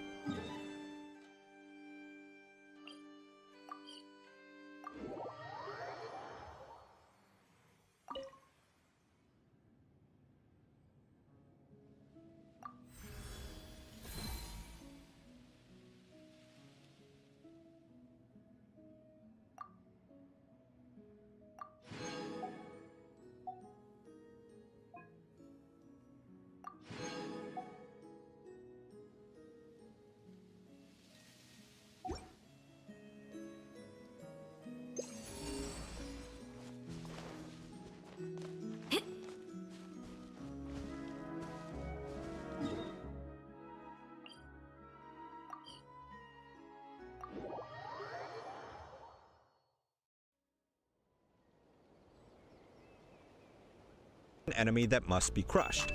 Now, you are welcome to make up your own mind about the contents of the book. The documentary that is based off it is also available for free here on YouTube. So as always, I will leave a link to both of those down below. Now, even with the very heavy title, none of that by itself would be very interesting. Politicians rely on policy advisors all the time, but the only difference is, Navarro cited another economist called Ron Vara throughout his work who turned out to be completely made up. Ron Vara is just the letters in Navarro rearranged, so he wasn't even trying that hard. So yeah, some of the most impactful economic policies of the last century have been based on ideas supported by a man, supported by a book, supported by an apparition. It would be funny if so many people weren't going to lose their jobs over it, but it is a perfect example of how supporting contrarian ideas is a great way to get opportunities that level heads might not. Whether we like it or not, Peter Navarro and his imaginary friend are now some of the most influential economists in the world. There are only a handful of people in history that ever get to enact their policies on this scale, and he got that opportunity by supporting the right message. So yeah, next time senior management at your company has a questionable idea, make sure to get behind it wholeheartedly. It may hurt the business, but your resume will look great. And that's the third and most important reason why bad ideas get so much support. Bad ideas aren't allowed to just be bad ideas anymore. One thing that cheered me up last week while watching my life savings take a little rollercoaster ride was the tweets from people praising the stock market rally after telling their followers that the stock market didn't matter, after previously claiming that the stock market was the leading indication of a strong economy. Now obviously this hypocrisy was understandably criticized since most of this was just driven by partisanship, but it's also important people that can change their mind. The harder we make it for people to admit that they were wrong and reverse a harmful decision, the more likely they are to dig their heels in and overcommit to a bad idea. If you are managing people, this can be one of the most important skills to develop. You don't want people to take advantage of you, but you also don't want them to hide mistakes out of fear of reprisal. Now, government officials in the country's highest office should be held to a higher standard than subordinates, but there are a lot of factors that have made it extremely difficult for them to reverse bad decisions. Navarro, for example, has a PhD from Harvard, where his thesis was on the true motives behind corporate charities, something we have critiqued here on this very channel. But now he is probably only going to be known as the guy that made up an expert on trade disputes. Expanding outwards, even on trade protections themselves, are probably going to get a bad rep from this. There is a lot to be said in support of protecting local industries and making sure that average American workers aren't forced to make sacrifices just so multinational corporations remain competitive. However, any new protectionist proposals in the future are going to be challenged by people pointing out that it's just another tariff war, so why would we want to do that again? Smart people have bad ideas all the time. It doesn't mean that they are automatically wrong about everything. And even if the solution to a problem is bad, it doesn't mean the problem no longer exists. But increasingly polarizing news and shortened attention spans means that this is probably going to happen more and more. So, how do you take advantage of this? Well, if you're going to support an idea in your own career, make sure you get behind it without being the face of it. Express support to your bosses, but do it quietly so you'll get all the rewards of being on the board, but can't be used as a scapegoat when it inevitably all comes crashing down. I really don't want to have to keep uncovering everything coming out of Washington, and I want to emphasize that we called out the last administration too. But on a channel that's made for highlighting dumb ideas in business, finance, and economics, it's hard to make a video about much else when these actions make everything irrelevant by comparison.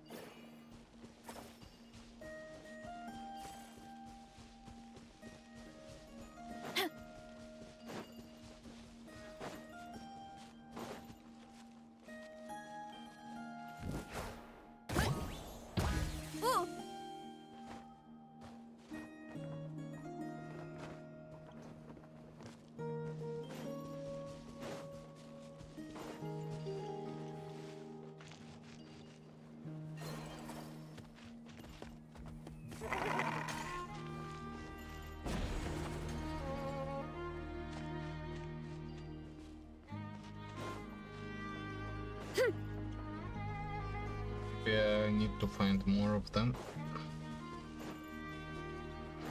Sloth keeps somehow return them here.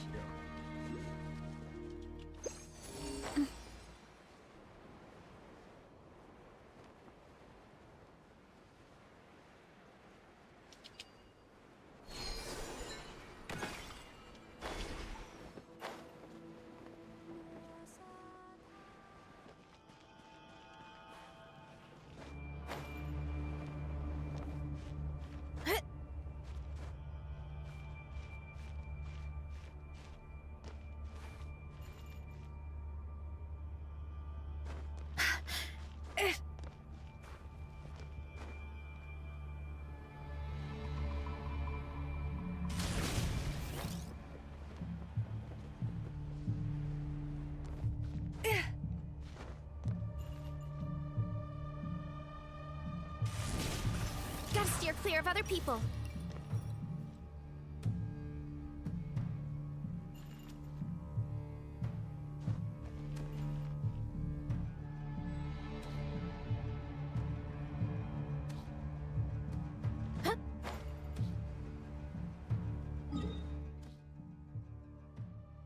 Not available for this region.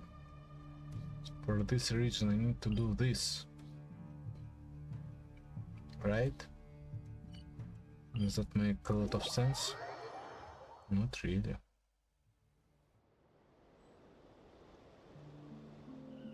Around 2 months ago, Mark Zuckerberg and his wife... I already watched this one.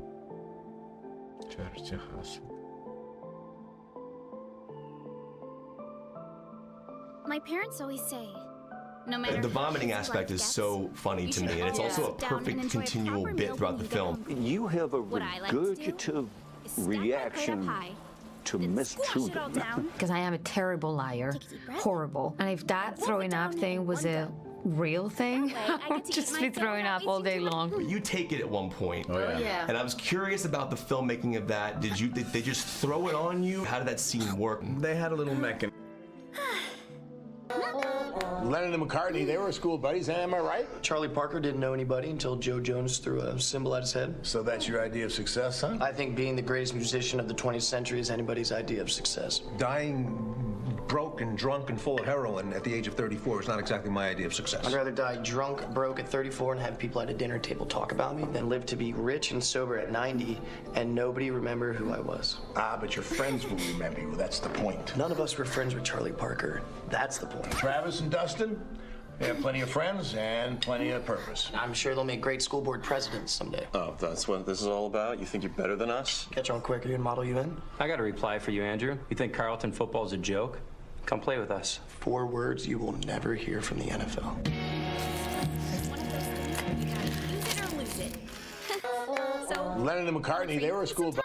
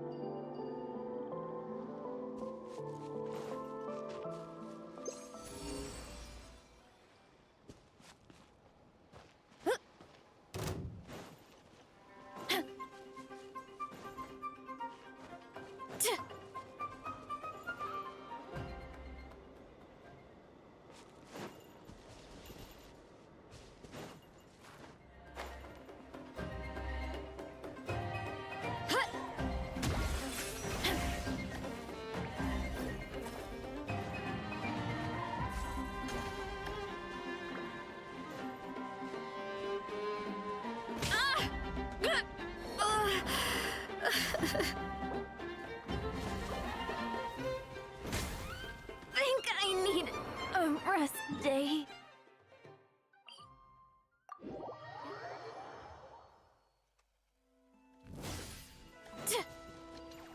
I'm really not motivated with dealing with this bullshit.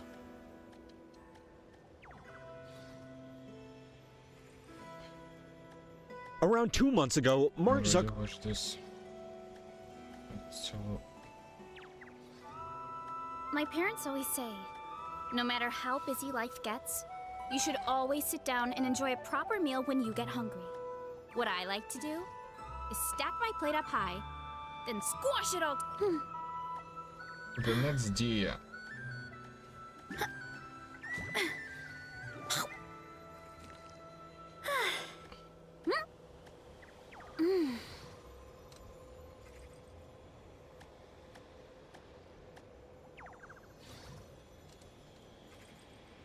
Barker is the next Dia.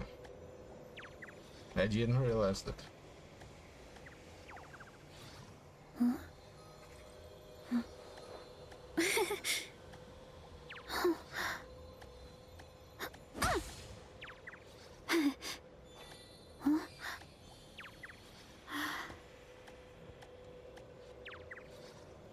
If you had any kind of scene involving something close... You also have to know that Yorgos is like an incredibly kind human being. So he's not scary in any, or at least to me, he's not scary in any way. He's just, you know, he's just very, very unique ideas, and you sort of want to be able to submit to them without getting into your head too much. When a director and actor work well together, you can see it. Scorsese and De Niro, Kurosawa and Mifune, Ford and Wayne, Tim Burton and Black and White Striped Fabric, and based off this clip alone, my personal favorite, Tarantino and Sam Jackson. Thanks, Quinn. Hey. You the man. Hey, man. You the man. Hey, thank you. No, thank you. No, you the man. No, you the man. All right. We the man. We the man.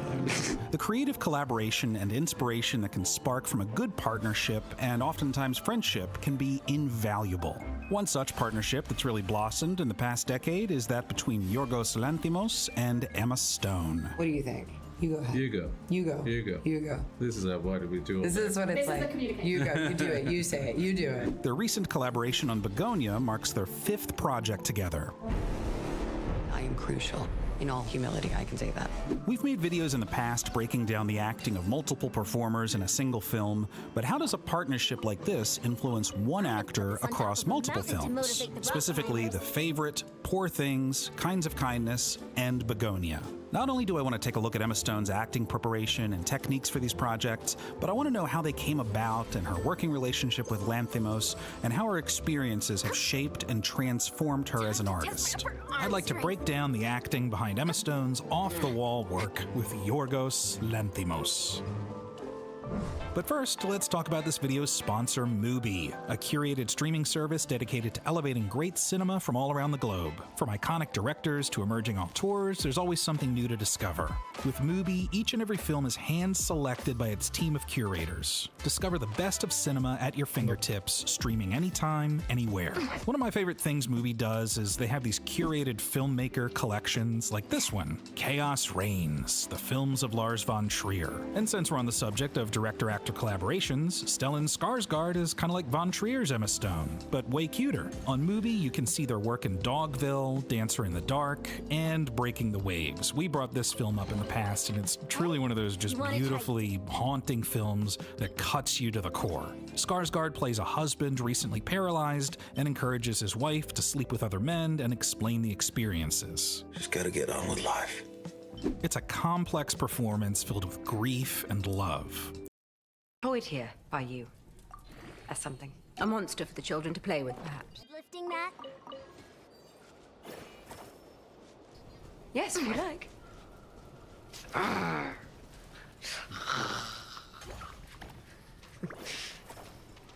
Back in 2017, after her Oscar win for La La Land, Emma Stone was one of the highest paid actors in Hollywood and reached that coveted milestone of an actor's career in which the work comes to you and not the other way around. So why would she choose to work with Yorgos Lanthimos? I can't help but add a kind of weird European spin on it when I say it, Lanthimos. A director who at the time was known only for strange, absurdist films like Dogtooth, The Lobster, and The Killing of a Sacred Deer, featuring Spaghetti Boy. My agent had met him, told me about him, asked if I could read the script. He was not thinking of an American, I think, at all. I read about that. In Right. the cast. You auditioned.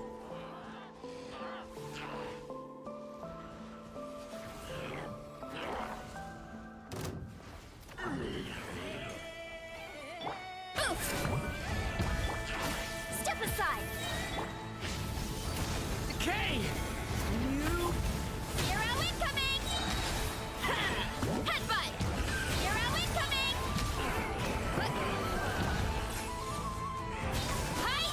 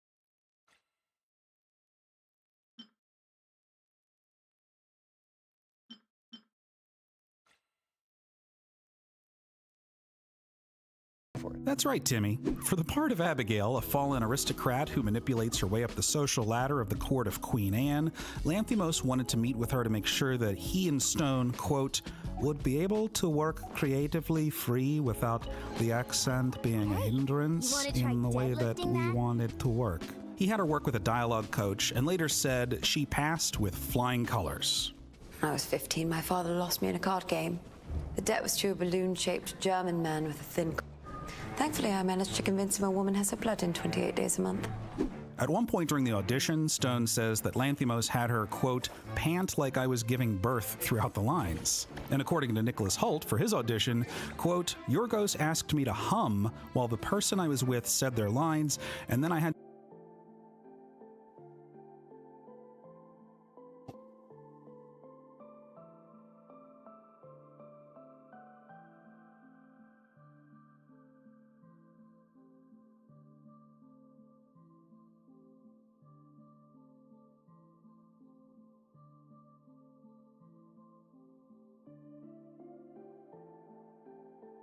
Metric transformer reminder.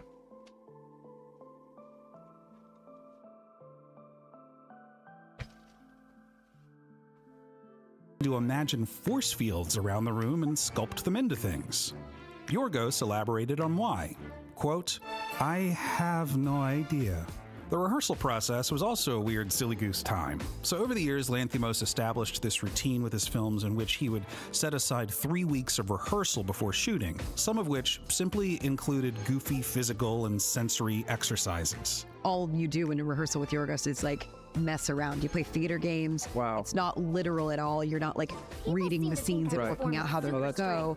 It's very playful, like you're like a human noodle or you're doing log rolls or whatever. All, really? Yeah, like really fun things where you kind of embarrass yourself. Does he do it with you? And you can absolutely Sometimes he does it with you, but then otherwise he kind of like just laughs through the whole thing, which is great. Everybody feels really like silly, like a troupe, and free, and like a troupe, and that's what his movies feel like, quite honestly. That's right, Bradley, and it's all in the service of camaraderie. What we're trying to do is get everybody comfortable with each other, have the actors get to know each other, be able to have fun, try things, and make fun of each other without feeling too self-conscious.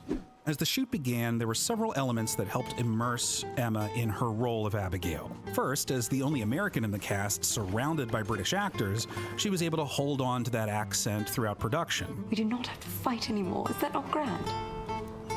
If you just forgive me, we can be happy.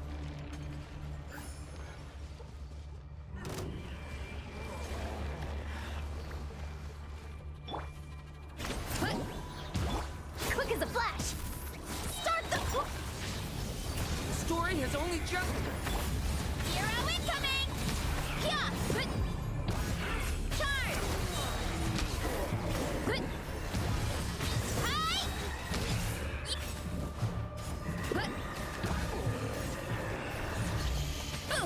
Hi! Controlled breathing. On my move! The story has only just... It's justice o'clock! Yeah! Hero incoming! Yeah! Headbutt! Look out below! Charge!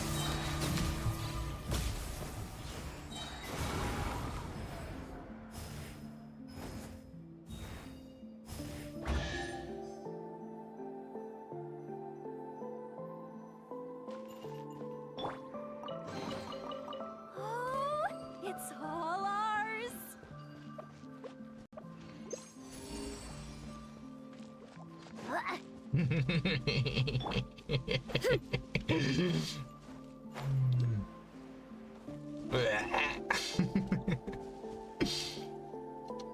Be together. She mentioned that the other actors, quote, were also able to knock my accent back on track if it was going off the ropes at all. Abigail, hand me that cup. Do not. I'm sorry. I do not know what to do. Another thing that actors across the board cite as a major entry point into a character is the costume. So, once you step into your character's literal clothing, there can be little things that inform movement and posture, which can be crucial. Just looking at Nicholas Hoult, for example, look the way he's dressed. You got the makeup, the wig, the cane. He's such a dandy boy. My God, the cane. I mean, I know that's technically a prop, but still, with a whole ensemble like that, how can you not already naturally feel the kind of entitlement and superiority that this character is supposed to have? Mm-hmm.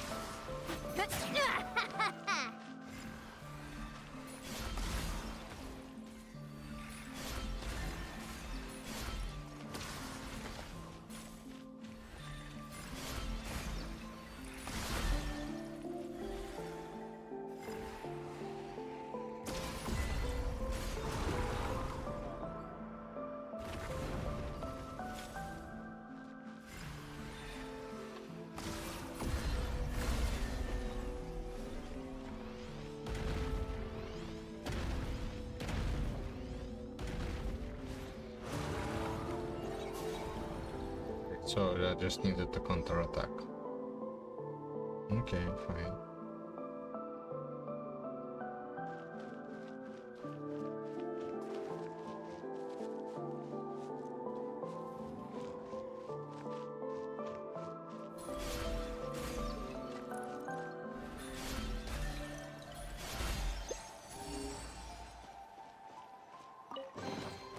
Hey, you want to try deadlifting that? Oh.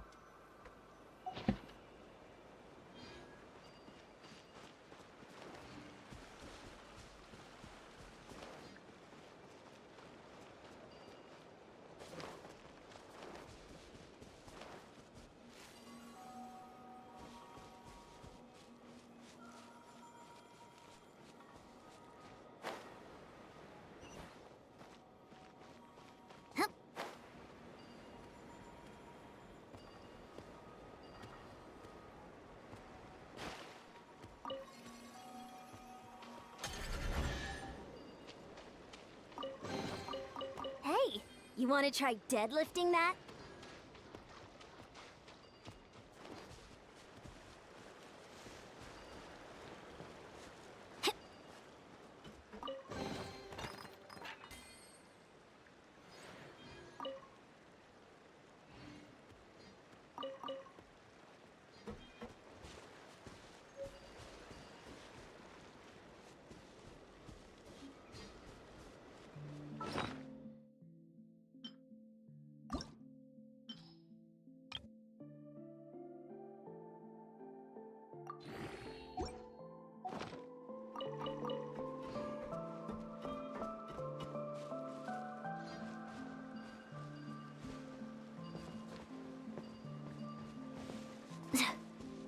Quick as a flash!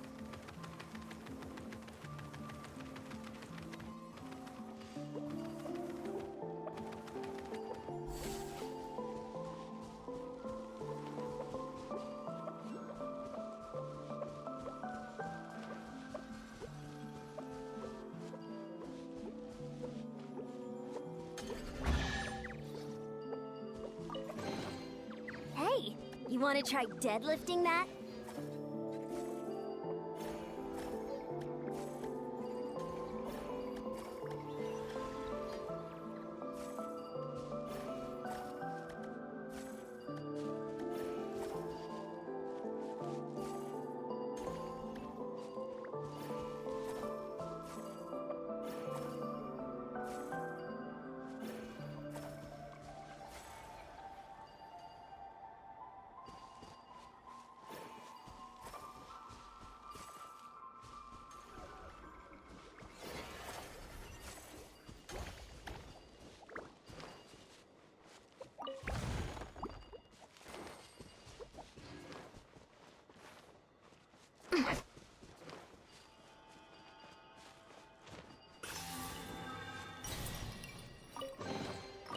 I'd have put this on top of a mountain to motivate the rock climbers.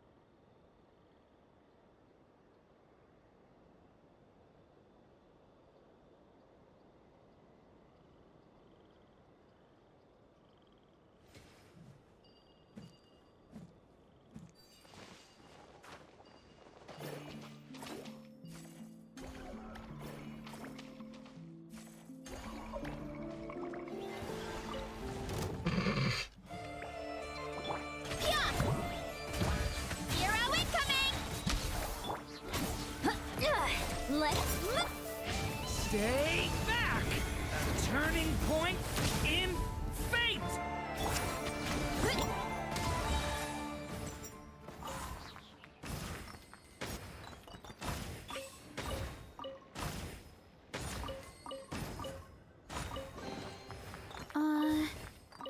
Did that grow out of the ground? It was the same thing with Stone. Quote, "The course set affected me deeply. Knowing what it was like to be in that time period, the way it makes you stand, the way it makes you move, how proper it makes your stance, and even how it affects your speech patterns was really astounding. I mean, it's incredibly painful, and that was the reality." Always sit down and enjoy. My life is like a maze. I continually think I've gotten out of it. I need to find another corner right in front of me. And one thing that can be awkward for any actor is a sex scene. In Abigail's Climb to the Top, there are several intimate seduction scenes between her and Queen Anne. Luckily, those goofy rehearsals came in handy as everyone already felt comfortable with one another. But Emma was a little concerned during this one scene in which she had to use like her hand. So Emma Stone had to finger me. In order to sort of avoid finding anything that you shouldn't have found, because it's sort of under the sheets like that. And she said, I'm a little bit worried about it. I went, don't worry, I know. So I asked makeup department if they had a sponge. And so I put a sponge there. I said, it's all right, there's a barrier, you'll be fine. Finger sponge. It was a big wet sponge. I love how British people say sponge. I got a sponge. You hear it all the time in the Great British Bake Off. They're always baking sponges. You know, we have a chocolate sponge. The sponge is actually not very spongy. This is more like a ganache than a sponge. But really, Yorgos did what any director should do, is he treated it like any other scene. He just figured out logistics and made the actors feel comfortable. And that's crucial, because if you're not comfortable, yeah, well, here's a quick story from my own experience as an actor. Believe it or not, I actually had a sex scene once when I played Lube, one of 3 hornboy, sex boy, virgin horny boys in American Pie Presents The Book of Love. Now, this was no Yorgos Lanthimos picture. You know, we were not recognized with an achievement from the Academy of Motion Picture Arts and Sciences. I can't get her off. I think she had a heart attack. Wait, Claire! So we didn't have any padded rehearsal time before shooting to get to know each other. Within the first week of production, we shot a scene in which my character, having won the heart of my crush Ashley, played by Jennifer Holland, has a tender moment with her under a bear rug. This more comedic shot, that's what they ended up using in the final movie, but we actually shot a sex scene that was deleted. I was in my boxers, Jennifer had these pasty things on her breasts and flesh-colored underwear, and before we shot it, I was nervous, I was like sweating, and she was, I don't know if she was nervous too, but she didn't say a word to me. So we literally sat in silence for like an hour and then shot maybe 5 to 10 minutes of footage that I assume and hope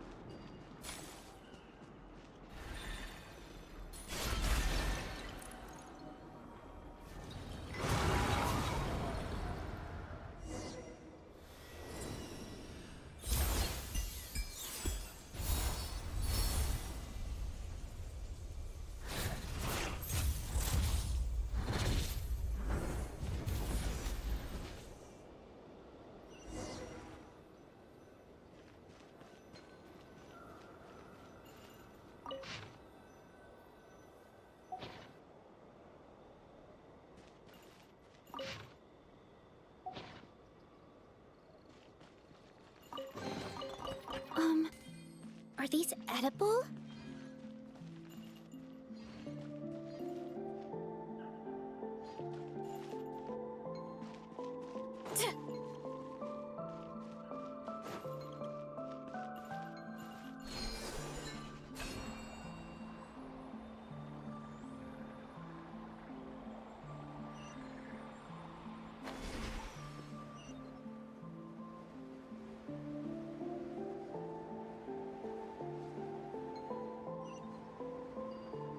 Look out below!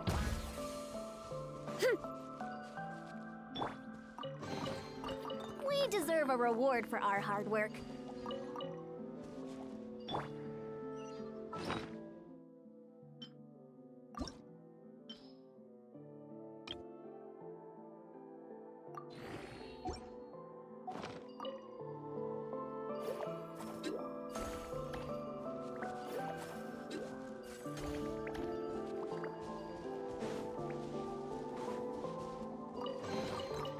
Oh, it's all ours.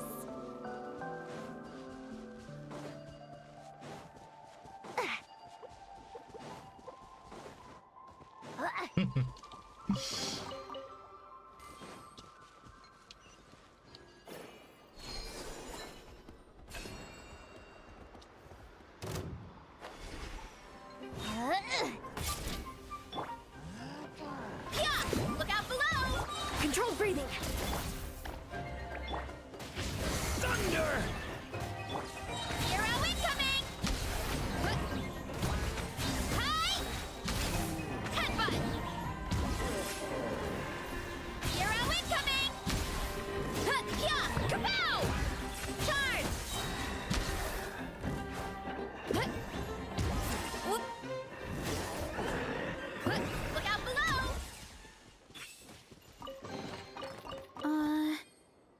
Did that go?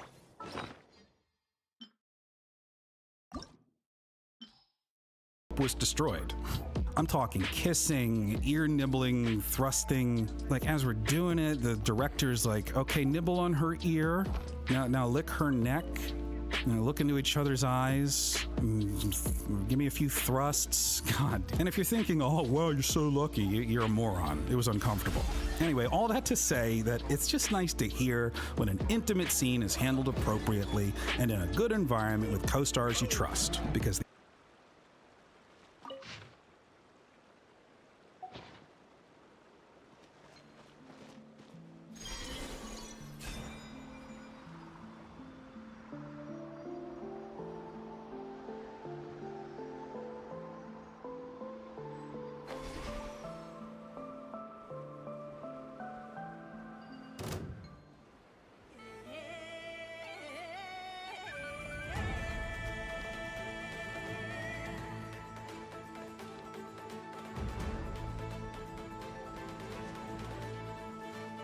Faster, stronger.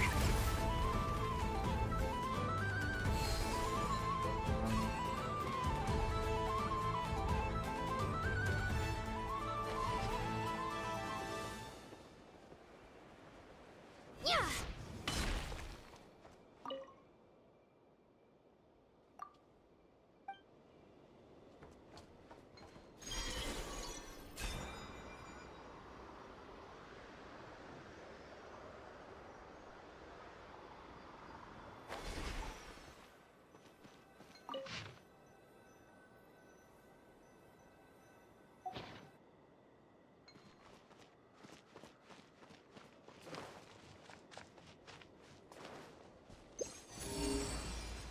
Here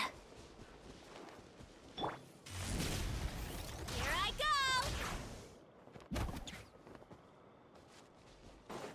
Time to roll! Get back on track!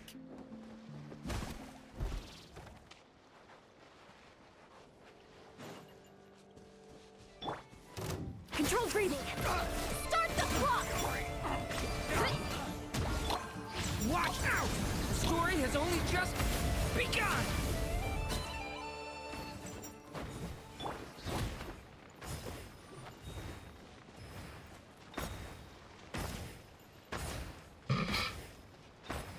That was quick.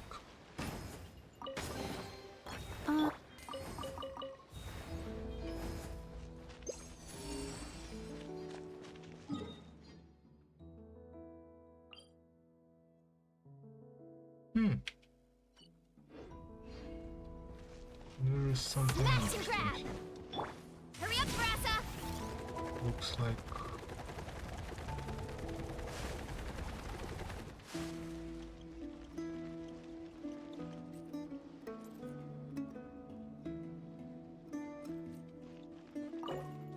What the hell is that?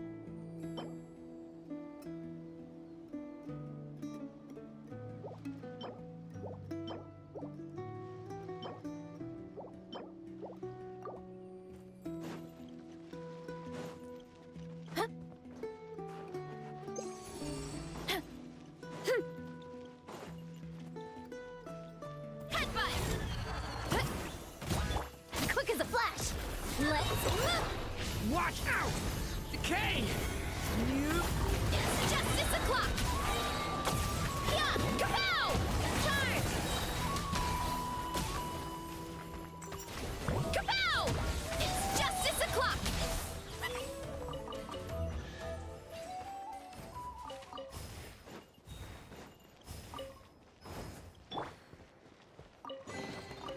Not a bad haul. Makes it worth our while.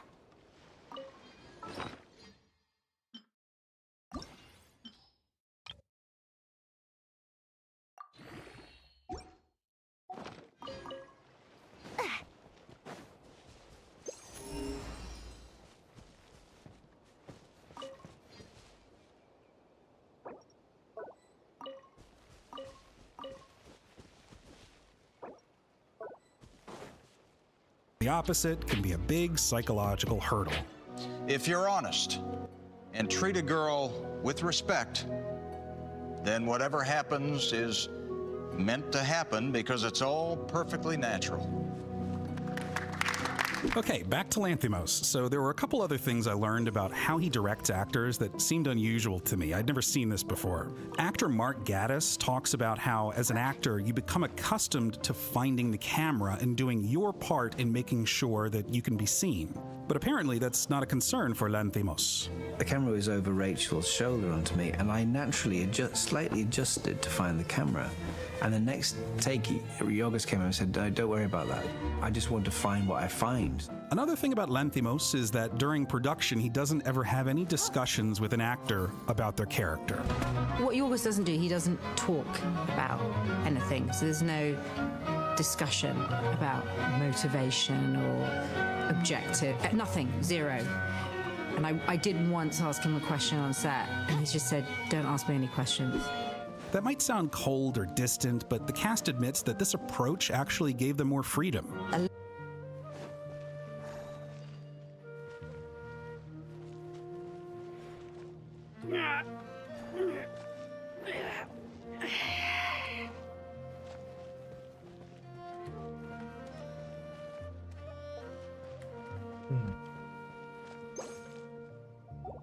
wonder what this deal is.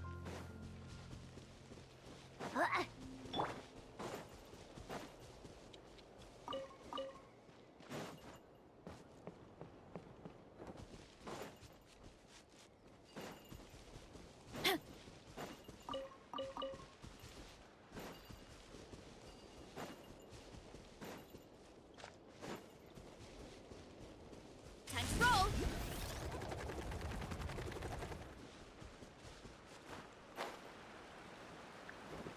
Heads up.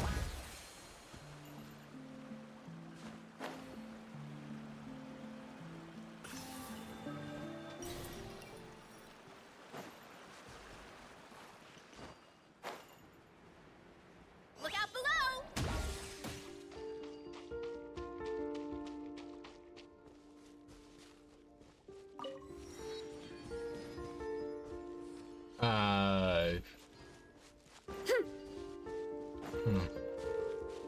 Well, probably there is some quest.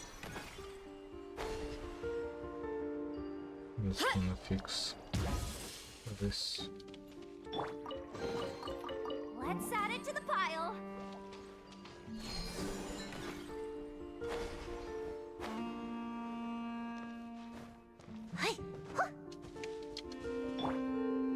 Love that Yorgos does that. Just do it. Just feel it. It's just exactly what's happening now. And you can make mistakes until you go, well, we've tried it that way. We'll try it a different way. The more I hear about this approach as an actor, the more I like it. Like William Friedkin, this madman, let's talk about him for a second. He used to have the same thought process with his films. He was pretty different in style, obviously. He was always going for spontaneity above all. But it sounds like he would prefer an actor to just show up and do their job and not have a million questions, like Benicio del Toro did when Friedkin directed him in The Hunted. And what did my character do when he was 12 years old? I don't know. You know, and you'd have to, like, make up a lot of for some actors. You just make stuff up to make them feel comfortable or like they're really thinking of...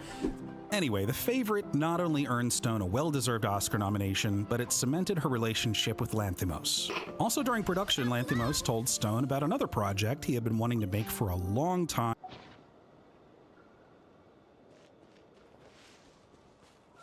Something that he could finally do after the wild success of The Favorite. We were just having dinner, and I was like, "So what are you gonna do next?" He's like, "Oh, well, there's one project. There's this book. A woman who jumps off a bridge. Now it's pregnant. He's gonna take the baby's brain out and puts it in her head and reanimates her, and then he knows she's going through life." And I was like, "I would love to do that if you're free. That sounds incredible. Yes." And he's like, It wasn't a pitch, you know."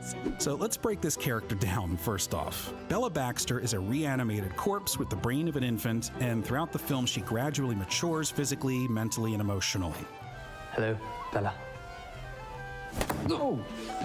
That sounds daunting, and Stone has said it's the most difficult character she's ever had to play. Early on, I went into it being, I think, more literal than I needed to be, you know, watching videos of like a toddler learning to walk, or how someone says their first words, and because she's in this fully formed adult healthy body, her relationship to not knowing how to walk, you know, it's not even like you could compare it to someone who's just been like in an accident and is recovering and learning to walk. She's completely fine, and it's just her brain that hasn't caught up. She quickly realized that because there's no reference point to draw from, she could actually just do whatever she wanted. So it's just completely like, does this work? Does that not work? This looks stupid. Like, this is, you know, I mean, it all looks a little stupid, but that's the part of the fun. Absolutely believable. Yeah, well, I'm amazing. Glad you feel that. But it's a metaphor. It's not based on a true story. 6 o'clock. Controlled breathing. Okay, so there's freedom there, but within that, Stone still had to work within the confines of what stage of development Bella was at any given time. And because the film was shot out of sequence, how the hell do you keep track of something like that? No, now? No, never. Just...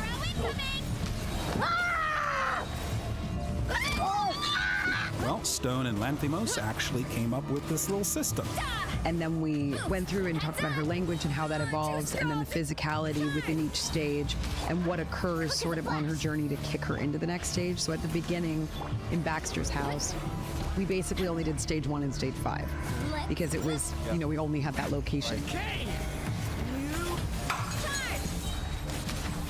And then we sort of did the middle of the movie after. So did you shoot that last scene in the beginning? Yeah. Amazing. Yeah. All of the end of the movie. First and last scene. Yeah. First tranche of the film. Yeah. I speak French. Can I be excused? That's an elegant, simple solution. So, like, stage 1 would obviously be near the beginning of the film, awkward physicality, limited speech, virtually no social cues.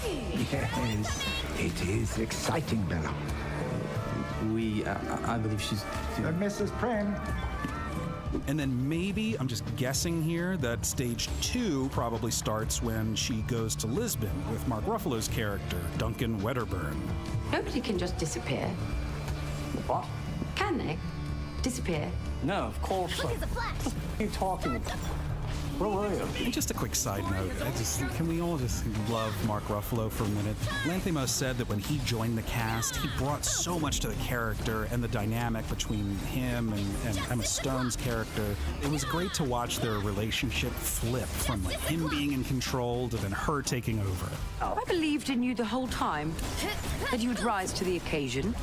But now I see that was a mistake, and there's clearly something broken in you. You broke that something in me! I feel this conversation has become circular. So yeah, Ruffalo's great as the Hulk in the Marvel films. But sometimes, I just want to see him be his little oddball character actor again. Even I have my limits. Men cannot keep coming back for more. It is a physiological problem? A weakness in men? Well... Getting back to Emma here, so in a similar way that a costume can help you get into character, the same can be said for set design. Production designers Shona Heath and James Price put so much care and thought into the Baxter house. It's impossible to not be immersed in it. For example, Bella's room, it was designed to just be kind of round and soft with no sharp edges because, Bella's essentially a toddler. You don't want her to hurt herself. Walking into Baxter's house and seeing Bella's bedroom for the first time, like a week before we shot, was so emotional. Yeah. It's interesting. Just looking in awe You at did all something similar in Maestro that like... No, Bradley. No, we're not talking about Maestro. But I'm reining it in. I'm reining it in.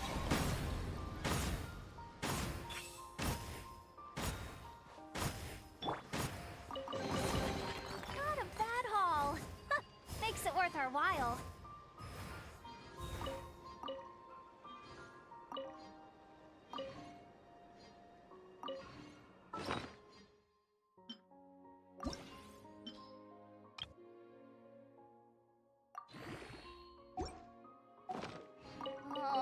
Boss Nev, when can I get a raise?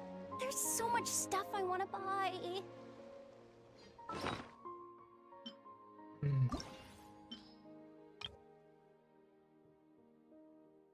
Real.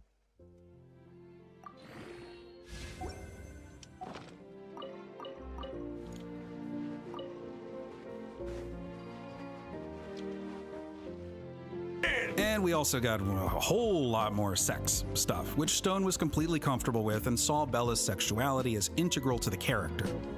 Close eyes. Oh, no, just wait. It takes a moment.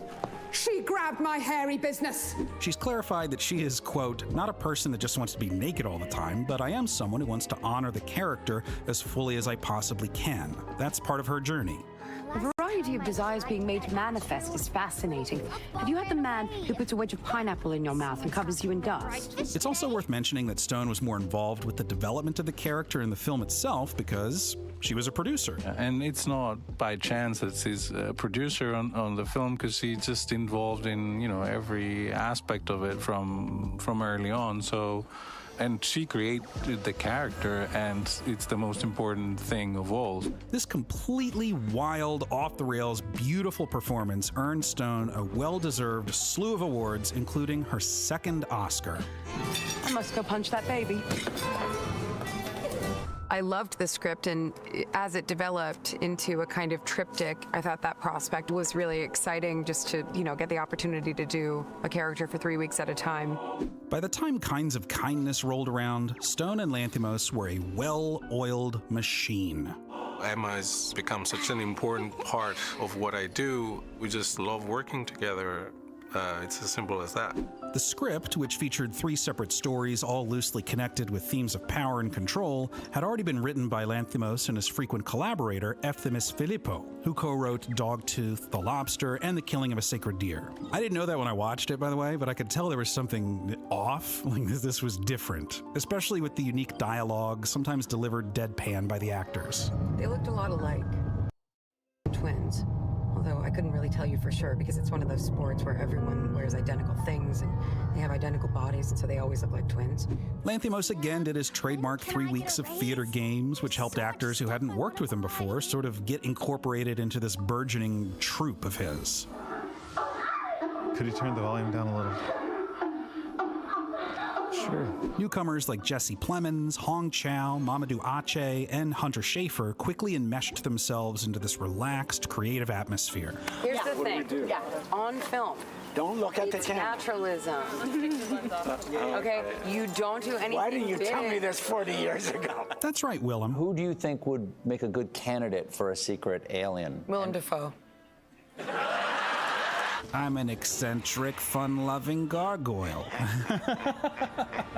And the whole thing was filmed fairly quickly in like 6 or 7 weeks during the post-production phase of Poor Things, which Lanthimos found to be a somewhat stressful experience. Truly, every day after work, we would develop photos that he had taken on set that day. We would talk about it, and I was like, how was it? He watched the rushes. What do you think? He's like, this is a disaster.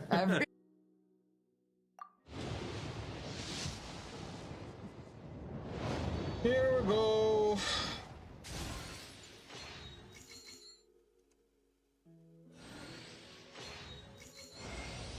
You can call me Columbina, or Kutar, or Moon Goddess. Whatever you prefer. I'm used to having many names. The moon's blessing is yours, whenever you might find yourself in need.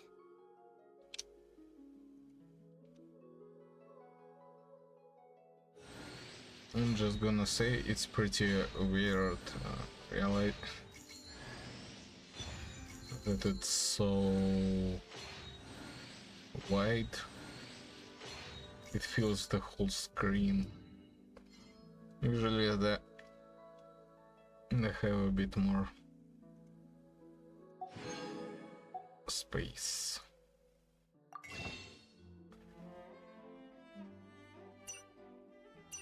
No, the question is, how soon did I pull it?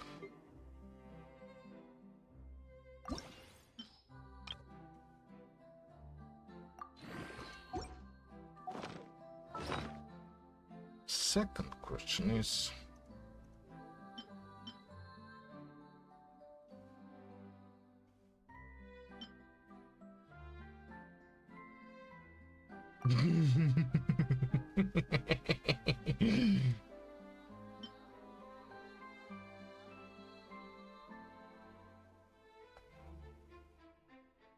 Mannequin.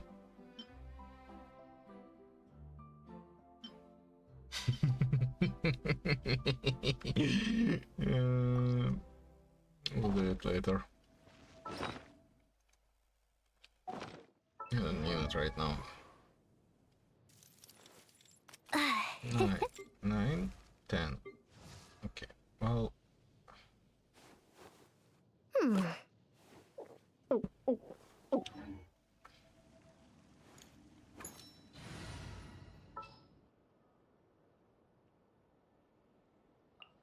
Will we be gone long?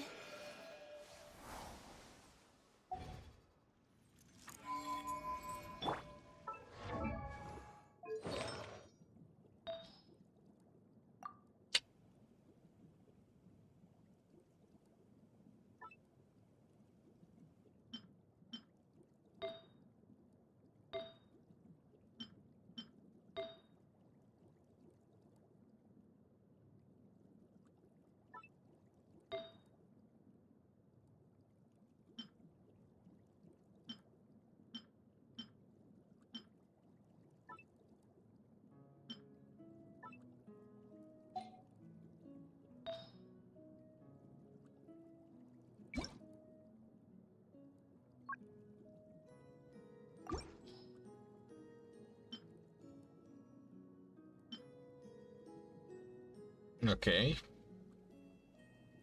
Maybe. But to do that I need to get something with Elemental Master like this one. Oof. Or this one, but reshape. Oh no. No reshapes.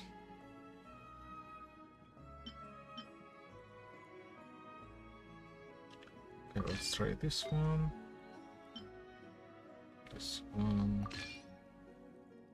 Lots of great stats. This one also is also nice.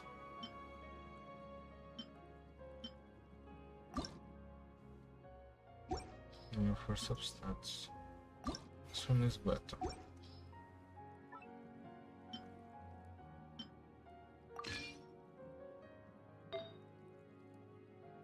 HP percent, crit rate, energy recharge. How much energy recharge does she need?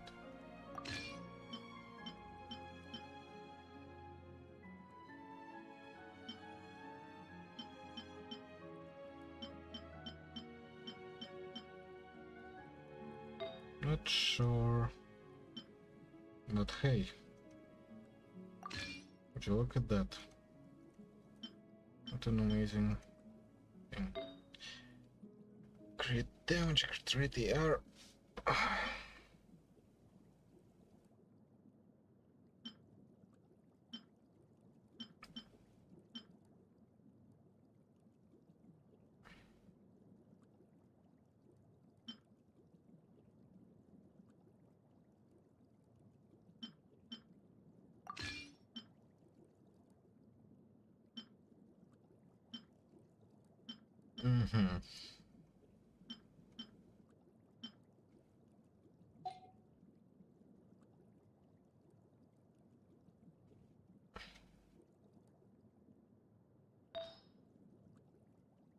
This guy one is kind of weak.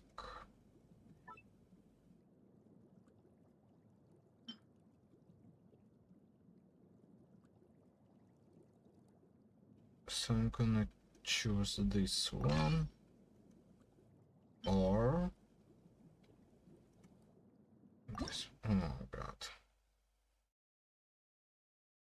Hell no.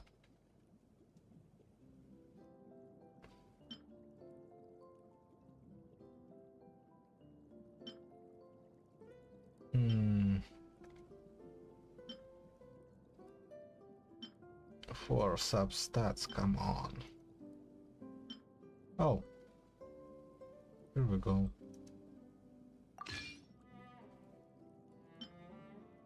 It has more substats. Why is it lower?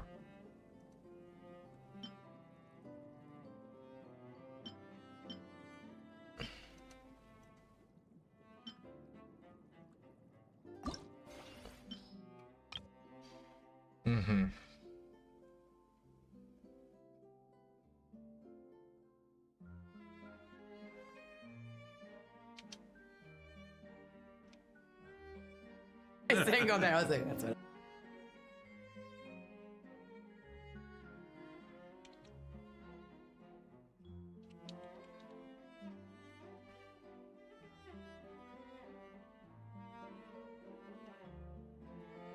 I thought, okay, good. After Poor Things, this one, it was like free and happy, and like everyone's gonna love this. They're really gonna get this one. As I watched all these interviews and press conferences and things, the main thing that came through was how Lanthimos likes to keep things light and comfortable on a set. He's still pretty tight-lipped when it comes to offering any insights on character motivation. I don't think I've ever discussed a character or characters or a script less than with Yorgos on this. Because it's so ambiguous, and also because it became pretty obvious that he wasn't going to give you a straight answer. But he obviously just wants to surround himself with actors that inspire him and really just don't drag the mood down. We vet people before we work with them. That's a big we need good defining people around. factor. Yeah, it's seriously. I mean, Truly. we don't want any around. And Emma too. Like, although this was more for herself to keep her energy up, she would often dance on the set of Poor Things in between takes, you know, something that actually inspired a dance number in Kinds of Kindness. Ow! Have you lost your mind? This movie probably hasn't been seen as much as The Favorite or Poor Things, but man, it's a whole other ball game here. And all the actors are on the same page to deliver a very specific shade of uncomfortable, dark humor. Highly recommend it.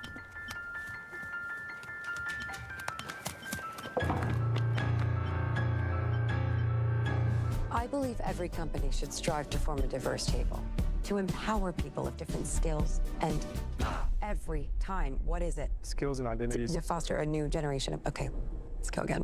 And that brings us to the 5th collaboration between Stone and Lanthimos. Yeah, that's the 5th one. So you got The Favorite, you got Poor Things, and then somewhere before that, there was like this short film they did called Bleat, and it's all in black and white, and they don't really, you can't watch it anywhere because it's only supposed to be played in like an opera house or something. Anyway, in Begonia, Emma plays a young cutthroat pharmaceutical CEO who gets kidnapped by 2 conspiracy theorists, convinced that she's an alien. Where's my hair? Your hair has been destroyed to prevent you from contacting your ship. What ship? Your mothership? Okay. Naturally, the biggest thing most people seem to fixate on this movie is like the fact that Emma shaved her head. Like every article in the world, she shaved her head. This is like the #1 question on every red carpet interview. Did you shave your head bald? Did you shave? How did that feel? Did you feel different? When you shaved your head, did you feel different? Did you think you would look different? Do you have a connection with your hair where you're like, oh my God, I'm going to look completely different? Or was it something that was freeing for you? I mean, I definitely knew I was going to look different, but also... This really wasn't that big a deal. It was something that Emma completely understood, and like Yorgos Lanthimos even said, quote, I mean, it was in the script, so I didn't even have to tell her. She read it first, and she had the slightest hesitation just before. Not hesitation to do it, but she had kind of a knot in her stomach. But it happened. Thankfully, we did it. We only had one shot to achieve it, and then she felt great. She saw herself, and she really loved it, and she felt very free. I just turned into Bruno at the end. Any role requires some type of transformation from how you look in your day-to-day life, and this one was in the script, and I was totally prepared for like a year going into it. I freaked out at the very last moment that it was about to happen because I was like, this is very real now. But then after that, it was an amazing experience. I highly recommend it. But I think another truly unique aspect of this movie and this character, you got the power dynamic between Stone and Jesse Plemons' characters. Instead of devolving into just kind of a classic horror, scared slasher, whatever movie, it instead becomes this psychological chess match between the two characters, right? As she uses her cutthroat boardroom business tactics to talk her way out and essentially control the situation. To keep us believing in these false institutional shibboleths. You mean shibboleths? That's what I said. You said... Yeah, whatever. Sorry. I guess grammar is a false Andromedon construct as well. It's an amazing performance because she's playing a character, we wouldn't normally sympathize with, but because of the situation, we sort of end up rooting for her, in a weird way. We need to send the message that we have a new culture here now, where people should, yes, of course, feel free to leave at 5:30 and be with their families. No one is going to be overworked like in the past. No more unpleasant incidents. But, of course, it's not compulsory. And obviously, if people still have work to do, they should absolutely stay and continue to work. Just remembering, we are running a business here, so let your conscience guide you kind of thing. Yeah? Good? I'll definitely let them know. Great. New era. And this role is kind of a culmination of Stone's work with Lanthimos over the years. When you think about it, every character that Emma's played in his films is somewhere on a spectrum of a power dynamic, ranging from completely helpless to being shrewd enough to manipulate her way to the top and everything in between. What's great about this performance in Begonia is that Emma can play any of those things at the same time, even in the same scene. I know you too, Teddy. There's one other thing that stood out to me about Emma's work with Yorgos, and it came from watching dozens of these brain rot press interviews. This is my least favorite part of making one of these videos, is just getting through all the dumb questions. Maddie is sleeping. You're asking me in a red carpet interview if I believe if humanity is worth saving? Listen. No. When Kenny and I made videos for IMDb, we would comb through this stuff looking for B-roll, and the worst ones, dude, by far, are these 75 questions for blank from Vogue. What is something that recently moved you? The movie The Martian. Okay, what do you have going on over here? This is a room where I write a lot of songs. Nice piano. They set it up to seem like somebody is spontaneously coming over to Taylor Swift's house, interviewing her, and it just reminds me of the worst aspects of celebrity worship. Who is this guy supposed to be? Does she know him? Is this like a fun role-playing exercise that makes us puts us in the shoes of a douchebag? It was from Milk Bar. It was for my 25th birthday, and it was so good. As an actress, she always comes across as genuine in whatever gimmick the latest Variety or Vanity Fair video is trying to make a thing. Hi. You're watching Notes on a Scene. She got to a level in her career where she was in Time Magazine's top 100 most influential people in the world. She became this A-lister in Hollywood. She could have been the face of countless franchises or whatever. But instead, she took this different road as an actor and formed a unique collaborative relationship with a wonderfully odd filmmaker. And somehow Emma seems like the weird one in this partnership. She was the...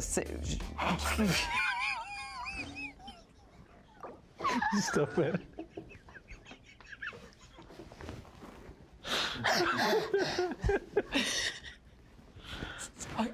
Okay. But I realized that it's because Don't start. I'm gonna cry.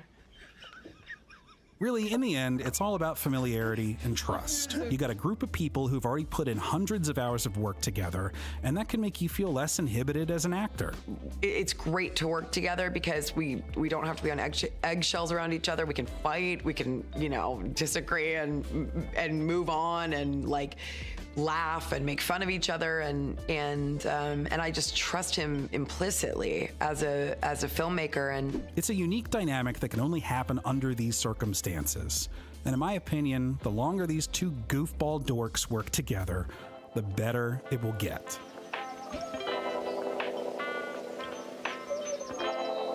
Hi, I'm Yorgos. Do you want to watch my weird movie?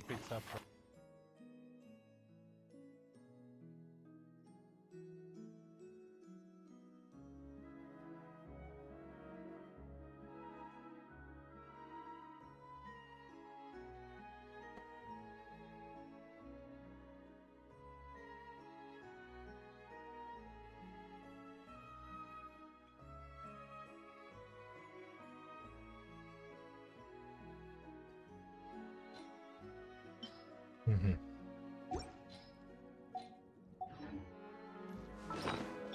Hands where I can...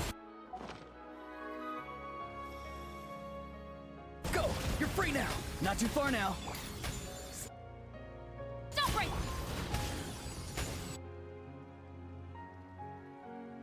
I'm going in!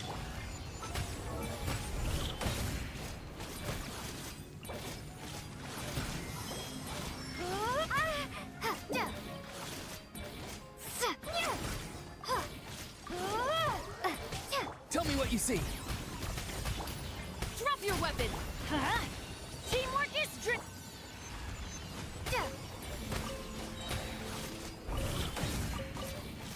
Okay, we got it. That's good. Let's light it up! Please, please, please. Okay, we got there in time, I think. Yup. You asked for it! Time to say hello. Farewell. I'm going in!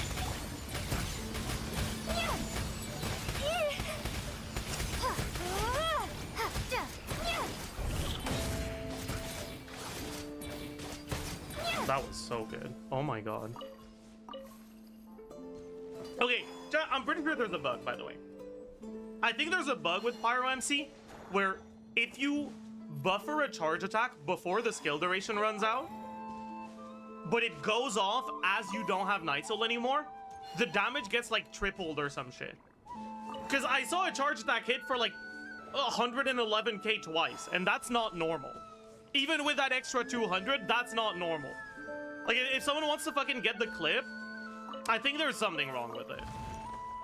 Was that the MC buff? It's only 200 attack. Shouldn't triple the damage. I don't know, maybe. Maybe I'm just dumb.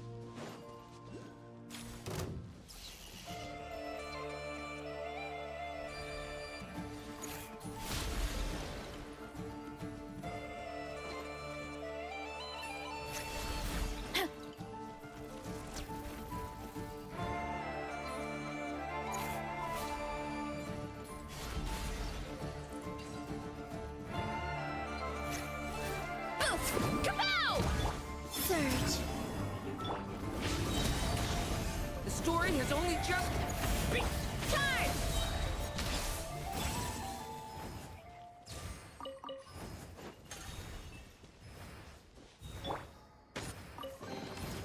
They call this a pleasant surprise, right?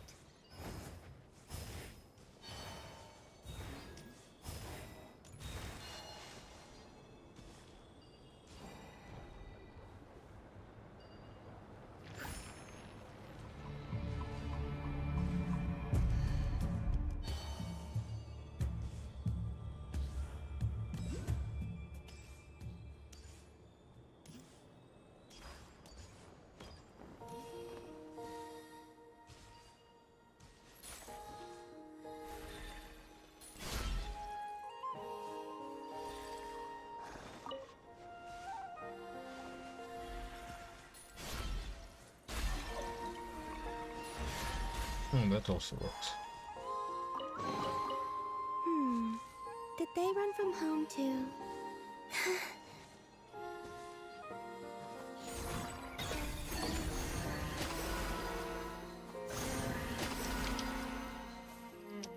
Odds repeat enhanced animal module. Witness the animal test 6308. Stand clear. You're toast. Yeah. Midnight. Nice and absorption test. I think he just knife raped my goalless swirl there. Oh, nice fall damage. Do not be afraid. Squirrel, Mark 2. Stand clear. Eat this. Another nice fall damage. Very good, very good. As you wish, me. Witness the power of Guhua. Out of the frying. Absorption test.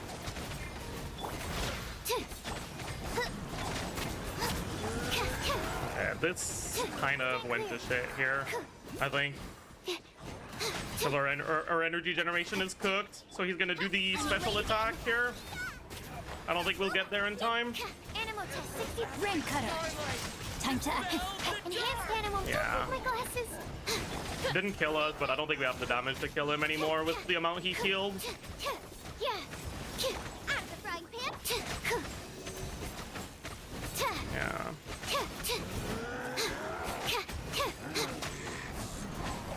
Maybe we do.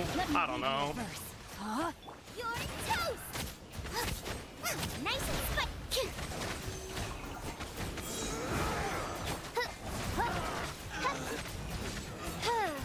Midnight. Absorption test. Out of the frying pan. We do. Holy shit. All right, bet.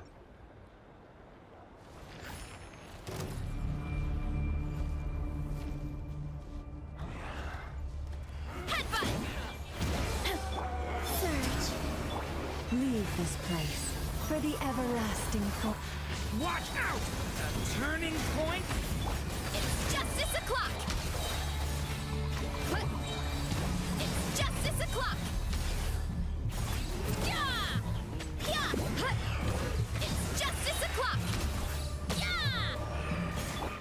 A new moon rises. By the frost moon of old.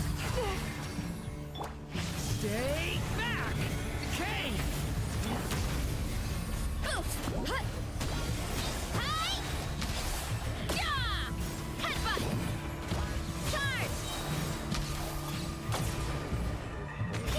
Look out below! It's justice o'clock!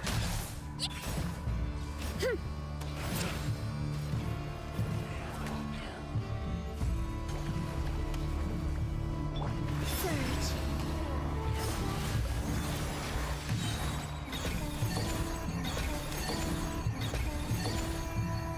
3 moons converge. Taurus, protect us with one heart. Leave it to me!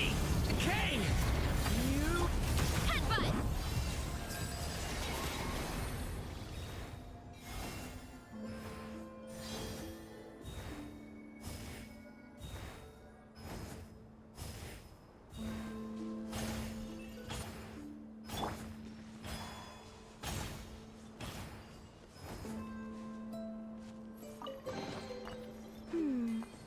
Did they run from home too?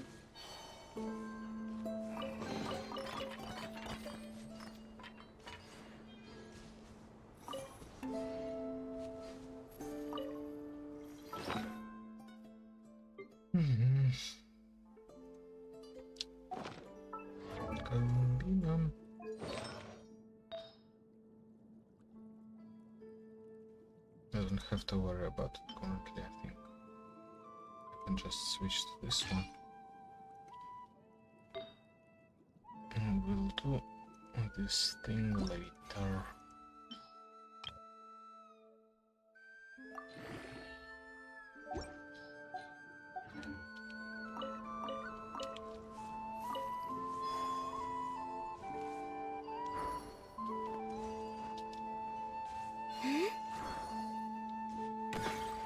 Oh.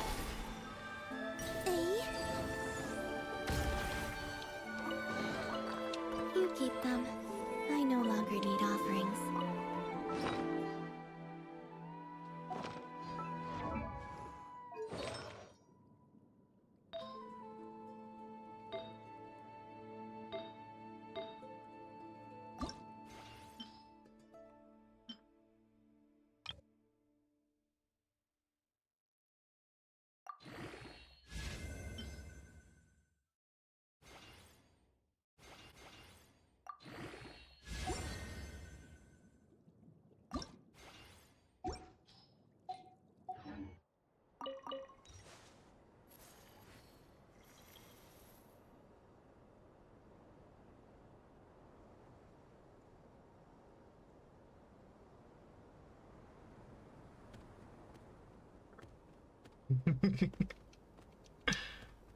Okay. I should never have doubted Sucrose the goat.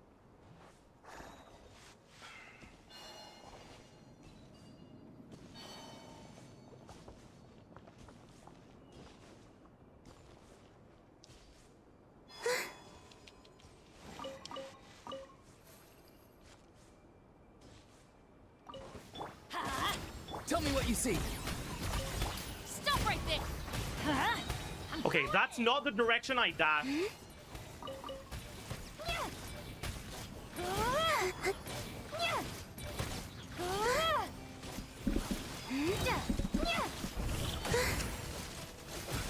Go! You're free now. Be free. Drop your weapon. Everybody stand. Oh, that's bad. That's bad. Wait. I'm cooked, chat. A grave transgression. Story has already just... This is over. A new moon rises. Hero incoming. Oof. Look out below. Let's light it up. Tell me what you see. Not too far now. Yeah, right there. Teamwork justice o'clock.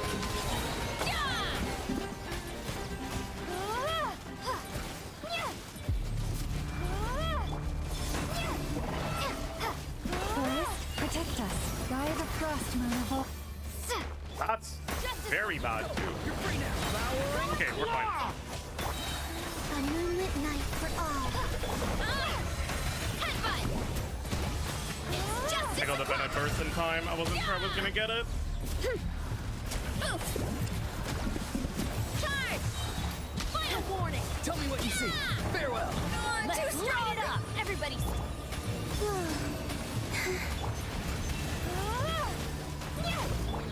Leave it to me. Turning point in fate.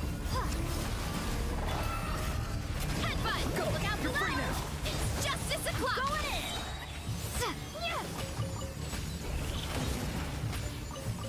Did my fucking burst not crit? Dude, I have 98% crit chance. Whatever. Wait, is that true? No. Oh, it's because my codex wasn't active. Because I didn't EQ. So shiny.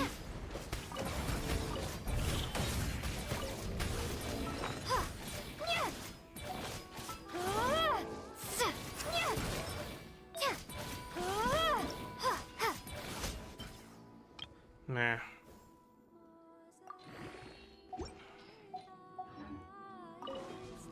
Witness the power of Gugwa. Huh?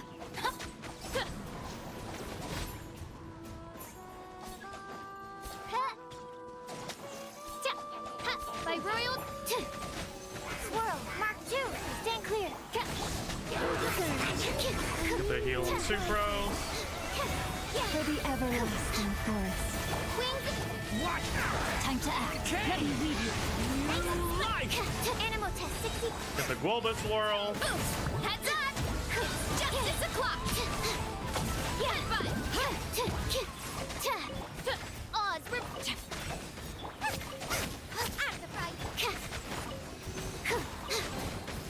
Animal hypostick. No, my soul. Grow out of the ground. Midnight Fen. Eat this! Get them! Absorption test.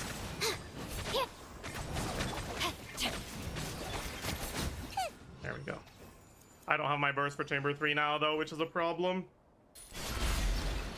Oh well.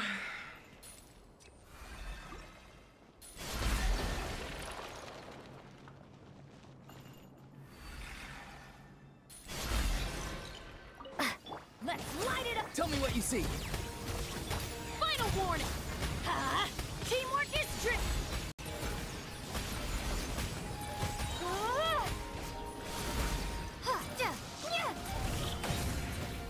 Oh no, that's fine. That's fine. I didn't want you to be in range of my attacks anyways. No, that's perfect. Not too far now. Time to say hello. Stop right there! You keep them. I no longer need offerings.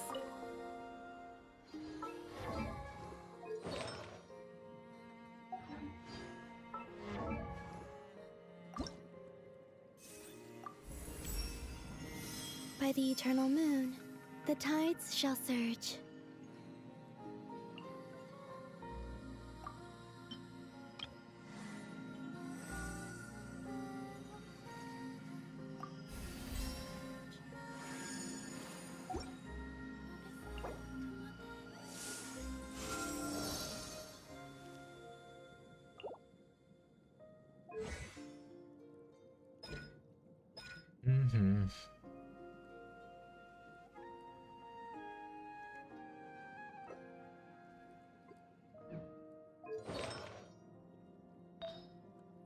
Also, yeah, looks like crit damage is more appropriate.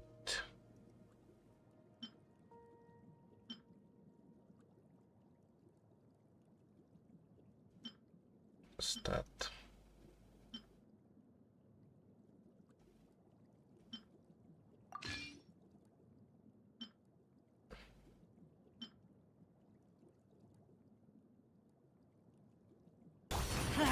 Everybody stand!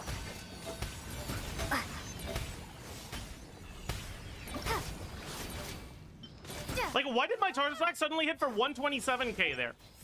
Like, what was that? Go! You're free now! Also, is there, like, a chance that you could not decide to go to fucking Narnia?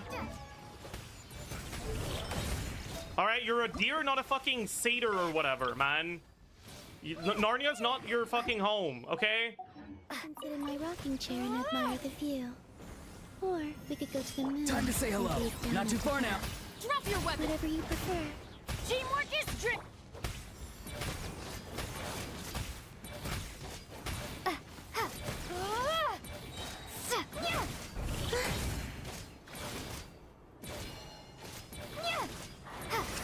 Be free. Go! You're free now. You asked for it! I'm going in!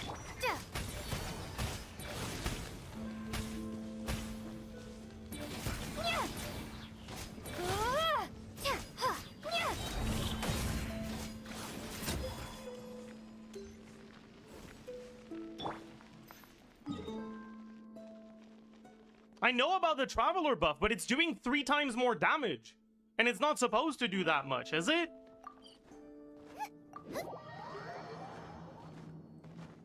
Like, unless I just... I don't know, man. Hurry up, Grassa!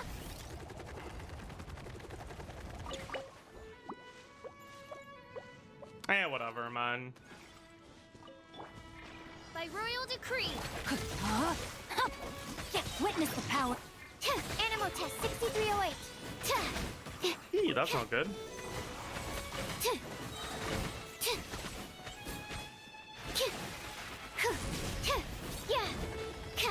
Stand clear.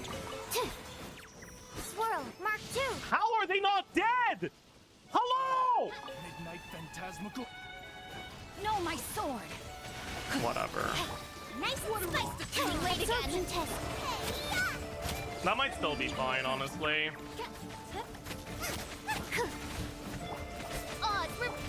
Because as long as we kill it before the shield, it's fine. Time to roll. Animal test 6308. So it doesn't matter if the pre-shield phase ends a little later. You're toast. Absorption test. Ring cutter. Enhanced animal. By ruin.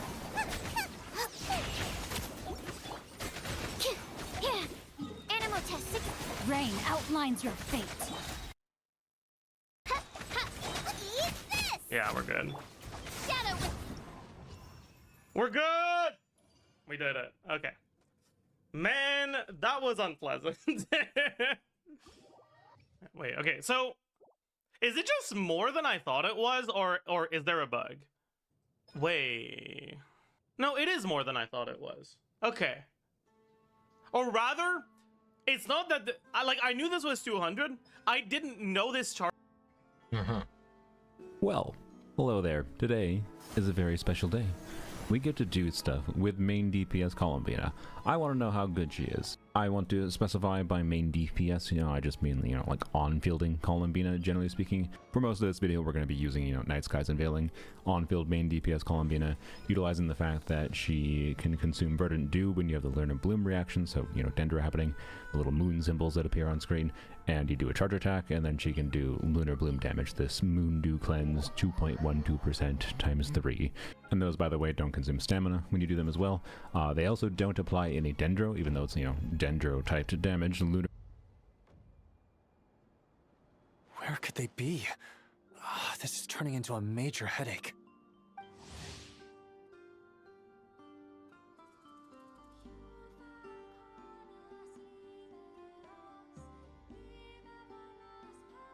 What now, boss?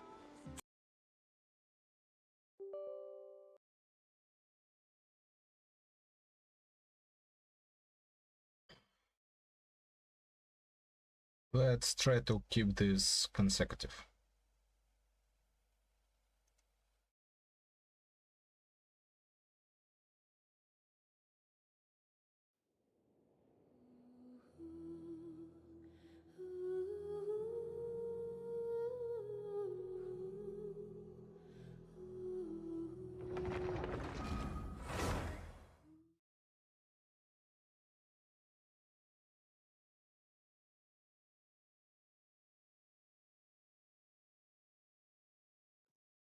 Nope.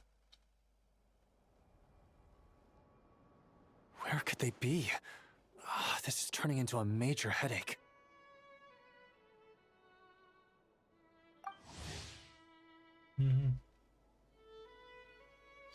He is always at the forefront during battle. He's got against the 100 incursions.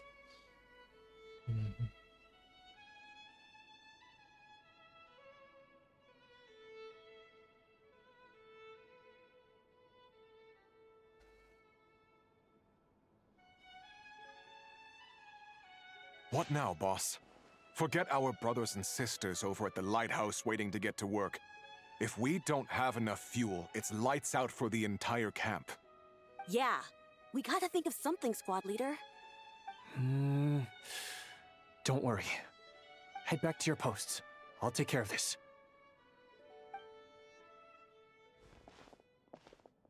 Traveler, Paimon, good to see you. Hey there, Eatlua! Why is everyone gathered here at the entrance?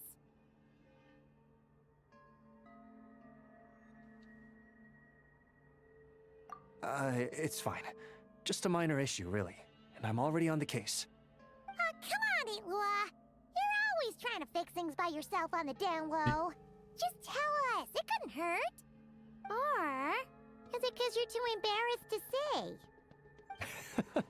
No way. I just don't want everyone in town worrying about things that I can handle on my own. But since you're both part of the investigation squad now, I won't treat you like outsiders. Still, this isn't exactly the place for a chat. Come on in. I'll tell you more inside.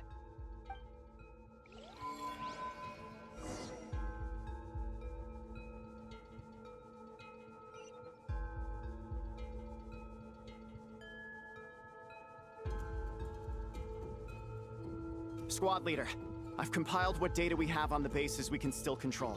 My report is over at the command post. Got it. Thanks, Roland.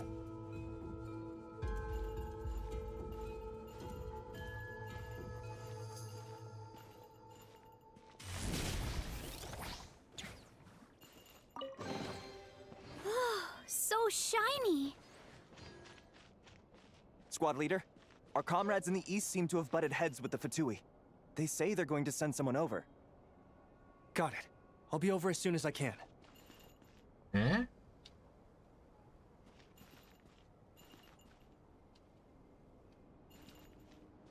Jeez, Itlua. Are you always this busy? Recently, yes. There's just so much work to catch up on. I'm pretty sure he's not Iglua, but Eluga. How the fuck? Paimon?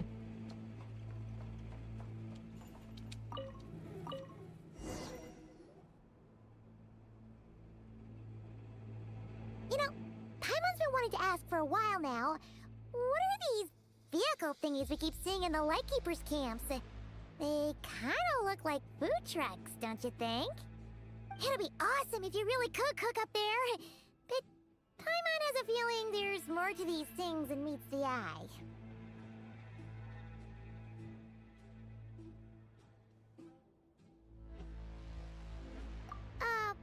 What? Yeah, that wasn't what Paimon was getting at. Oh, these? Officially, they're called moon wagons. They're transportation tools we made by modifying Snezhnayan mechanical vehicles.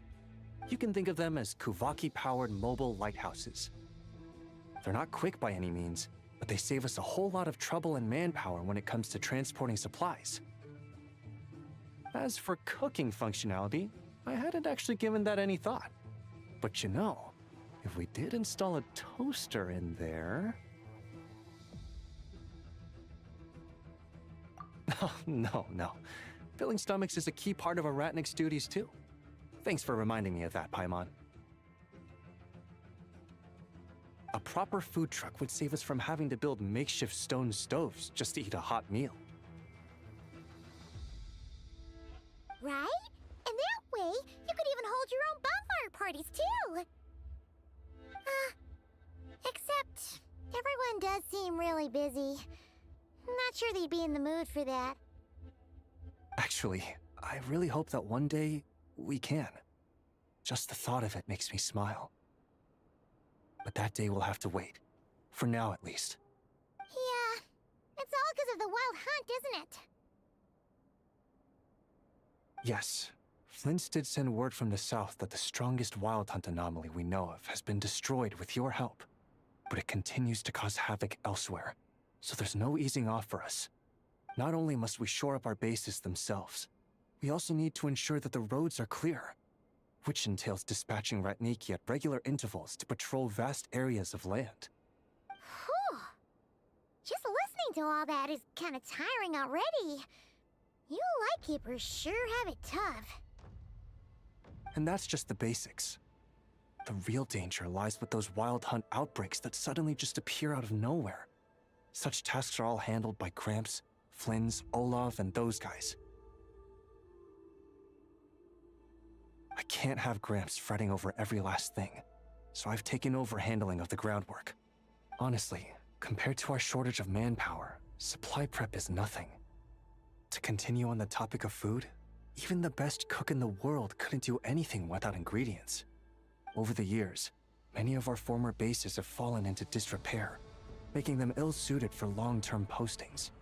At the moment, everyone has to shuttle back and forth between our camps and HQ, leading to fewer and fewer people available for combat deployments. Yup, and that's turning this place into a permanent base. And most importantly, what's a Lightkeeper stronghold without a lighthouse? So, you want to build one here? Exactly. We'll need it if we're to stand any chance against the Wild Hunt's attacks. Which is easy to say, but in practice, I think you've seen enough to know it's not going too smoothly. Oh, right! Paimon almost forgot that we were here to help. So, what's the issue? Well, building our encampment will require lots of fuel and supplies. Generally, we bring it all in on moon wagons, all the way from Pyramida. If only it were so simple. The main problem is, we need a special kind of oil refined using Kuvaki. It's true that the plants nearby are full of Kuvaki, and they'll keep us going. For a while at least. But supplying the fuel for a lighthouse is a whole other ballgame. Unfortunately though, there's been no sign of the supplies that should have arrived last night. Valdez is in charge of transport, and he's always been meticulous, so it's unlikely that he got careless and missed the timing or something. And that's precisely why I'm worried that they might have encountered some trouble. Yeah, there's always a way out of every jam. Even if that means being trapped inside a sealed barrel or getting buried neck deep. Surely this can't be any worse than that. Don't tell me that's actually happened. I guess I underestimated you two again. Anyway, we can have a look around. Maybe they've just lost their way. Maybe so. Anyway, there's no time to lose, so follow me. Yep, let's move!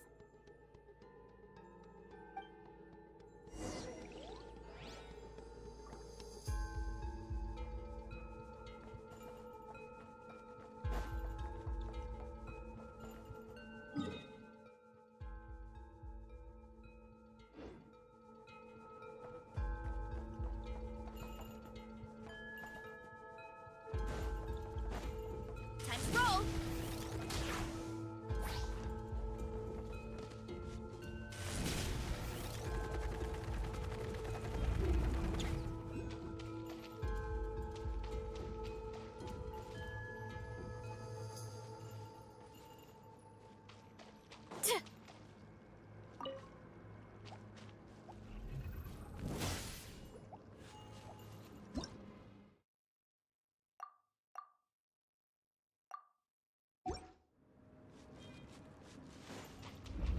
Hurry up, Brassa!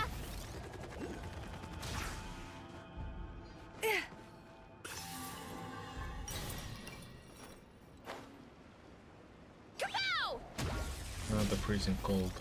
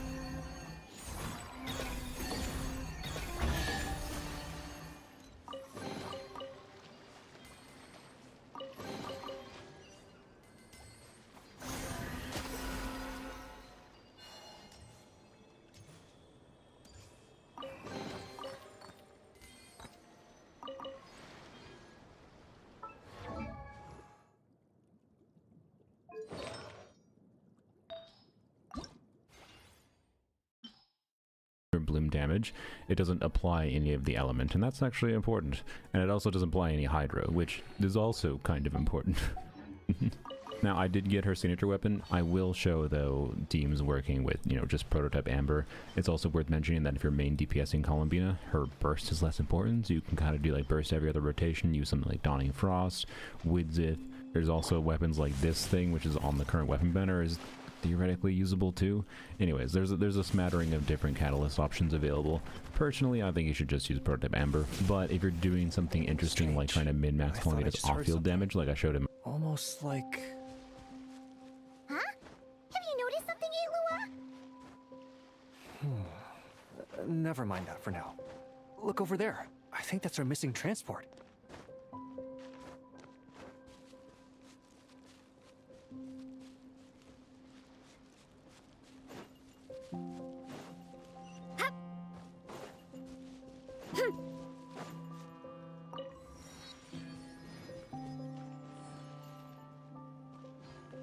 Well, that's weird.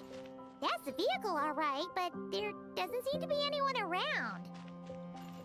Huh? Is someone there? Help! Please, help me! I see.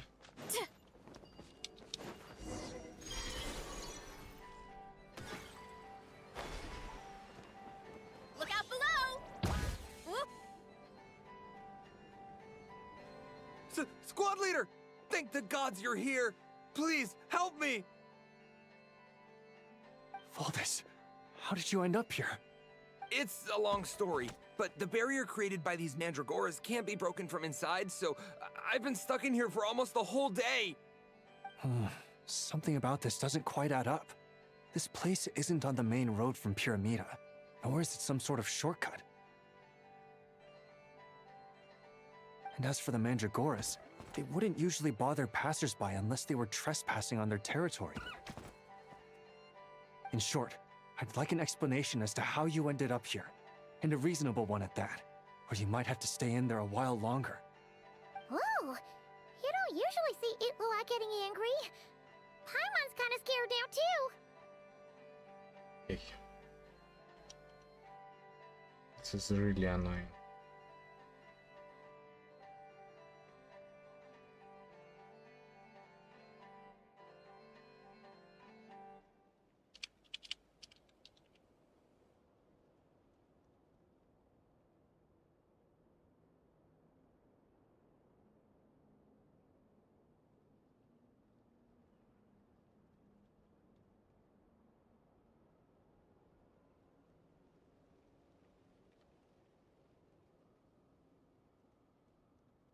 Ируга, Луга и Луги.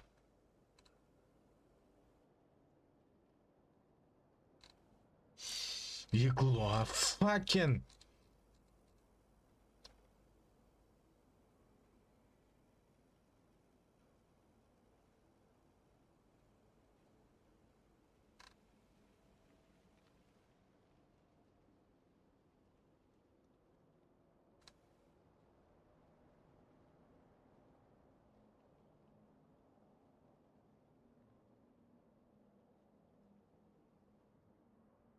Oh, that's true. Guess being an adventurer really does have its advantages. It's a good thing we're only honorary squad members, or we'd be subject to his discipline too. All right. Last night, I found the path to our camp blocked by a large group of mandragoras. You know how I like studying insects and plants, Squad Leader, and it was such a rare sight to see this many mandragoras gathered in one place. I didn't want to miss the opportunity, so I followed them all the way here. But then... I'm so sorry. I'll take responsibility for this, I promise. How about I cover Night Watch for the coming week? No, make that the whole month. What do you mean? You're not just gonna leave me here, are you? Please, I know I was in the wrong. You know, he does look really sorry. Let's just save him first, all right? He's got enough punishment waiting for him as it is. You're right, Paimon. We can discuss the breaking of regulations after we get back. For now, Let's concentrate on getting him out of here. I could use your help again, Traveler. Thank you! Why do you need my help?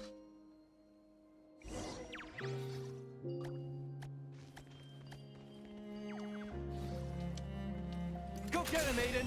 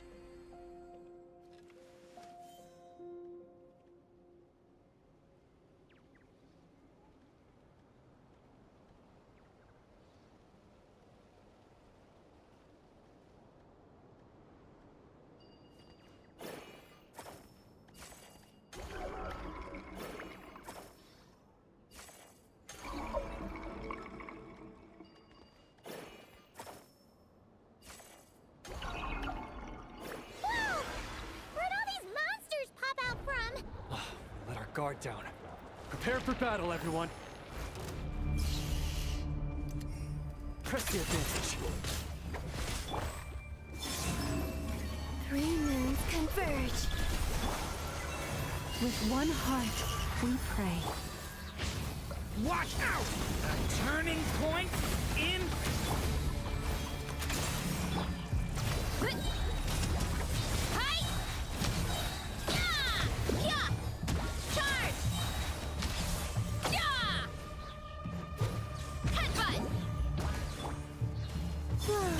A moonlit night for all. You got this! Behold, the dawn! It's justice o'clock! Boof!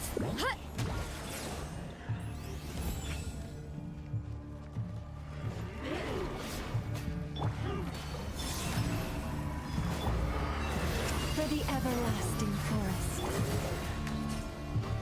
Watch out! Story has only just... Target... Light compels you!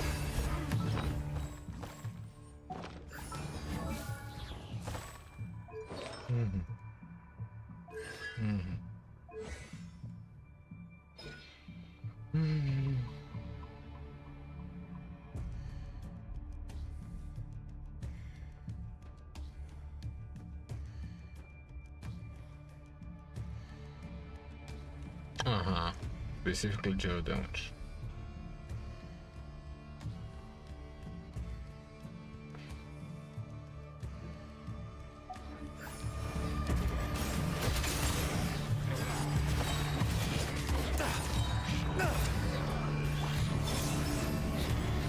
What?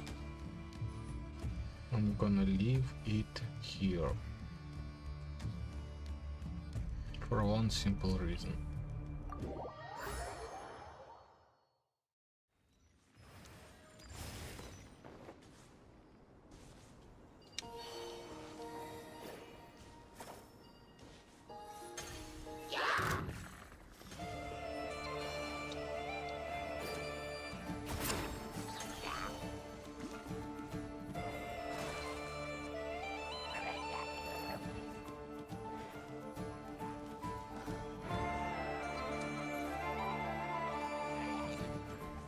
Yeah! Look out below!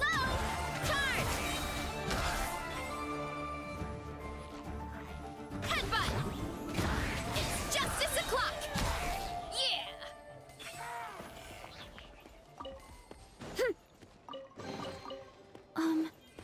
Are these edible?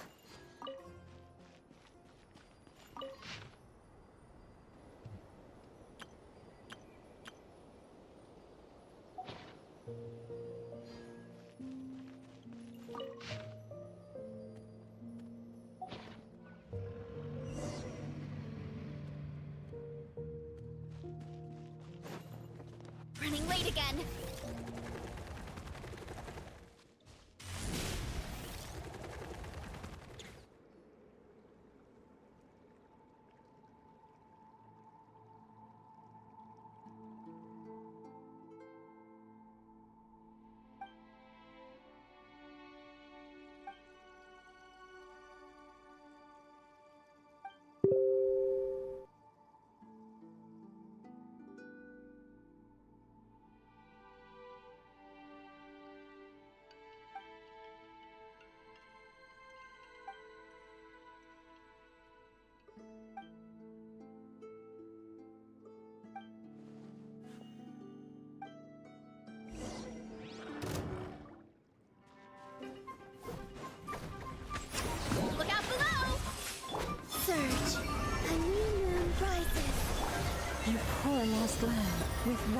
heart. The story has only just... Charge! Heads up! Ultimate flying kick! Hero incoming! Oof! Hut! Ow, ow, ow! Hero incoming! Headbutt! Hi! Forest, protect us.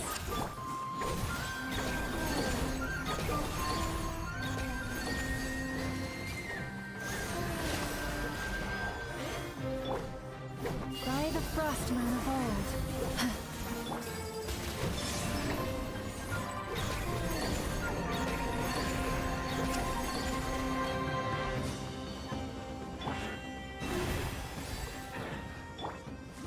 Stay back! The story has only just...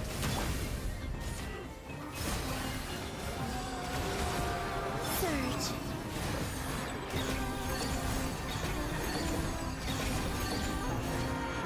A moonlit night for all. For the everlasting forest. Oof! Heads up! Smash down! Headbutt! Charge!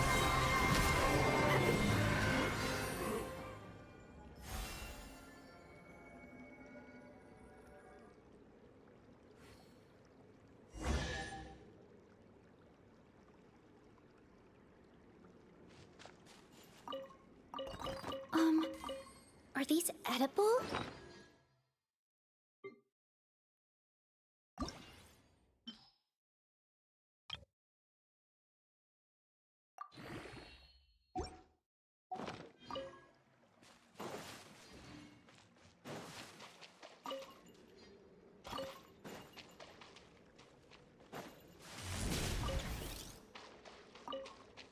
Hurry up, Brassa!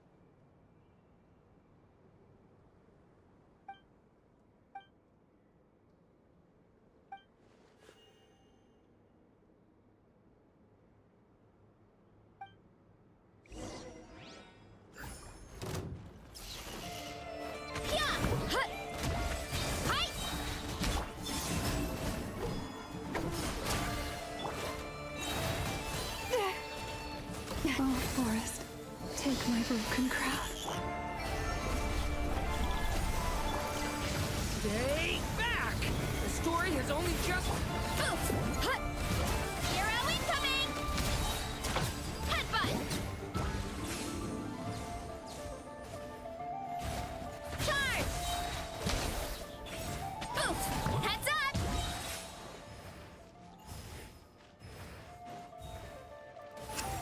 Yeah! Look out below! It's justice o'clock! Yeah! 3 moons converge. Watch out! A turning point in fate! You poor lost lamb. By the Frostman of old. Headbutt!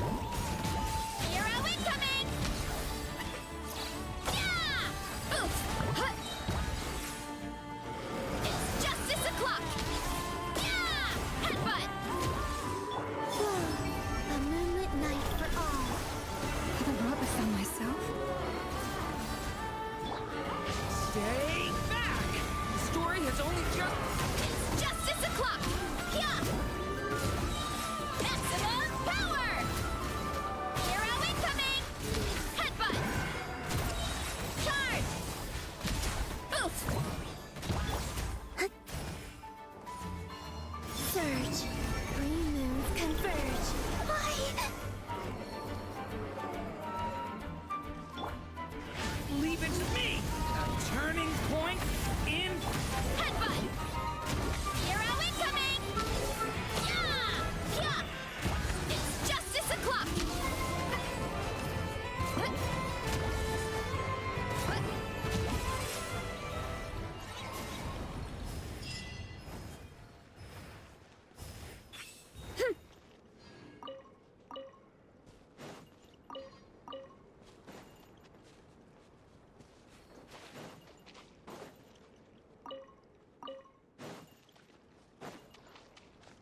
road paved with artifacts. That's nice.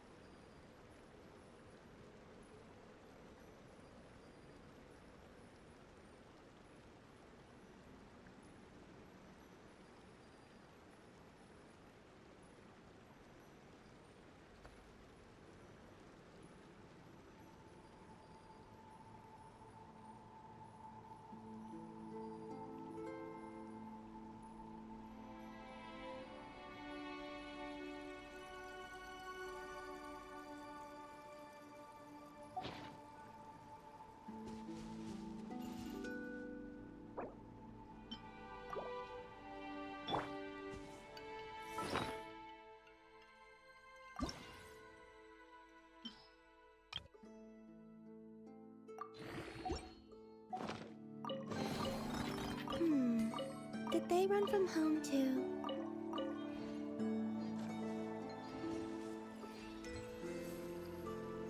Not interested.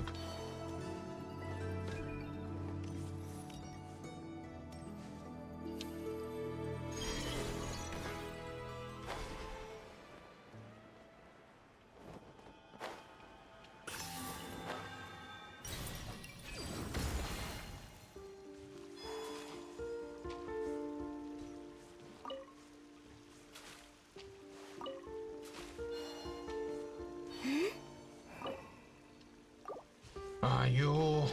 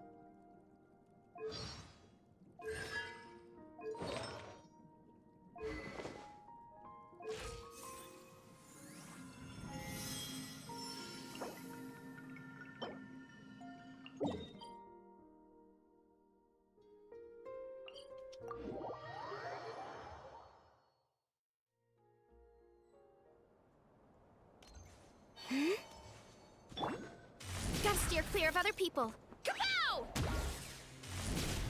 Here I go!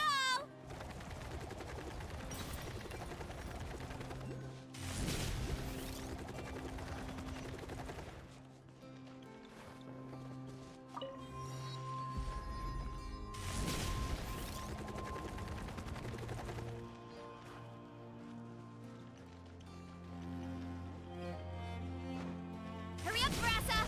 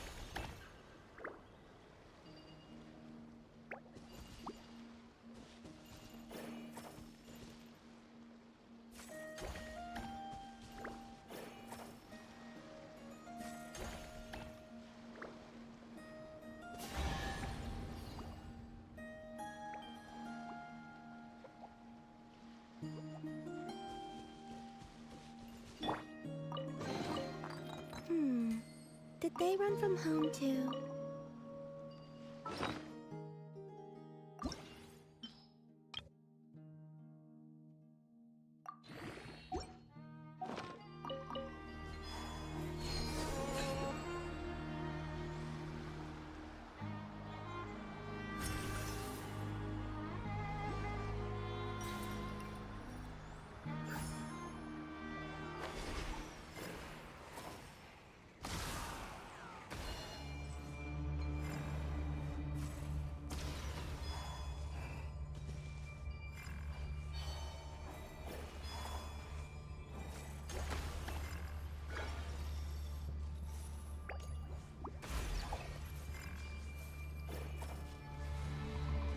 Yep.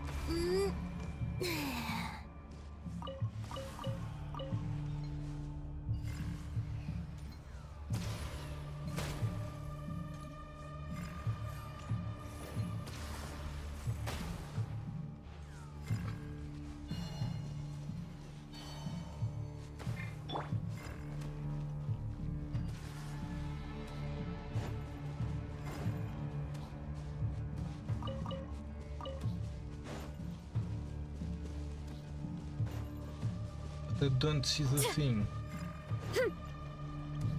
Where's the thing?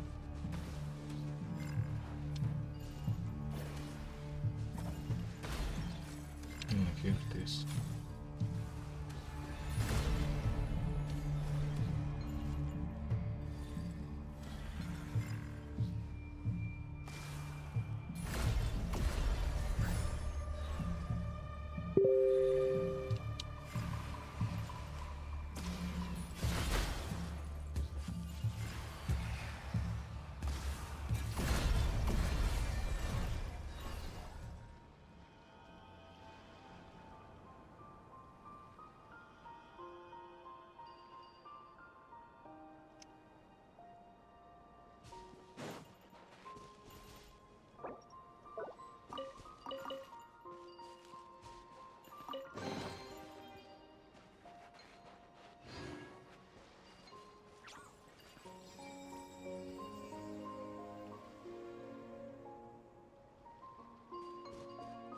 One out of three, I guess.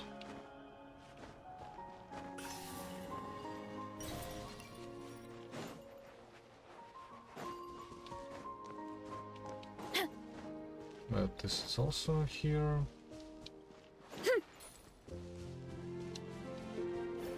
Running late again.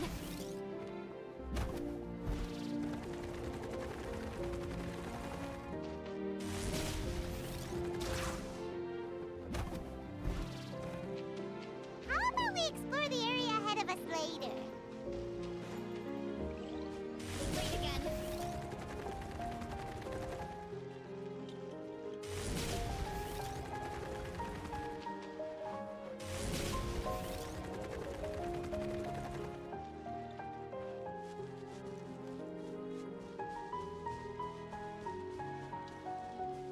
Hurry up, Brassa!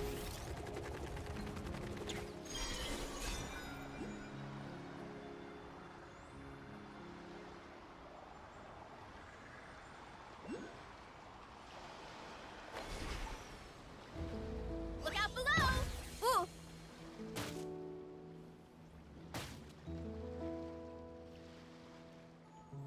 Welcome back to Genshin Impact. Today, we're talking about Varka. What do you mean? This isn't your normal Genshin content. I promised it for half a year.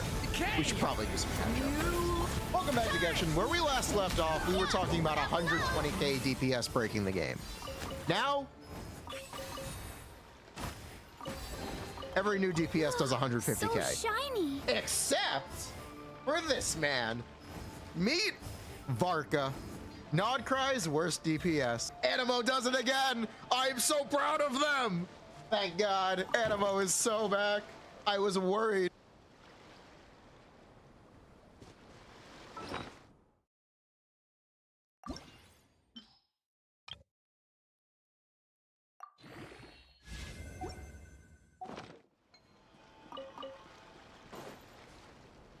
For a second after the Venti buff, thought the next Animo DPS was gonna be good.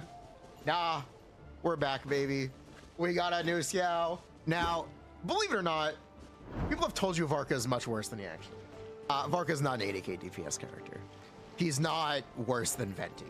But Venti did get buffed. Varka is 10 to 15% better than Venti. And his team requires Venti, which is definitely an interesting choice. If you do not have Venti, there are some options technically. You could use Kazuha, you could use Sucrose, or you could use Aoife. Kazuha is mostly going to be good if you have the 5-star weapon Freedom Sworn, but Pyro damage bonus is actually just really good for Varka. Turns out most of his damage is Pyro, not Animo. Sorry, Farazan. Aoife can use VV, or he could use Scroll, because he is a Night Soul character. And he's the only Animo Night Soul character besides Shaska. But Aoife can hold TTDS. Sucrose is a Hexarai Witch, so if you do not have Durin or Venti, you basically have to play Sucrose, which is pretty good anyway. But yeah, let's talk about mechanics. Varka is a tap E skill to enter stance DPS. He does normal attacks. His normal attacks deal Animo damage, but they also do Feck damage. What is Feck? Well, feck you, buddy. Feck is Pyro, Hydro, Cryo, Electro. Pyro, Hydro, it's the Animo infusion. You know this, right? This hopefully isn't new information. Hopefully not. But what makes Varka unique is they call him the triple threat. He's got 3 team restrictions.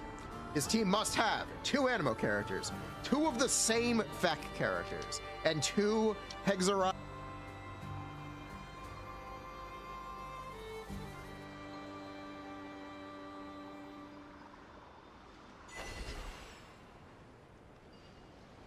Just like that. Heads up!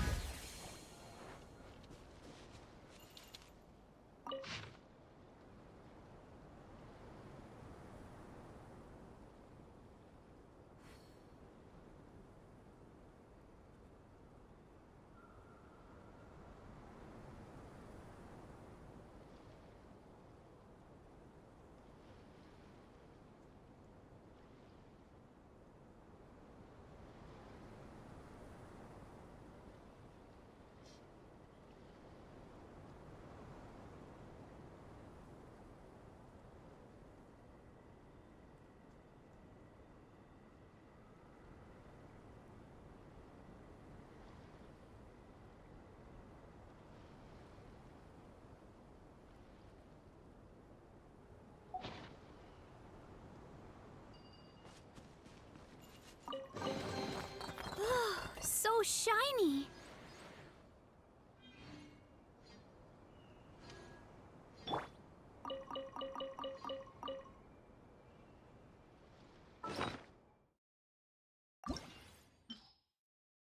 Wishes. They call him 006. They call him 0006. The death of Genshin's team building needs to be studied in history books. But yes, Varka, thankfully, he is Animo, and he is a Hexarai Witch, so you need 2 of the same Feck, and another Animo, and another Witch. What does that mean? It means his team must have either Venti, Durin, Mona, or Fischl, or even Sucrose. And because he needs another Animo no matter what, it's gonna be Venti. And because because you're using Venti, you're gonna use 2 Pyro. You're gonna play Durin, you're gonna play Bennett. So that's the team. It's pretty set in stone. It is, yeah, Venti, Durin, Bennett. There are other options we can talk about. You could try to play Yelan, Mona, Venti. You could try to play Farina, Mona, Jean, or even Xianyan, because Mona's a witch. You could try to play Fischl, Yansa, if you really want. Like, comment, subscribe. We're gonna try to do more Zenless content. More Genshin content is coming. Did you know most of you watching are not currently subscribed? You should subscribe. Let's talk about his damage with his bestie. So the combo that we're assuming for this is 4 N4s, 2 of his enhanced charge attacks. So we're gonna N4D, N4C, N4C, N4. Moon Hall every day. He's very Natlin. So don't He's not worry about bad me. enough to be a free I can character. keep up. He's not bad enough for me to call him worse than Venti. But he's very Natlin. He's very last year. He's not on the same level as the Notcry characters. Very similarly to the Mondstadt buffs in general, where most of them are Fontaine level characters at best. I don't understand what they're doing. There's one perspective, which is Varka is the mythical post-Chinese New Year character. For anyone who's unaware, Chinese New Year, big holiday. Devs, lots of break time. What does that mean? It means that these are the updates that birth Yai, Chiori, and the whole Rogues Gallery. What is this? It's Yai, Chiori, who was last year's? Veressa. Veressa was good. I liked Veressa.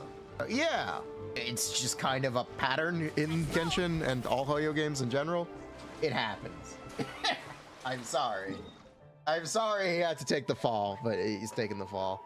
That being said, the Chinese New Year is on its second half, so they do have another 3 weeks to work on Varka. So he will probably get buffed. Probably. Now, I know that you've seen much lower Varka calcs. That's because his N5 is doo-doo garbage, and you will never use it. His N5 is simply too long. We're gonna do N4 dash, we're gonna do N2 dash, we're gonna do like maybe even a walk cancel. We're not doing N5. N5 is not real. Don't bother, okay? No N5. Vamos. So that's how we're getting the damage as high as we're getting. But really, he's very limited. He has a brand new set that debuted in this update. There is also hope that they will release a character named Nicole, who will significantly buff Varka. Who is Nicole? She's not the one from Zenless, confusingly. Alice is also not the one from Zenless. It's also very confusing. But yeah, that is kind of what goes on here. So yes, there's a chance that there's a character named Nicole who will be like a strict Bennett power creep for Hexarai teams and only for Hexarai teams, so she can't benefit other characters. I hate what they're doing. I hate Genshin. This game sucks. Anyway, yeah, that's what they're gonna cook. It's probably what they're gonna do. Now, let's talk about weapons. We love pre-built teams, don't we, folks? Varka has a lot of 5-star weapon options, but also they're barely better than the 4-star weapons. Regarding 4-star weapons, if you do not buy the Battle Pass, you're gonna use Tidal Shadow. If you do buy the Battle Pass, you're gonna use the Serpent Spine. If you have other 5-star weapons, these are the ones that I recommend using. Verdict, Redhorn Stone Thresher, Thousand Blazing Suns, Beacon of the Reed Sea, and those are the 5-star weapon alternatives. If you aren't going to use the limited weapon for Varka, which is Ballad of the Mighty Wolf. Ballad of the Mighty Wolf, 20% better than R1 Serpent Spine, better than any of the other 5-star weapon options. Technically, R5 Beacon of the Reed Sea, if you get hit, is competitive with R1 Ballad of the Wolf, but Ballad of the Wolf is still better.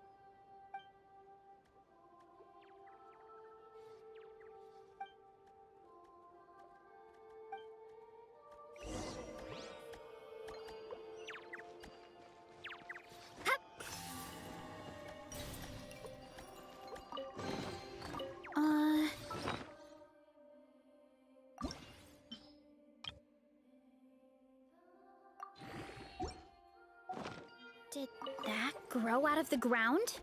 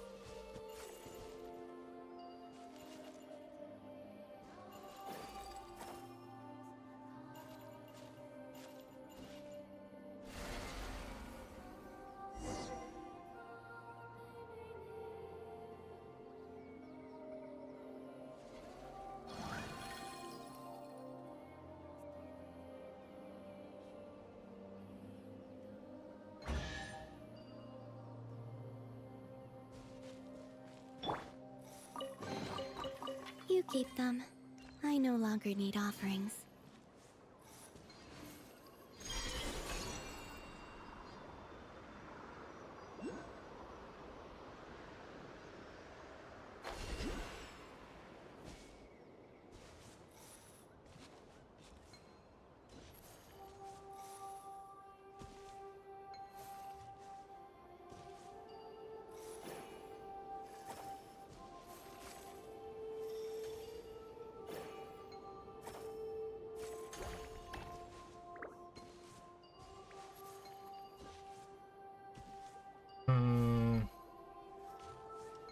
So I need to somehow connect those things.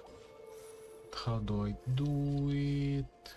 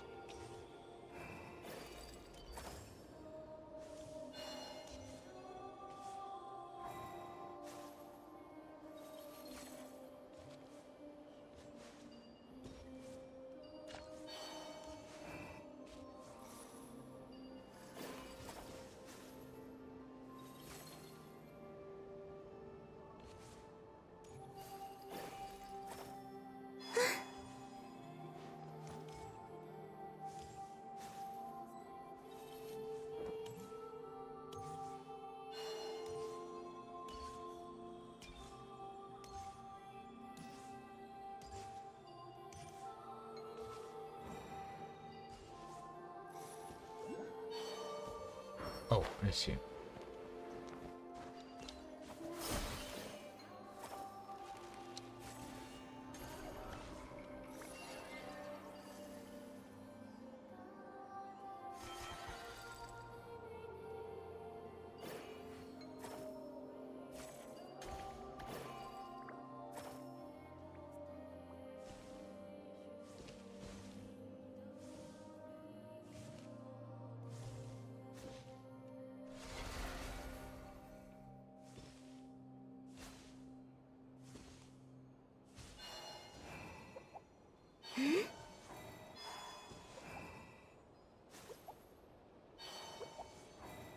Terrible.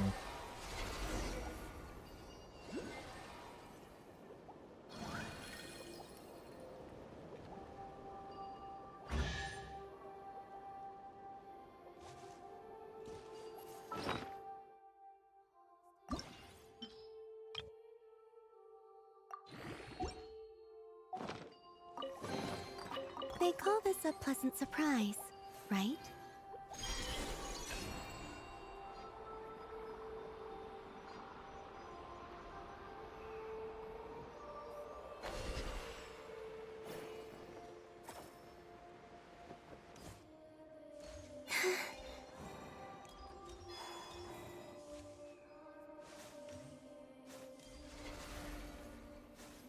Good enough.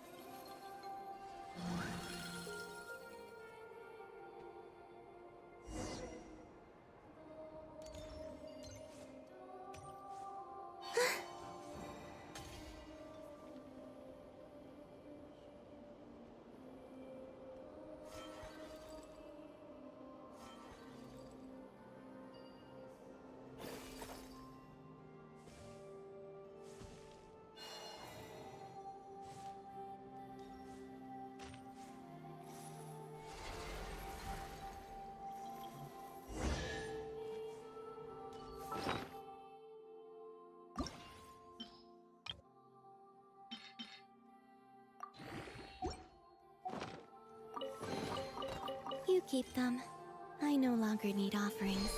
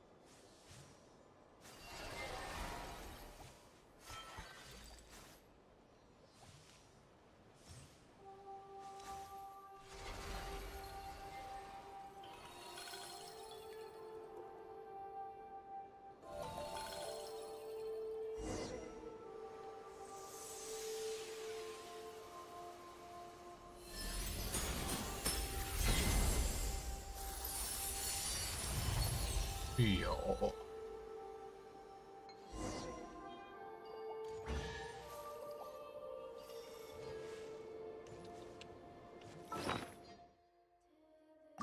That's nice.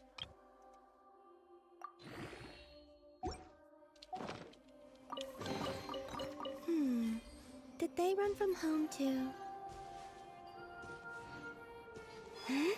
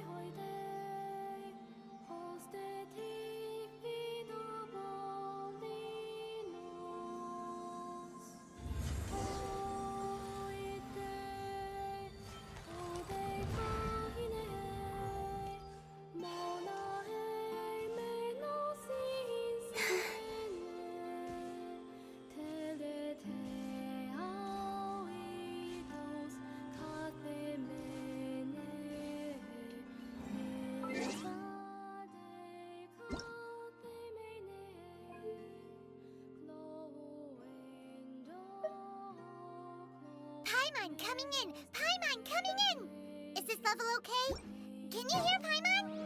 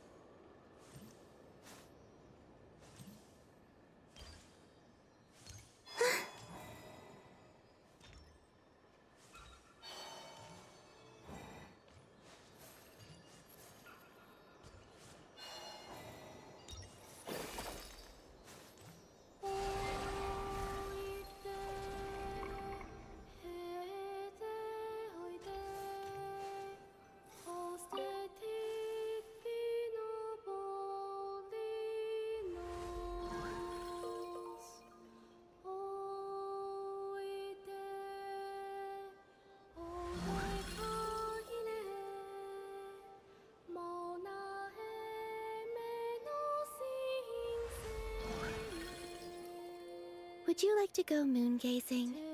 You can sit in my rocking chair and admire the view. Or we could go to the moon and gaze down at Tefat. Whatever you prefer.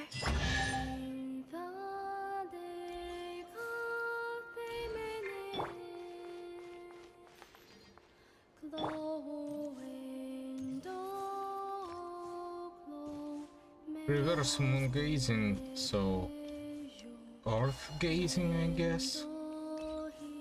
Sounds pretty neat.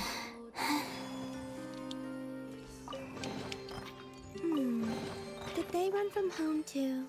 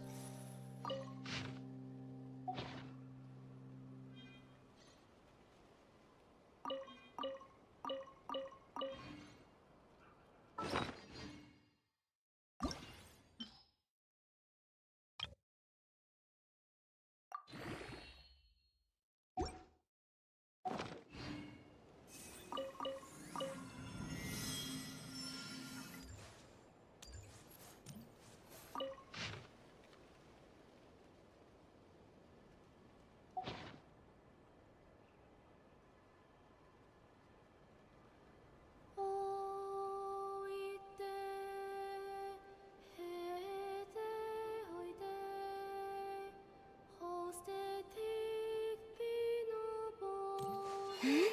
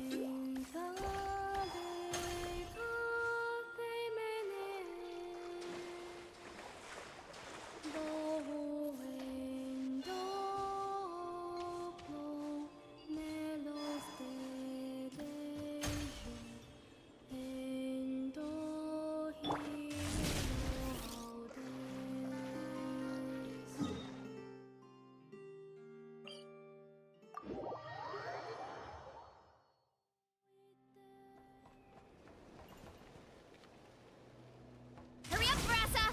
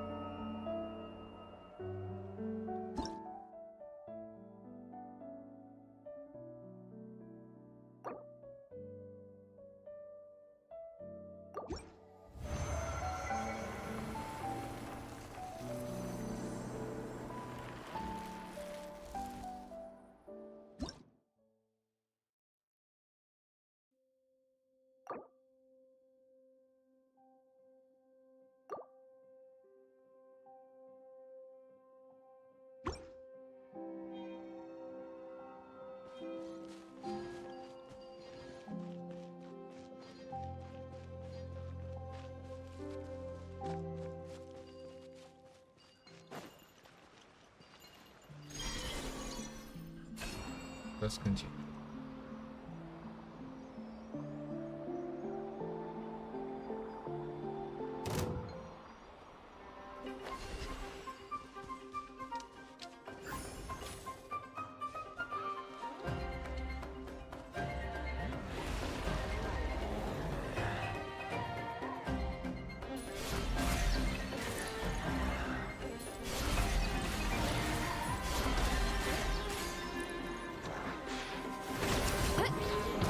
It's Justice O'Clock! Headbutt! It's Justice O'Clock!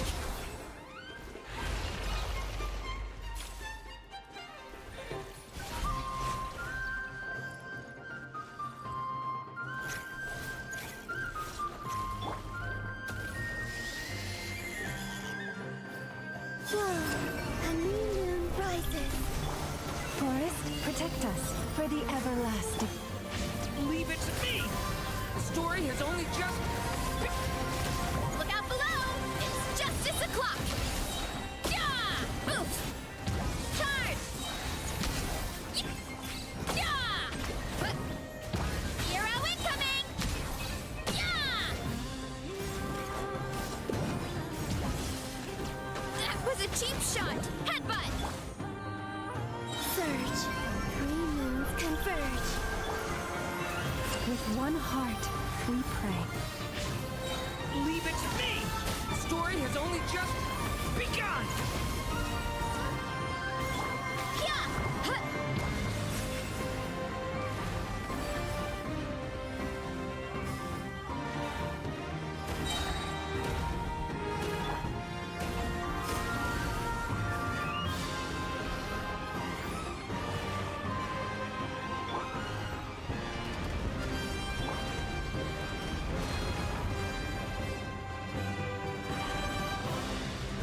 Claros!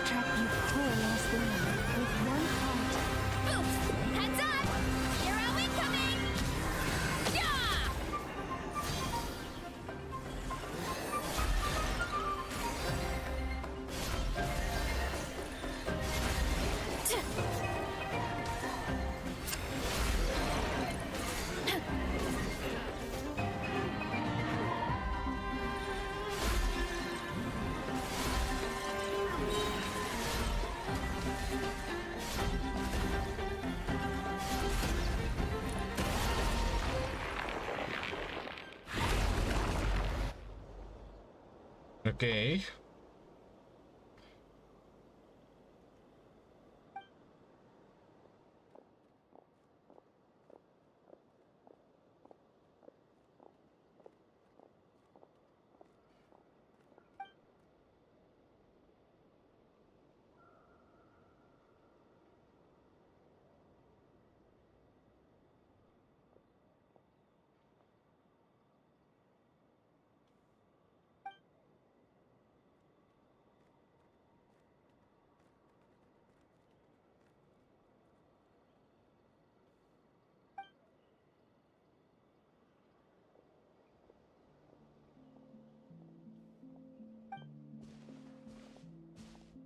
Once up behind them, when they cover the commotion, rush straight in our well. Such a relief.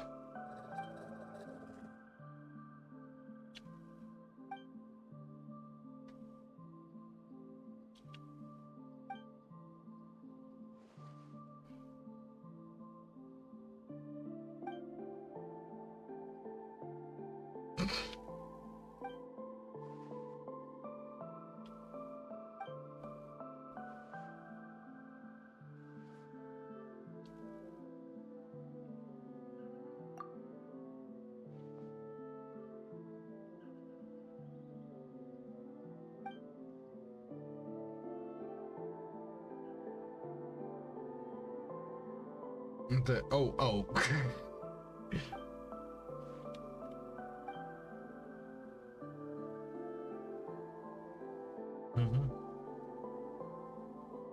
Yeah.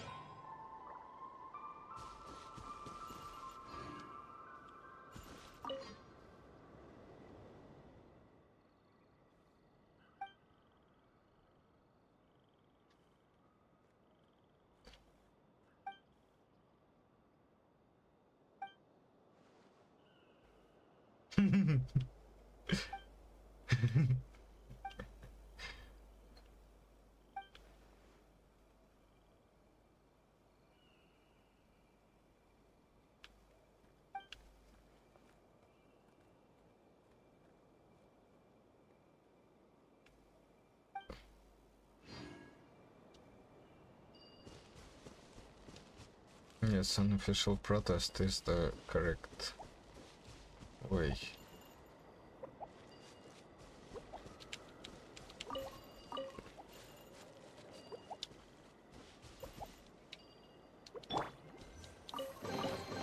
They call this a pleasant surprise, right?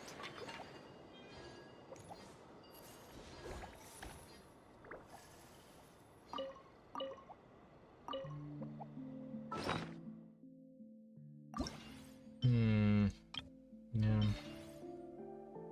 That's way too much.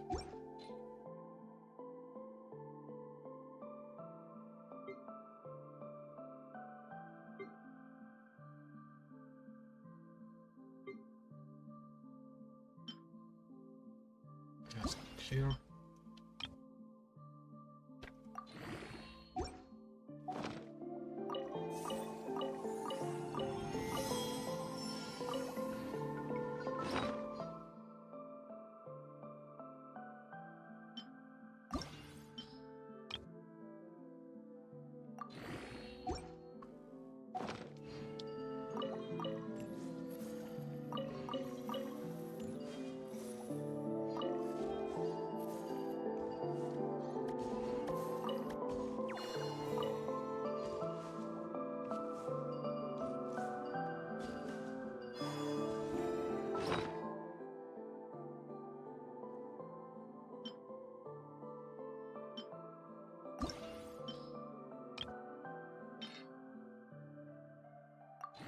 Alright, let's see the purple ones.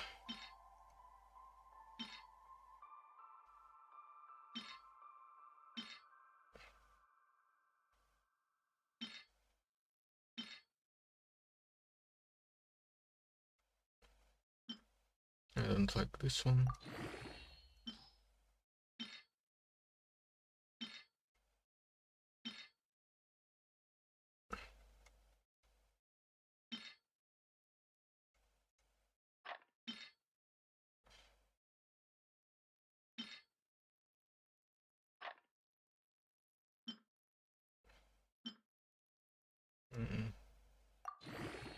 is much more useless than others.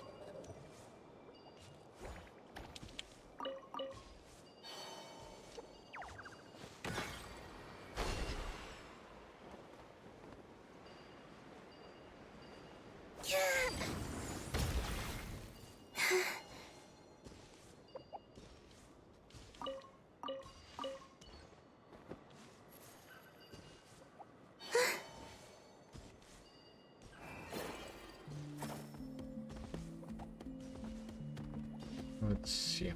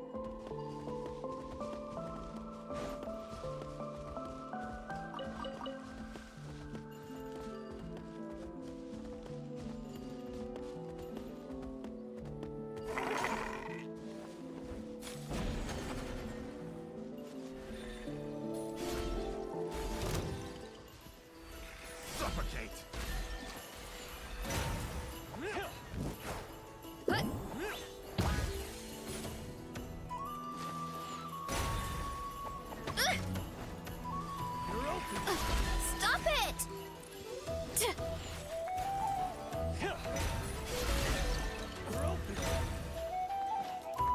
Surge.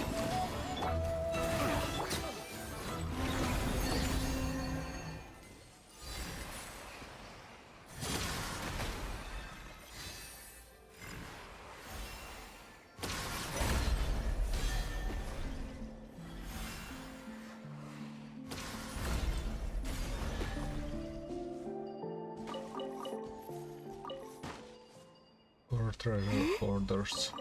Well, at least they escaped, I suppose. You keep them. I no longer need offerings. Okay. At least I can hear her now.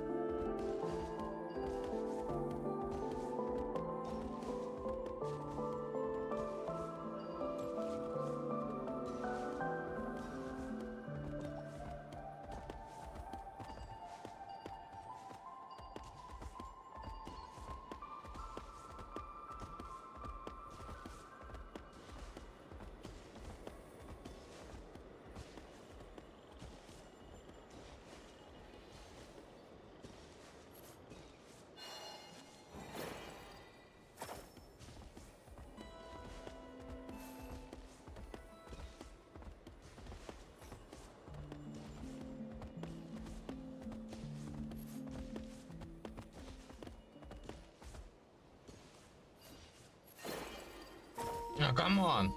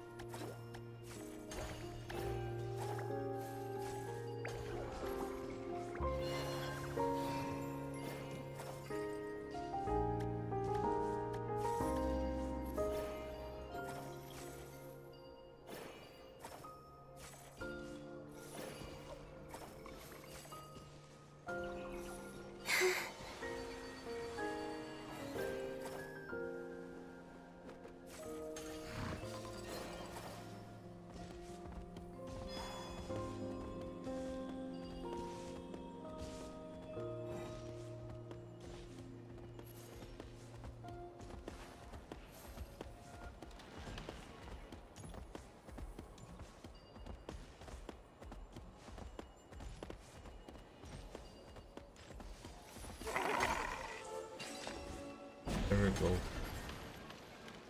Finally. You keep them. I no longer need offerings.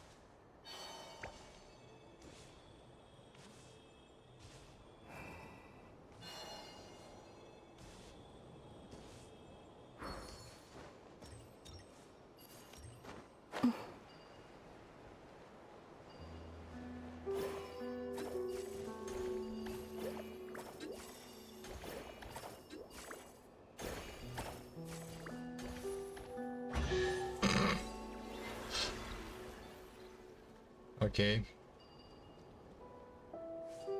Glad I figured it out.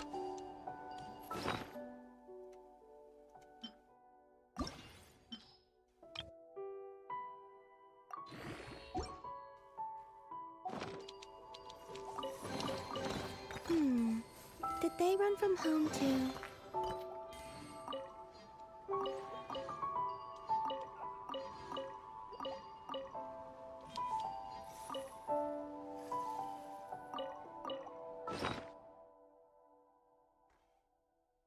Should also mention, Ballad of the Wolf gives attack speed. It probably won't actually give you an extra hit, but it might, and it will at least make things more consistent, and it'll definitely improve things if you're using N5, which you shouldn't. It's kind of hard to evaluate attack speed because it's just like that. Characters are always like this. Attack speed is either fake, or it's very useful, or still fake. Welcome to Genshin Impact. Can I take your order? I didn't mention main stats. Varka, you're gonna run crit, attack, attack. Technically, pyro damage is similar to attack goblet, but just run attack goblet, bro. I feel like doing a second element of damage takes up a lot of a character's power budget. Maybe that is why Varka is as conservative as he is, because they didn't want him to do a lot of damage because he does 2 elements. I'm not quite sure, but this is a similar phenomenon with Shaska. Shaska was also the worst Natlin character, and she is an Anemo character who does multiple elements of damage. I don't know. Maybe they think it's a lot more impressive than it is because of the spectacle, because the spectacle itself is really cool. The visual effects for Varka are fantastic. 100%, they are great. But yeah, regarding constellations, he has pretty normal total constellation gain. It's fine. I don't really care about them. I care more about how restricted Varka is, or how bad he is. There's nothing quite like making fun of a bad character in Genshin, because simply put, bad characters are funny. Xiao and Sino are legendary. 100% legendary characters. So is Dia. And I miss that. Varka's not bad enough to be part of their ranks, but we can have some fun. We can definitely have some fun. Yeah, that's right. This is what brought me back to Genshin. AMA, ask away. Varka versus Slime. But yeah, Varka is not as bad as you think. But he's also a surprise, right?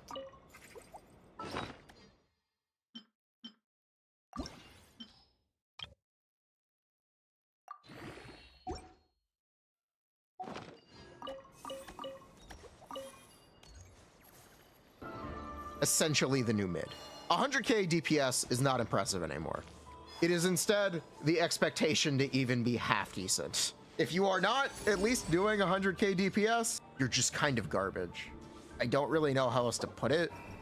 That's just where Genshin is. We were literally just talking about Skirk and Mahuika doing, for most players, 120, 130, and that breaking the game. But now the expectation is 150. And anyone who's not keeping up is simply just not playable. It really sucks, but it's where we are. Inefa is literally my goat, and I regret not covering Inefa.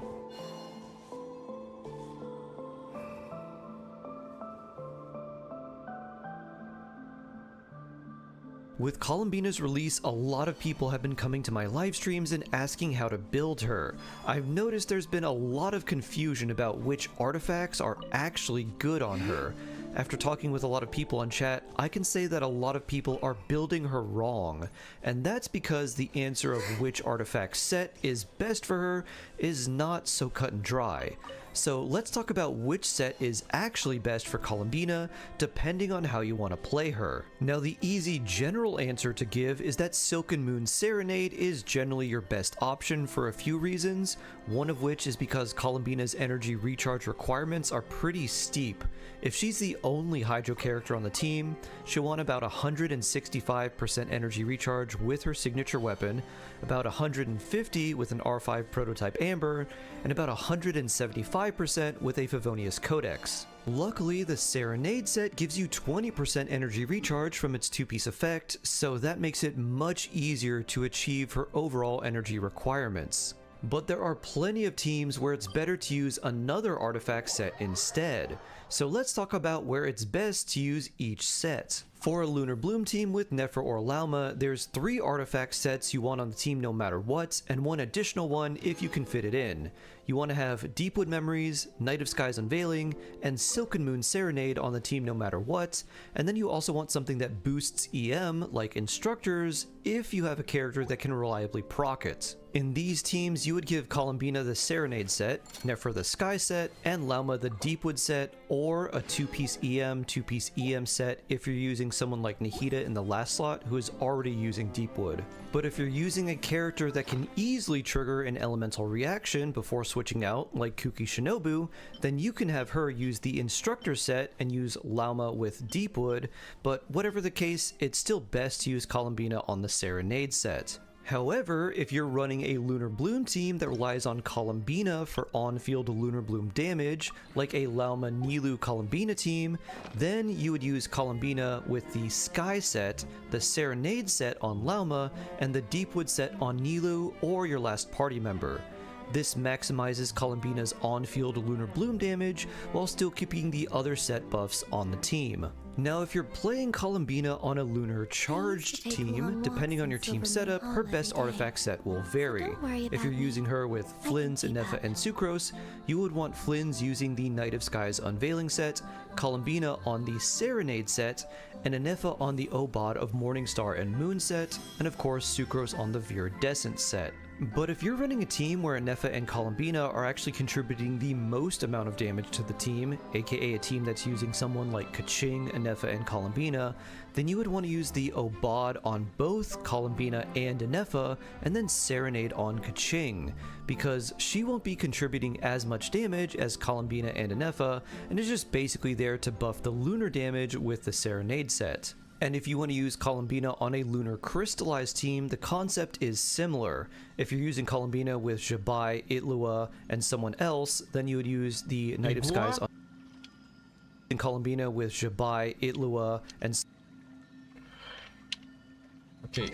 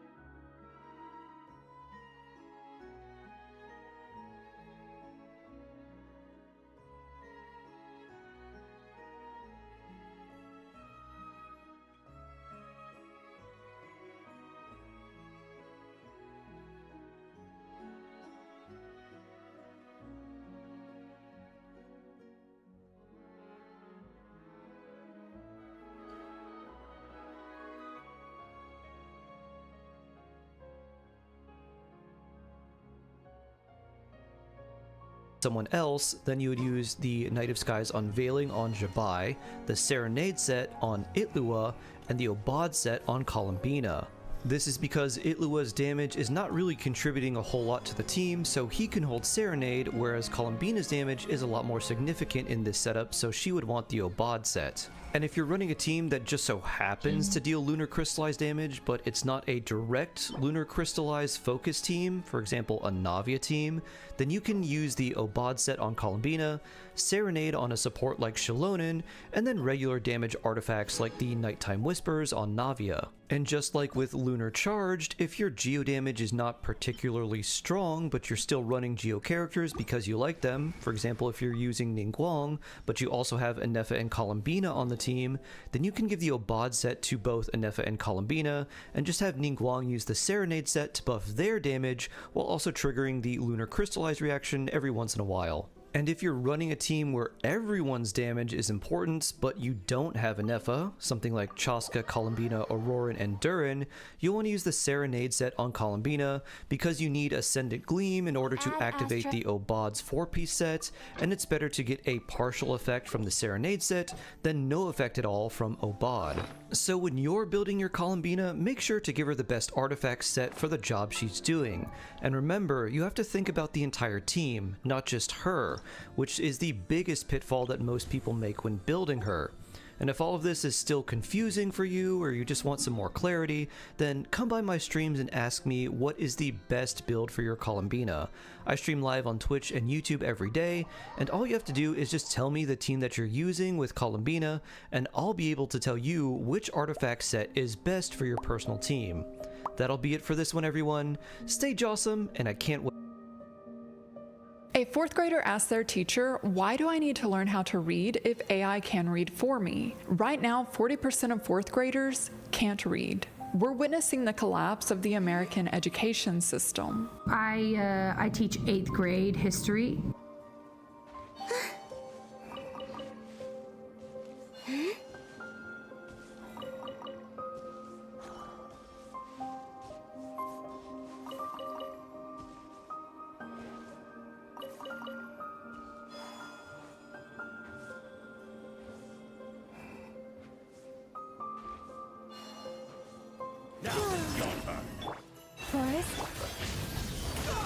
me! You... Yeah! It's justice o'clock!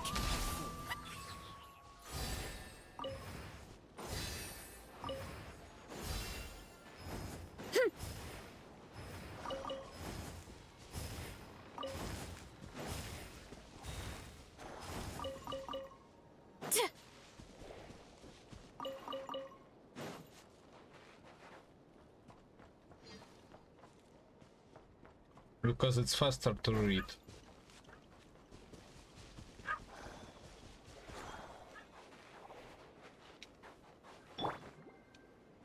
We got ourselves a straggler.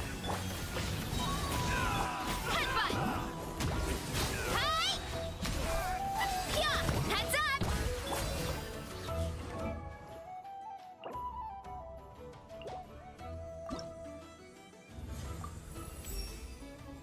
By the frost moon, the night shall be illuminated.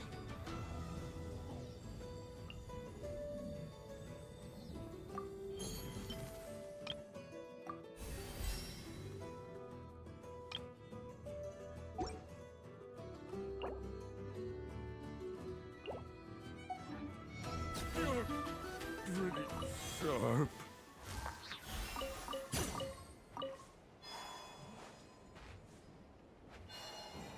And I have 110-ish students. 2 of them are reading on grade level right now. 18 of them are at a kindergarten level. 55 of those students are between a 2nd and 4th grade level. We were doing guided notes, supposed to be a real easy day. It was review. They wrote down Maryland was founded as a safe haven for Catholics. It was on the board. They wrote it down, and before we moved on, I call on a student and I ask, hey, where were the Catholics one more time?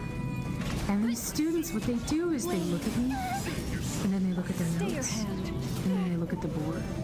They look back at their notes. And some of them never answered me. They never figured out the answer. It was wild. And I kept giving them hints, like rephrasing the question and saying, like, it's in your notes. We just wrote it down. We just wrote it down. Where are the Catholics? It's on the board. And they never got it. They can't read their own notes. And I don't mean their handwriting. I mean, like, they can't make heads or tails of it on the page. These kids have a frightening ability for information to go from their eyes to their hands and not pass through the brain at all. What do we do, y'all? That ship is sailing across the ocean and there is no one at the wheel. What she described is terrifying. The information goes through their eyes, down through their hands, without passing through their brains. But this isn't an isolated incident. This is nationwide. I looked up the actual numbers. Only 23% of 4th graders can read at a proficient level. Just 23%. Then we have the 8th graders. Only 26% are reading proficiently. For all the reforms, adding technology into the classrooms, and debating about funding, we're now at 40%. We didn't get better, we made it worse. I've been teaching since 1993, and yes, we have always had kids who struggle to focus. But what's happening now is on a whole other level. Remember how it used to feel when the teacher would pull out the cart with the big TV and the VCR attached? Yeah, not anymore. Now I've got kids asking to skip it. They literally can't just sit and watch. I'm a 90s kid, so I know exactly what she's talking about. When that rinky-dink TV rolled into the classroom, that was the best day ever. But today's kids are overstimulated. TV is not cutting it. When we were growing up, they said we watched too many cartoons. Now kids don't even want cartoons. It's not enough stimulation. They get bored. Kids today are growing up watching CoComelon and YouTube Shorts. Content that's meant to hold attention for seconds at a time.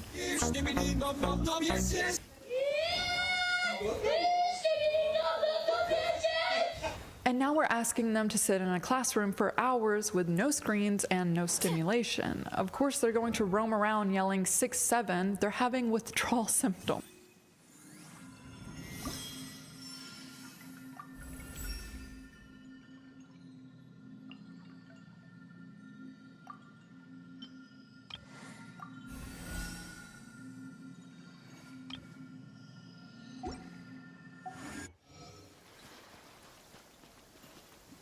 memes.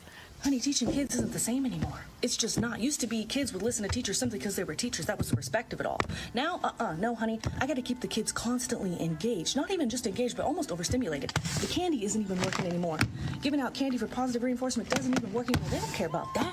Girl, I'm using Chimpanzini Bananini just to get my kids' attention, just so they'll look at me. Hello, hello.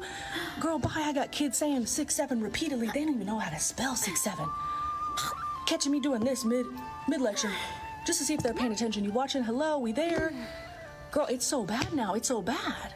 TVs don't work, candy isn't working. The only thing that grabs their attention is TikTok memes. Chimpanzini bananini, wah wah wah, bananucci monkey monkey monkey wah.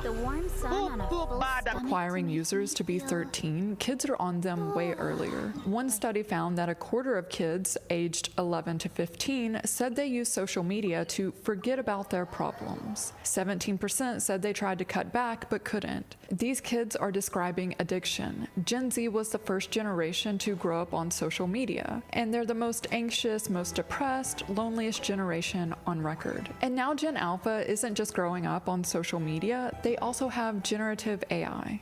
Okay, this is becoming a genuinely concerning issue. As a substitute teacher, I am encountering a really concerning number of students who truly do not see any value in learning because, as one of the 4th and 5th graders that I was teaching the other day asked me, why do I need to know any of this if a computer or AI can do it for me? A little girl didn't want to learn how to read because why would she need to when she could have the computer read it to her, or when she could just take a picture of her math problem and have the AI do it for her? This is a legitimate issue. Children do not have fully developed reasoning abilities. Their brains just aren't.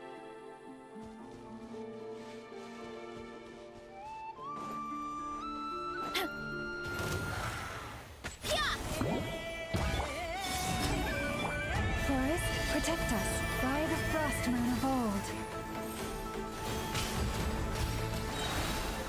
Charge! It's justice o'clock! Yeah! Headbutt! Kapow! Charge! Yeah!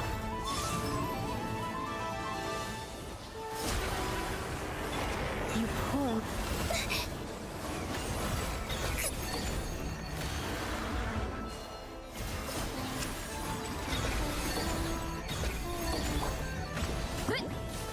It's justice o'clock! Yeah! Surge. 3 moons converge. Yeah! It's justice o'clock!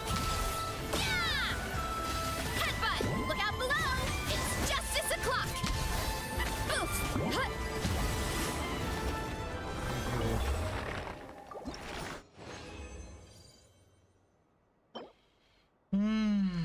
It's not worth it. They're trash.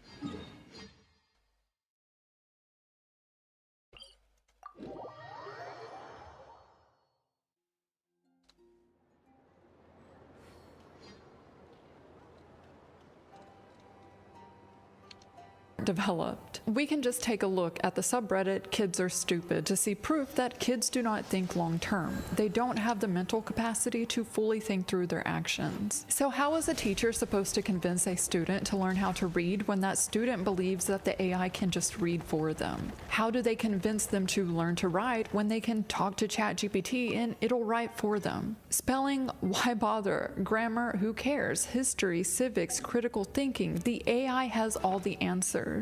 And all a child sees is a path of least resistance. They don't understand that to struggle is to learn and to grow. What are you doing? GPT. I know, but what are you doing? I'm doing school. Are you doing school on ChatGPT? How old are you? 3.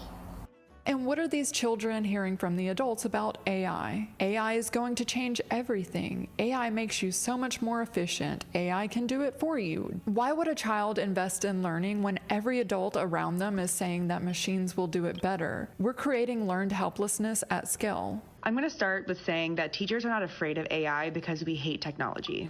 We are scared because we are watching critical thinking disappear in real time. When I was in high school, my math teachers would say, you got to know how to do this because you're not going to have a calculator in your pocket. Well, guess what? I have a calculator in my pocket at all times. But what I've realized is that it's not a fair comparison because calculators replace computation after we learned how math worked. AI shows up before students ever learn how to think through a problem. What we are witnessing is that students are now incapable in sitting in any kind of intellectual discomfort, and that's concerning.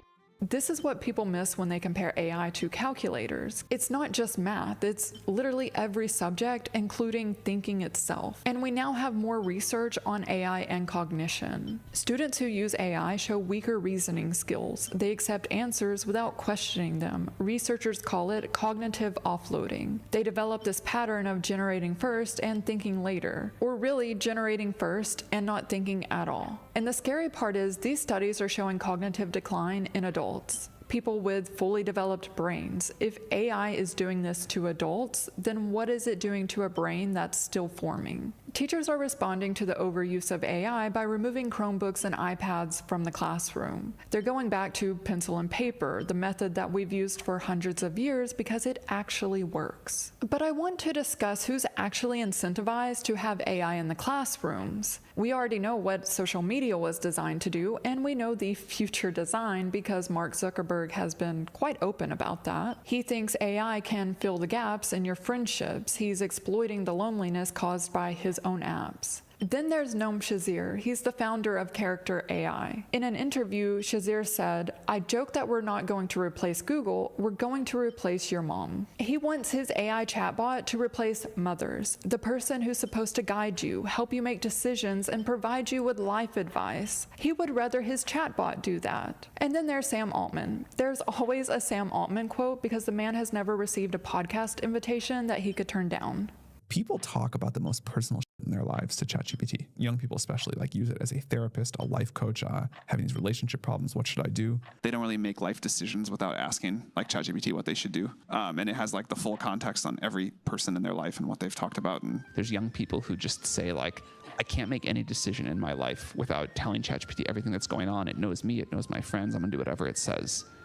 These CEOs know exactly what they're doing. They're not accidentally replacing critical thinking, they're designing for it. They want users dependent on the chatbot for advice, for decision making, for thinking itself. Because dependency is a business model. In fact, it translates to $20 a month for ChatGPT. But all of this has a societal cost, and we are paying for it. I don't get to teach. I spend my day managing behaviors and teaching students how to regulate their emotions.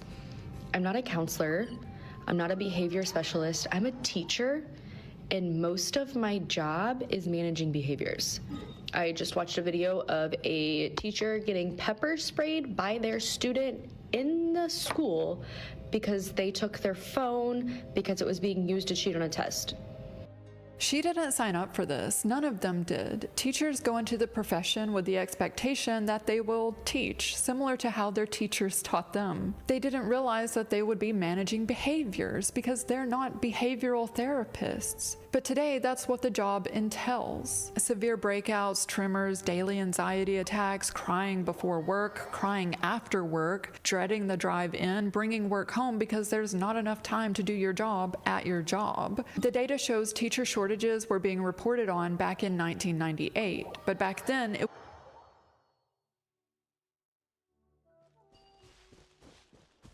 Running late again. That's close enough. Feeling lucky today? Sounds good to me. Law of the jungle. It's justice o'clock. Yeah, kapow! It's justice o'clock. Hey! Tricks up your sleeve.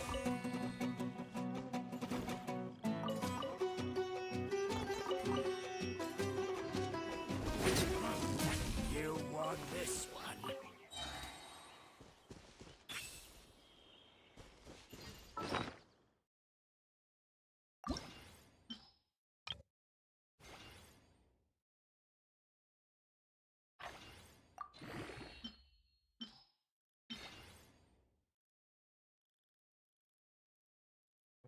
Give me crit rate, I guess. And good church. That's also nice. I got the amount of it. It was fewer than 30% of states. Fast forward to today, and it's 86% of school districts that can't fill their positions. 86% is a collapse, not a shortage. 411,000 teaching positions are either empty or filled by someone who isn't fully qualified. As a result of having less staff and more students with behavioral issues, teachers are burning out. In fact, teachers have the highest burnout rates of all industries, with 44% reporting always or very often feeling burned out. This clip says, how it feels going to sleep tonight knowing that I don't have to wake up tomorrow and teach children because I quit my teaching job in the middle of the year. We can go to the comments. What are you doing instead? Asking for me. Currently in class and just letting them talk over me because I'm tired of it already. What do you do now? I went out of education. Quitting teaching was the best decision of my life. You won't regret it. This is honestly terrifying, seeing how many teachers wanting to quit. Teachers deserve better.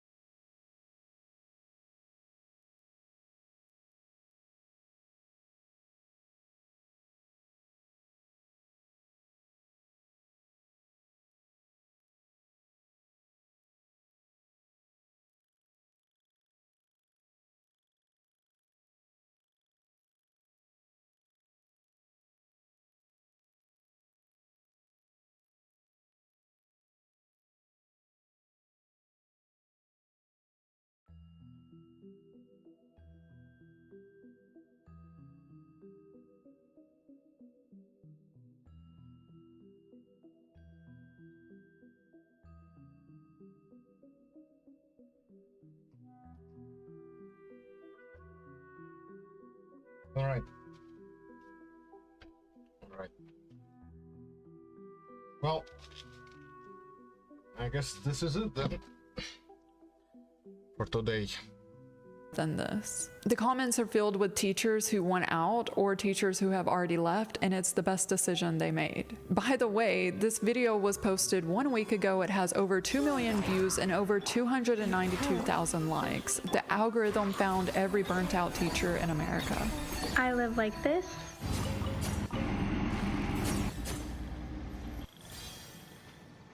So that my students can live like this.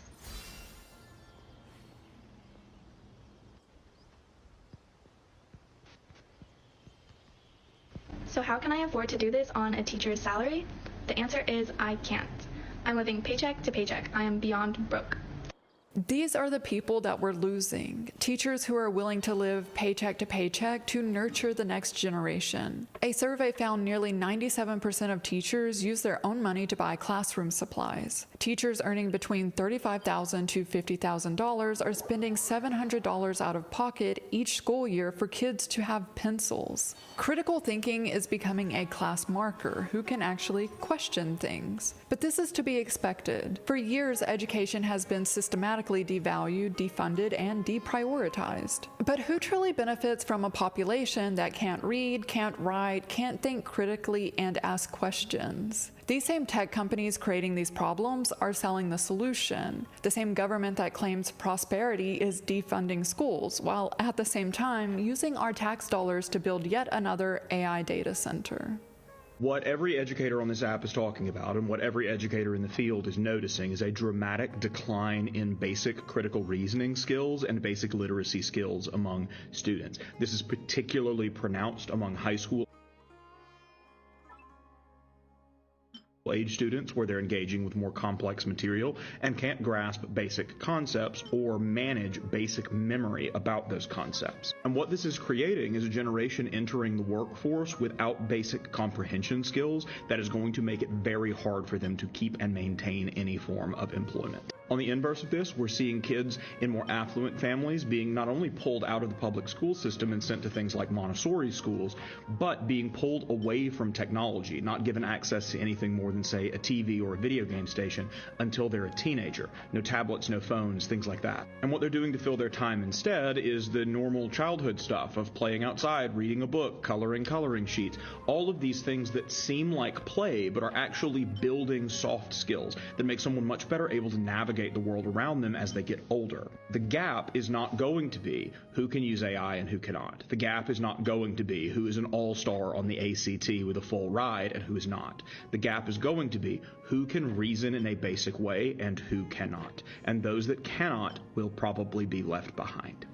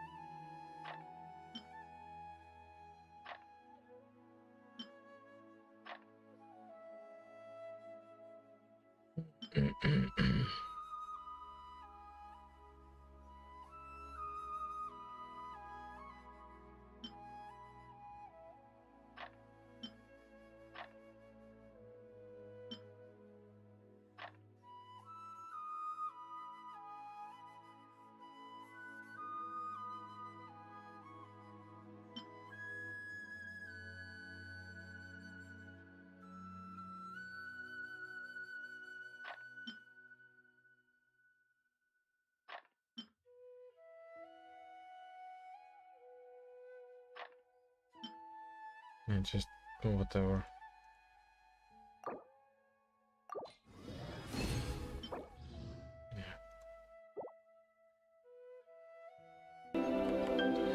All right. Yeah.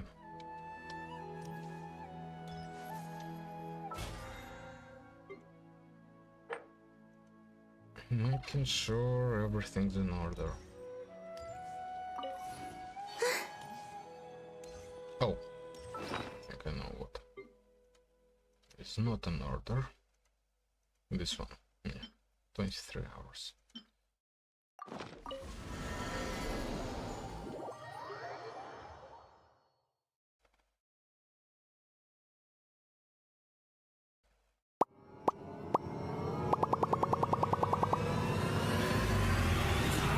Truly beginning to thrive. I cannot help but be stirred.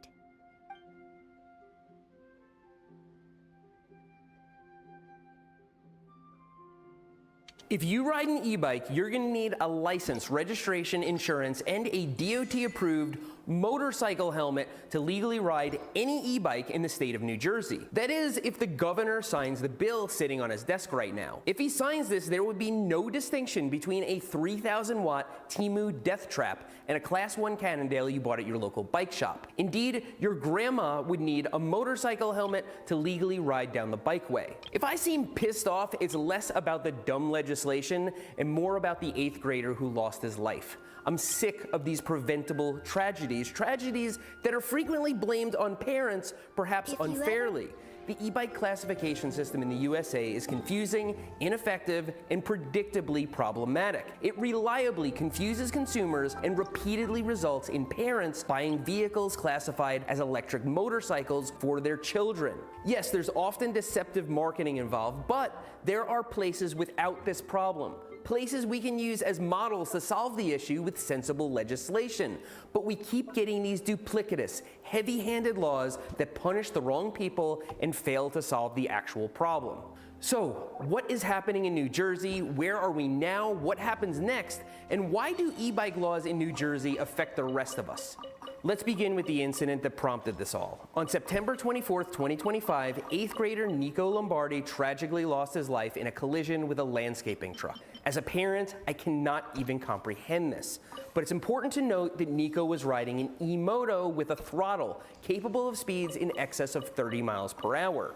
That is not a bicycle. The law doesn't consider it a bicycle. In fact, the law already requires you to hold a license, registration, and insurance to operate such a vehicle on public roads. Yet, articles like this one in People magazine included e-bike in the headline, reigniting an ongoing misguided conversation that conflates e-bikes with electric mopeds and motorcycles. I made an entire video about this exact topic, and I caught a lot of grief for it. People left me comments like, why don't you just enjoy the loophole? They must not have been listening, because my conclusion was that if we don't pursue a sensible e-bike classification system, we can expect blunt, heavy-handed laws that punish the wrong people. And that's exactly what's happened. On November 6th, 2025, Bill S-4834 was introduced in the New Jersey Senate, which essentially treated all e-bikes and e-motos the same. So your boring Class 1 step-through that you take your kid to the park on, yeah, to ride that, the bill would require you to not only carry insurance that doesn't technically exist yet, but also a registration, a license, and a DOT-approved motorcycle helmet. Your grandma, who rides her townie e-bike around her subdivision, would be breaking the law without a DOT-approved motorcycle helmet. But in the wake of yet another tragedy, after reading article after article inaccurately stating the vehicle was an e-bike, people were angry, emotional, and as I've stated over and over, totally misguided. Yeah, laws already exist that govern e-motos, yet the proposed solution is to introduce legislation that punishes responsible, law-abiding citizens engaging in safe legal activities. Moving on January 12th, 2026, the bill was passed by the New Jersey Senate and subsequently by the Assembly by a significant margin. Bicycling advocates like Pat Kinane had made their case to the Assembly Appropriations Committee a week prior. They acknowledge that we do have a problem and that we need to do something, but also that this would negatively affect commuters, businesses, and perhaps most importantly, the economically disadvantaged. They urged the committee to pump the brakes and pursue legislation that targets the actual problem.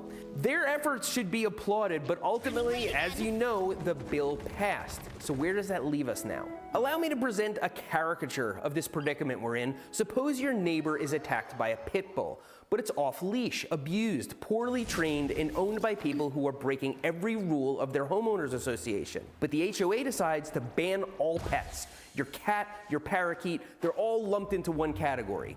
It would solve the problem, in theory, except it only punishes the people who follow the rules. People who leash their dogs or keep their pets inside their house or yard. The people actually responsible who didn't follow the rules, presumably continue not following the rules. Now, this is not a perfect analogy because in the case of illegal e-bikes, there's already an effective framework in place that we can implement. We'll discuss that in a moment, but back to today. Today, that bill is sitting on the New Jersey governor's desk. He has until noon on January 20th, 2026 to sign this bill into law. If he does, New Jersey will enter a transitional period where everyone needs to get registered, buy new helmets, and I guess install glove compartments on their bicycles to keep the paperwork on them. Many will be totally unaware of these changes and would continue carrying on, only to get citations. There would be a grace period for this, but the education gap will be huge. Rather than visit a DMV and figure out how to get insurance on a step through Cannondale, many are going to turn to their local bike shops for help, only to find that they have gone out of business.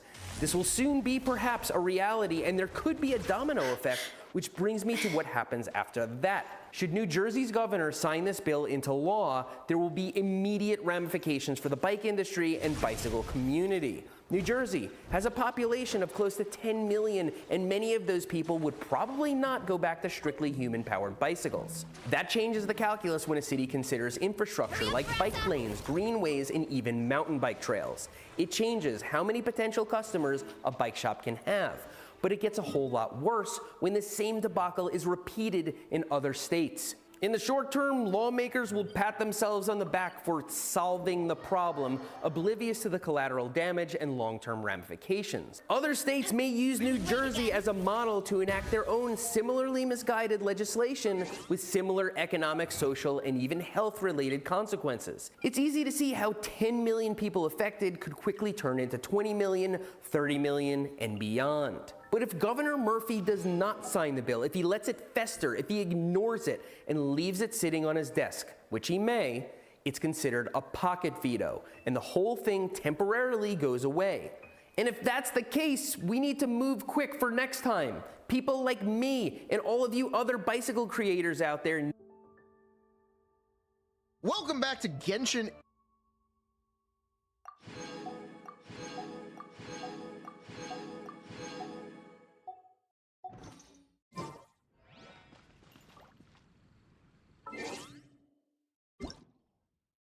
Hey, Diana.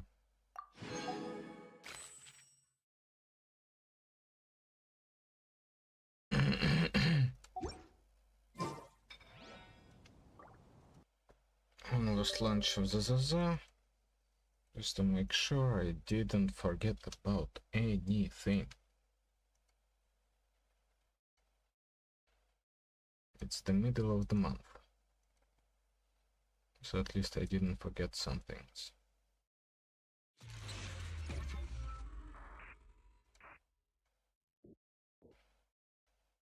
Because it's not possible.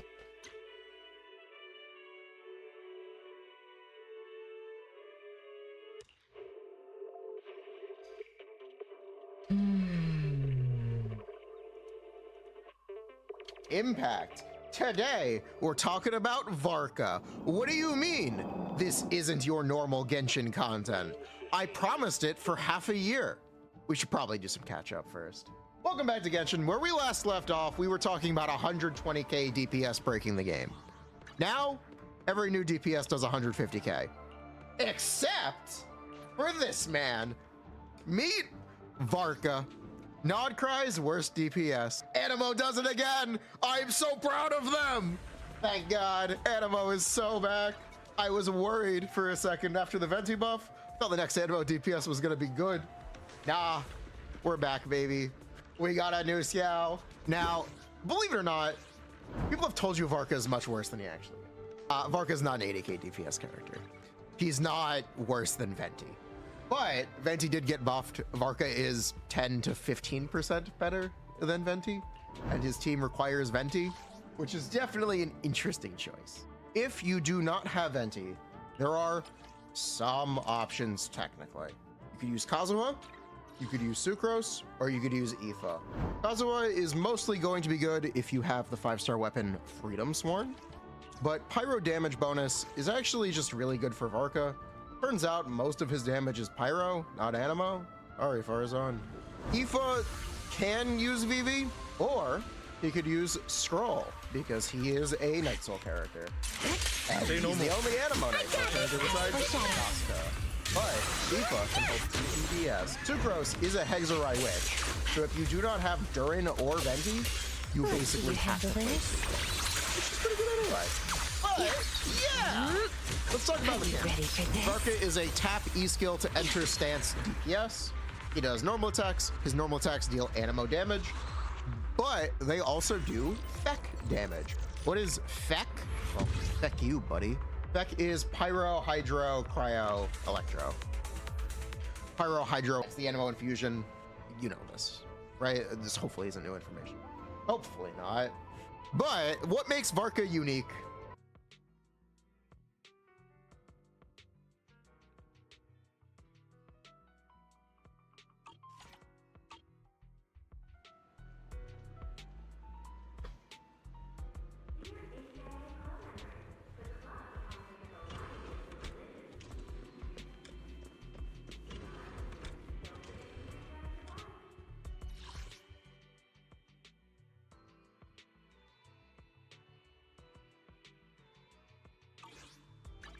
I'm here.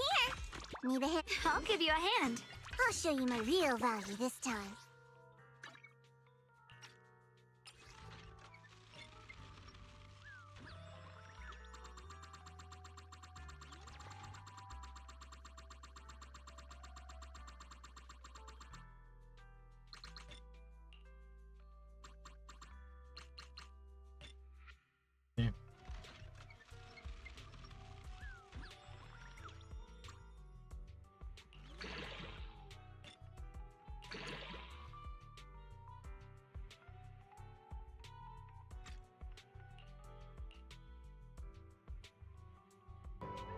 Is they call him the triple threat. He's got I'm here. 3 Need a team hand? restrictions. His team must have 2 Anemo characters, 2 of the same Feck characters, and 2 Hexarai Witches. They call him 006. They call him 006. The death of Genshin's team building needs to be studied in history books. But yes, Varka, thankfully he is Anemo and he is a Hexarai Witch. So you need 2 of the same Feck and another Anemo and another Witch. What does that mean? It means his team must have either Venti, Durin, I'm here. Mona, Need a or hand? Fischl, or even Alright, Sucrose. that's it. And See ya.